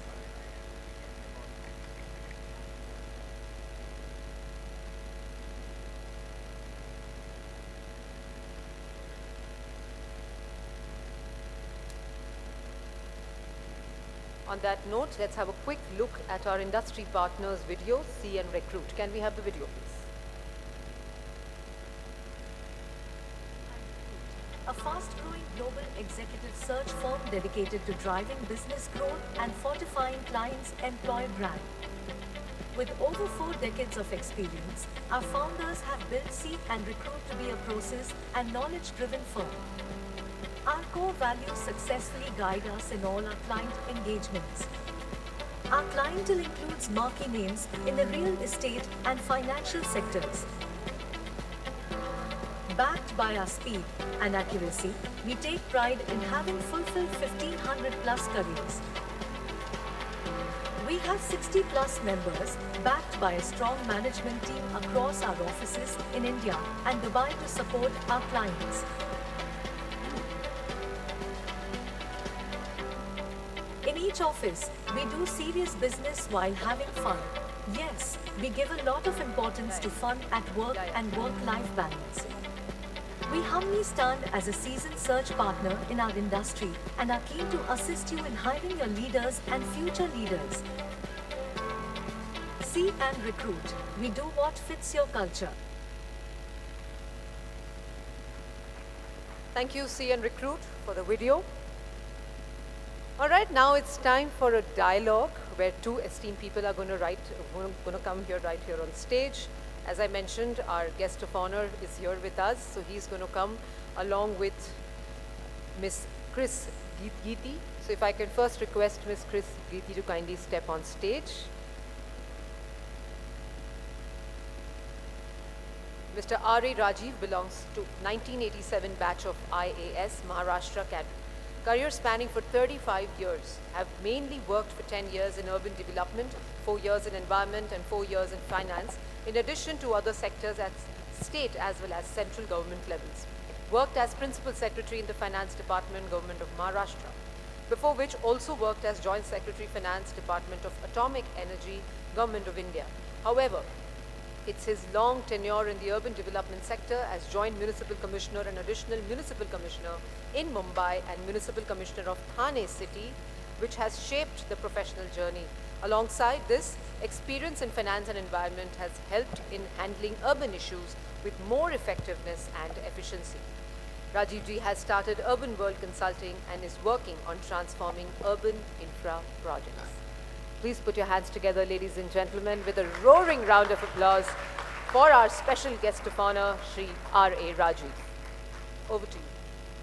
A very, very good evening to this wonderful August gathering, and with a very August guest amidst us as well. A little bit of myself. I'm Chris Geeti with over 2 decades of PJ and project management experience, delivering various projects across various asset classes. And my launch pad being NICMAR. I'm from the NICMAR 16th batch. So it's been so wonderful, and it gives me real pride to be a part of this wonderful panelist and to be with an August speaker today. Well, change is inevitable, but transformation is a choice. And in the need to evolve, it becomes a necessity.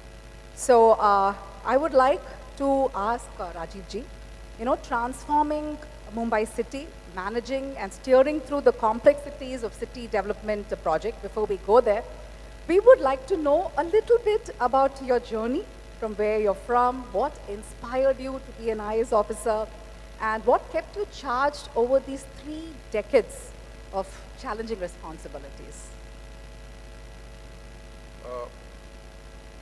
I come from a very small town in Bihar, and then I went for graduation and post-graduation in Allahabad University. After that, as that time Allahabad was known for producing more and more bureaucrats,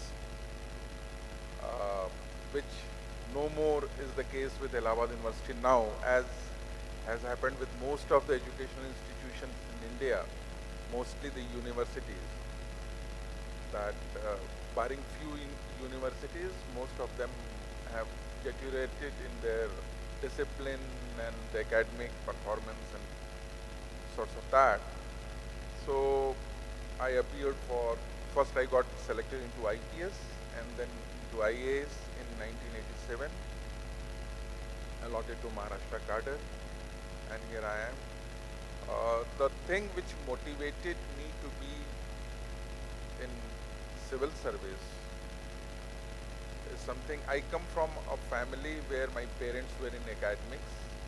I wanted to be a professor in any of the reputed university, but probably my family members, my parents, their aspirations were that I should go to the civil service, and that's how there was an opportunity to be an engineer, to become an engineer. And then when my parents said that try for civil service, I said that okay, then I'll join Allahabad University, and after that, it's there. So for all those who have dreamt to be one, you see the ladder was quite steep.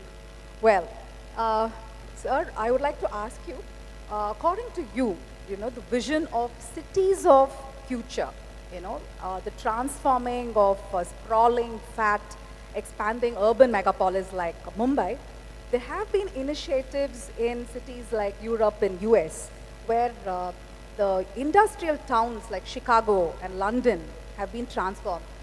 For an Indian city, do you think this is achievable? And if it is, what do you think would be according to you? See, every city is unique in itself. Okay, you cannot copy the historical development of any other city and say that you will replicate that in your own city. Every city has to be unique, but certainly there are some basic principles of sustainability, principles of livability, principles of affordability, being in a city, whether the citizens living in that city can afford to live in that city or not, is very, very important. So from that point of view, and since every city is unique in itself, it has to preserve that uniqueness and develop in a very organic way. You cannot develop a city and say that I will make Mumbai Chicago or I will make Mumbai. There was a very popular slogan, we will make Mumbai Shanghai. No, you can't do that.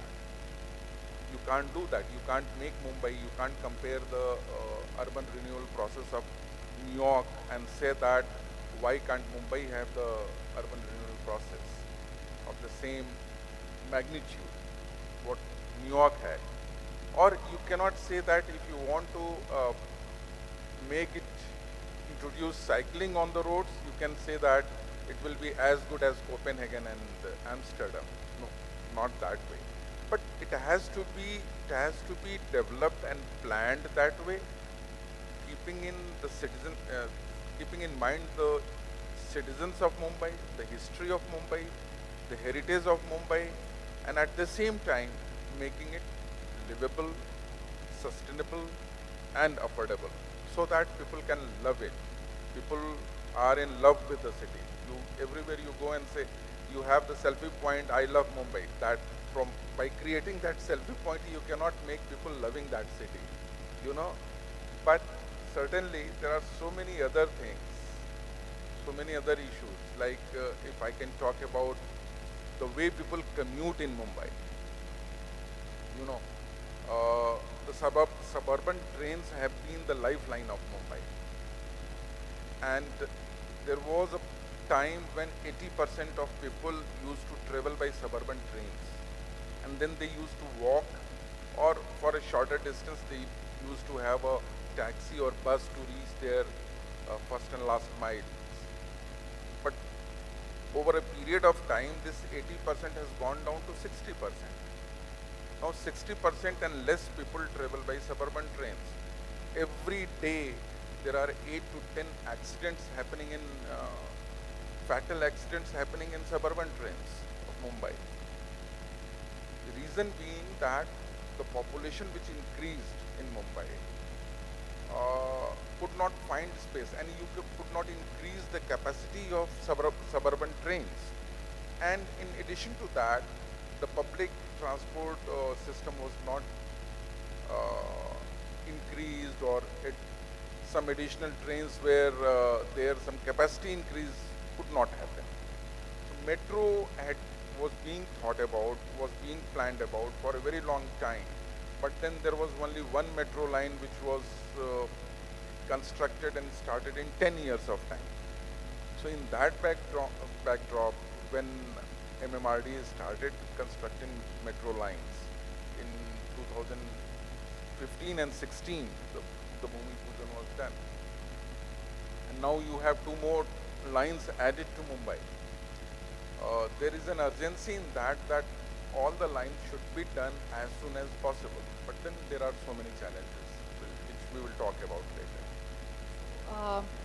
That is very well put, that citizen should be the focus, and how Mumbai being absolutely unique in many respects.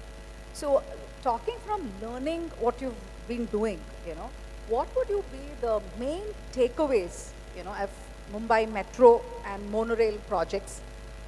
What are any lessons learned? See, you cannot club the 2 projects together and ask about it. We have to answer it in a different way. Monorail in a completely different way, and metros in a completely different way. See, monorail project has its own. Lot of people have very strong views about monorail. That monorail system per se is not good for and appropriate for a populated city like Mumbai.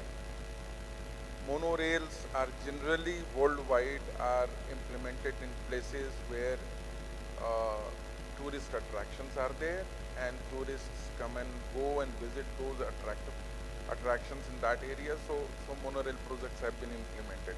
Monorails have not been used as a mass transit system in most of the cities worldwide. But monorail was implemented here in that sector from Mahalakshmi to Chembur, just because there was not much space for even metros to run in that area. So road capacity was very less. So in that area, only monorail could negotiate those curvatures and paths. So people thought that monorail can be an answer to that. But unfortunately, what happened? The technology which was provided by a Malaysian company, it ran into bankruptcy. And after that, it was implemented in I think with L&T and SCOMI. The 2 companies were there, and they implemented the monorail projects there. But there was no talk about technology transfer to the place. So technologically, we depended upon SCOMI, which ran into bankruptcy. And after that, the whole project came to a standstill.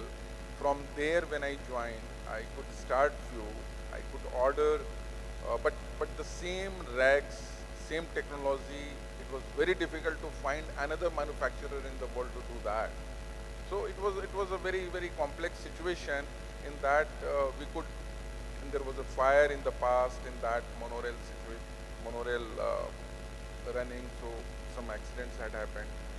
So I would say that it's not a very successful project in Mumbai. So far as metro is concerned, metro should have been implemented yesterday. We have delayed in starting the whole project in Mumbai, certainly. And the sense of urgency, it should have been there in implementing the metro projects, should have come long back in Mumbai. We were talking about it, we did one project, but we could not upscale that. Now we were talking about upscaling and learning, de-learning, and then upscaling. So yeah, at one go in 2014, government took a decision that we will implement all the 340 kilometers of metro lines in one go.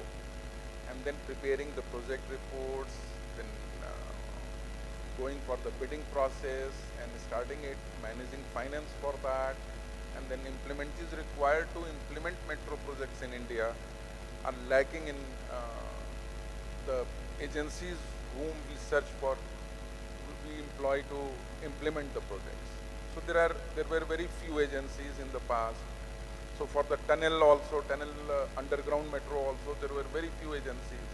Then you bring in foreign companies and all, they come in joint venture with the company. Now few Indian companies have acquired the knowledge of that. But at the same time, when we started the projects, very few operators were there, very few agencies were there. So skill sets which were required was not very common in India at that time. So that was one challenge. And then manufacturing of the trains sets, metro train sets, was also, there were very few Indian players in the market. Then what you were getting was the same problem could have come up which happened with Iskomi and monorail with metro if we could not have find a bidder in India and companies in India who and they should be manufacturing, because the condition of opening up your own plant in India, setting up your own plant in India, very few foreign companies will agree to that. But some companies came in, and then some of the PSUs, central PSUs from Defense Ministry, they came in this sector, and then we were lucky to implement the project, and that's why Line 7 and Line 2 we are running at present. Nice. I think in the earlier session also we saw how the coastal road, there were so many complexities which come in. And like you rightly put, you touched on the challenges. We'd like to hear from you. You were talking on hiring and having good skills. So what is it that, if you can particularly, since Nikmar being here, and is there anything that you would like to bring to light? See, this is very interesting.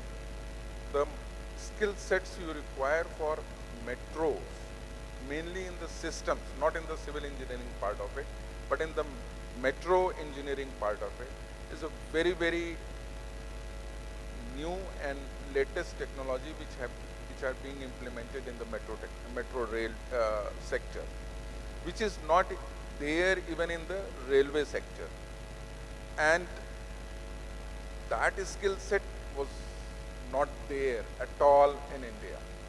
Mostly the metro projects are being implemented by the ex-railway engineers, because they know the basics of how to run the trains. They know the basics of engineering. So you had Sridharan in Delhi as DMRC chairman, but he came from railways, and the latest technology of metro, which the CTBT technology, has not been implemented in the railway sector at all. In the CTBT technology, it's the driverless train. The trains communicate with the other trains. There is no driver in the train. The telecommunication happens complete automatically. And it's there that the accidents are 100% avoided in metro system, which is not there in the railway sector. But for this, you do not have metro engineers for that. So you have to depend upon skill sets of railway engineers to talk to, and then they have the basic knowledge, certainly. And thanks to, and hats off to the railway engineers, that so much of metro projects have been implemented in India. Everywhere in every city you go, it's the ex-railway engineers who are working on the metro projects. So, but I remember one thing very interesting, that I had written letter to all the IITs heads, and most of the reputed, I don't remember I wrote to Nikmar or not, but I had written to most of the engineering colleges heads saying that you must have a specialized course on metro engineering along with your telecommunications, electrical engineering, mechanical engineering. You should have a specialized paper on metro rail engineering. Believe me, can I ask you all, how many institution heads would have answered that letter? I had written to all the directors of IITs and major engineering colleges heads. How many of them would have answered that? Can anybody can guess that? Sorry? 20%? Okay, one answer. Any other answer? Right. There was no one who answered that. Think about the number of cities in India where metro projects are being implemented. I had specifically mentioned, and this letter was prepared by one of the ex-general manager of Central Railway whom I had hired because I found him very, very positive, even if he had retired, but he was very positive and he used to learn from latest technologies and all. He was always open to new learnings. So I found him very good partner in metro implementation, metro project implementation. So I asked him that let's go and write to all these people. He had prepared that letter and we had written to all these engineering colleges. Not a single engineering college ever replied to that. Now you think of the challenge, and she was talking about it, that how can you implement the latest technologies in metro rail projects when you do not have that skill sets in your own organization to even prepare the bids for that, to even monitor the project implementation, to even talk about it. So that's the situation. In that situation, we all administrators have worked and implemented metro projects. You can think of what are the challenges we have done, we have faced. I think that really needs a round of applause. Absolutely. I think that's really a food for thought for, I think, Nikmarians, where we've always pioneered. I think that is one aspect that we will take back to our institution. Yes. I would also like to ask you, recently N. Narayan Murthy sir, he said that infra projects should be implemented, all 3 shifts in 24 hours. I know it had a lot of furore on the net. I would like to have your view on that. I think this was the second sentence. First sentence was something like 70 hours in a week. So, which is applicable to everyone. But when he was in another interview, he was talking about city infrastructure projects, and he was asked a question, why the city infrastructure projects are get delayed. And he said that because they are implemented, they work in single shifts. They should work in 3 shifts. So that time I had also tweeted about it. I had said that for metro projects in any city you go, you cannot launch the girder in the daytime when the traffic is on. It is always launched in the night time at 2 a.m., at 12, at 3 a.m. or 4 a.m. or so. So most of these projects, even MTHL for that matter, which has been recently inaugurated, I worked on that for 3 years. All these metro projects used to work 3 shifts. All the girders were, all the heavy machineries were moved in the night only. But then there are restrictions. As I always say that working in Mumbai is like doing open heart surgery of a person when the person has not been, person is awake and he has not been administered anesthesia. That time, and you are operating, you are doing the open heart surgery. That's how the projects are implemented in the city of Mumbai. The traffic is on, not a single road is ever closed.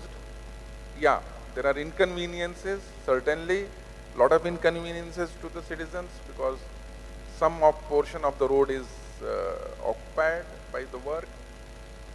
But mostly, the heavy machineries are moved in the night. So, we have worked 3 shifts to implement the project. It's not 1 shift only. Wow. I think we've always heard the term Mumbai never sleeps, but actually when we are all sleeping, there are so many people working behind to make our lives comfortable. So really, Very, thank you, sir, for all that. And like we know, leading MMRDA or various municipal bodies is not a mean task. You have pressing work needs, changing legislative leadership, constant media and public scrutiny of every initiative, right? The ecosystem is still not as mature, but the expectations from delivery is world class. So just want to know from you, how do you balance, lead and sustain? See, now I have retired, so I did that in the past, but I don't bother now about that. So, but yeah, it was a big challenge that time, and certainly, but if you are following your passion, and I have been passionate about urban development, so this has to be your passion to do that. So whatever is the ecosystem, whatever is the political scenario, but you get a kick by implementing or achieving one milestone in a project a day. So it's that which moves you. Okay. So there are small decisions which happen at the higher level, but there are major decisions which happen at the ground level. And it's there that the higher authorities do not ask you questions. Like, I'll give you an example. MTHL, how many people have traveled on MTHL so far? One there. So most of you might be traveling here too. So you should travel on MTHL if you are here tomorrow and day after.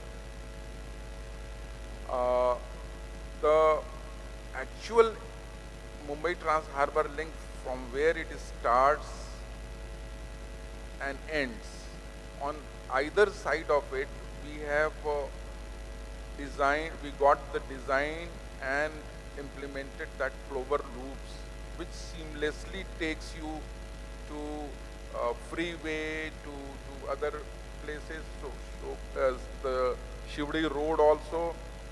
So at different roads it gets connected, and seamlessly in 1 month of time, and I, at my insistence, that you will construct the traffic, design this and let us implement this. We're discussed those, let us implement it.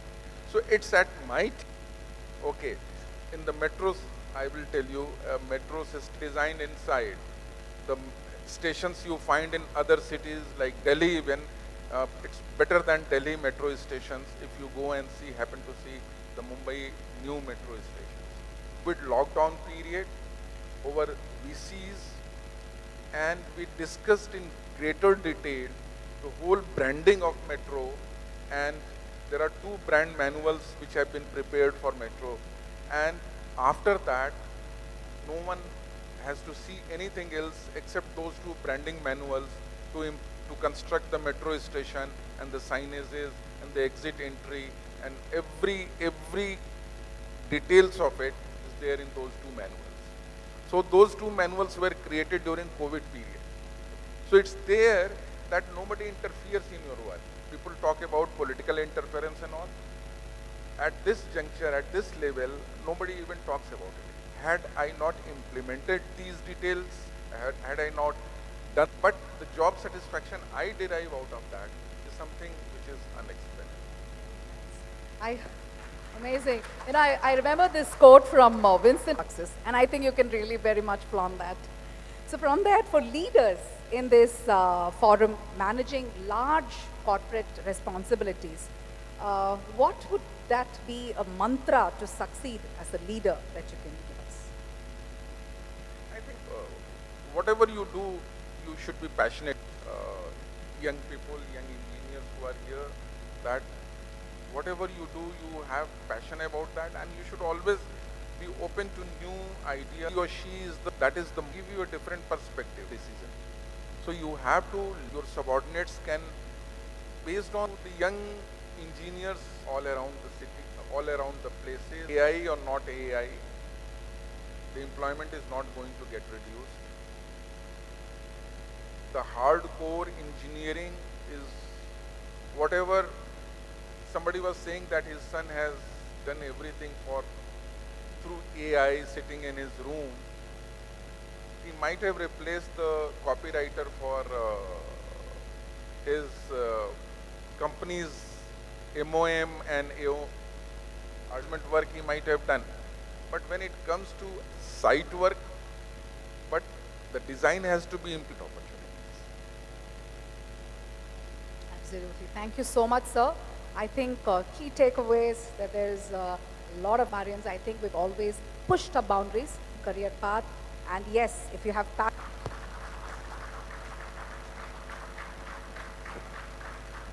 Thank you so much, Ms. Chris, for actually facilitating this session. It has been indeed a very, very beautiful one. Thank you, sir, for taking out time and sharing your insights with all of us.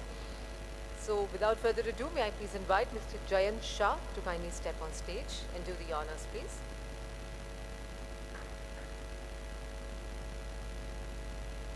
First, we'll start with Shri.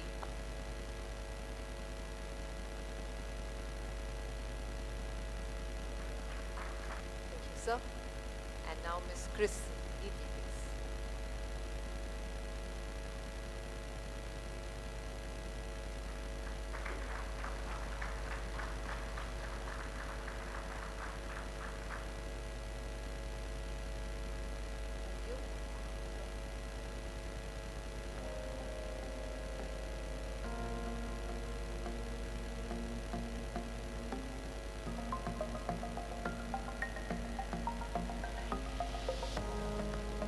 Thank you.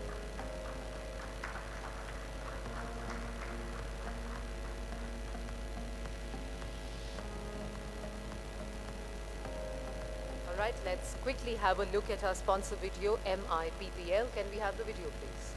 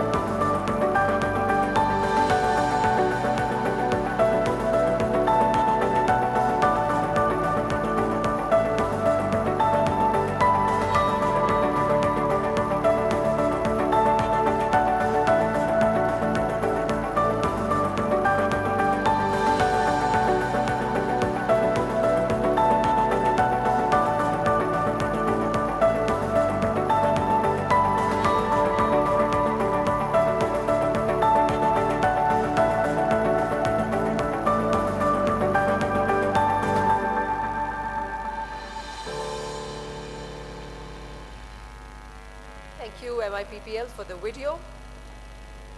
All right, now it's time to invite two gentlemen on stage who are going to discuss and give a quick presentation on the AGNI Business Connect.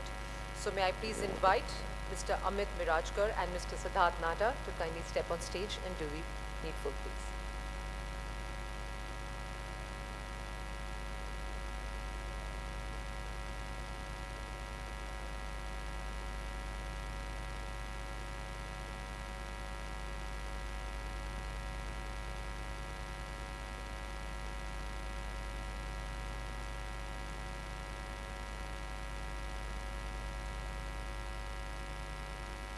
How much time we have?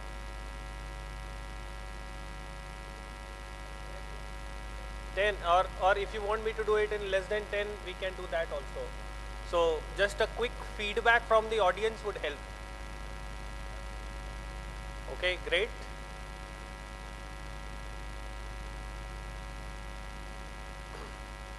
So good evening, Nikmar. And I can definitely not feel the Nikmar energy. So, and somebody had requested me. So let's do this. I'm sure you all know NICMAR. Yes. So we'll do that and then we'll start the presentation. And if you support me in NICMAR, I'm going to make sure that we finish within 7 minutes. So 3 minutes के bargain के लिए 3 बार निकमार करना है. NICMAR. NICMAR. We'll do one last time and then we'll get on to it. NICMAR. Yes, so we will make sure that we make it quick. Now this presentation is about AGNI Business Connect. So AGNI Business Connect is an initiative of AGNI to help entrepreneurs and intrapreneurs grow, have been building from last 2.5 years, and how you can participate in that. And I'm sure everyone here who is a Nikmarian has came that. So to generate value for the ecosystem by establishing an ecosystem where business exchange is happening. So from today morning we have heard a lot of our strengths, telling us how we can leverage the circle and then at large the society policy advocacy, which is to aid members in increasing their business in a sustainable basis. And all these 3 objectives and the mission, we take care of each of them space by space through a systematic approach. About that, AM would be talking. Now these were the founding members of AGNI Business Connect. Myself, Siddharth Nahata. I am the youngest of all 5. We have Mr. Manan Gupta, Amit Vadnere, Amit Mirajkar, Yayati Kene, and Vineet Dungarwal. Now these are the broad objectives of AGNI Business Connect. So first is, of course, I've already spoken about becoming the think tank. Now each of us wants to be the front runner in our industry, right? Now we need to come together, collaborate. Now that's what ABC does. To give you, people are there to introduce you. If you are looking for a high level, you are already at the CEO, CXO level and you want to make a switch, where do you go? To your initial friends, take help. We have learning and mentoring from people. So peer people also have used my first operation at many levels. And for trust 3 members that we have, it is like 30 years. So this is what the values of ABC is. And to give you a snapshot perspective of how and what ABC is. So we are total 33 members and we have a representation across the globe. We have people from Mumbai, Pune, Bangalore, Dubai, Kazakhstan, Hyderabad, Chennai, NCR, and manufacturing also. So these are some of the lighter moments that we share. And now to introduce you to the members of AGNI Business Connect, the entrepreneurs, intrapreneurs, demographics, competencies and batch, I would like to invite. Hi, good evening everyone. They say if you play soccer, you can't score a goal unless somebody passes the ball on. We have been in the pass out. Shah. A senior, you can say, right from Jair, again, our industry leader, interior Tanki Fit. He's a trainer at the Westfield Millie Road and to Metro Rail. Cross border chapters is based in Hapsu. Sanjay Athanki is now Vijay Chandoli is heading AMS IIT background. What the process is of what your schedule of how we are going to conduct monthly meeting on Saturday physically if the time permits, where every member basically his business, what his. Then as you see, we have some informal, nice training, a good program on presentation by Asha Thanki had collaborated with Suraj. Training sessions right from and they're trying and finding out target of business. So for a very big, we have stopped measuring it in terms of for all our members who could entrepreneurs to connect with.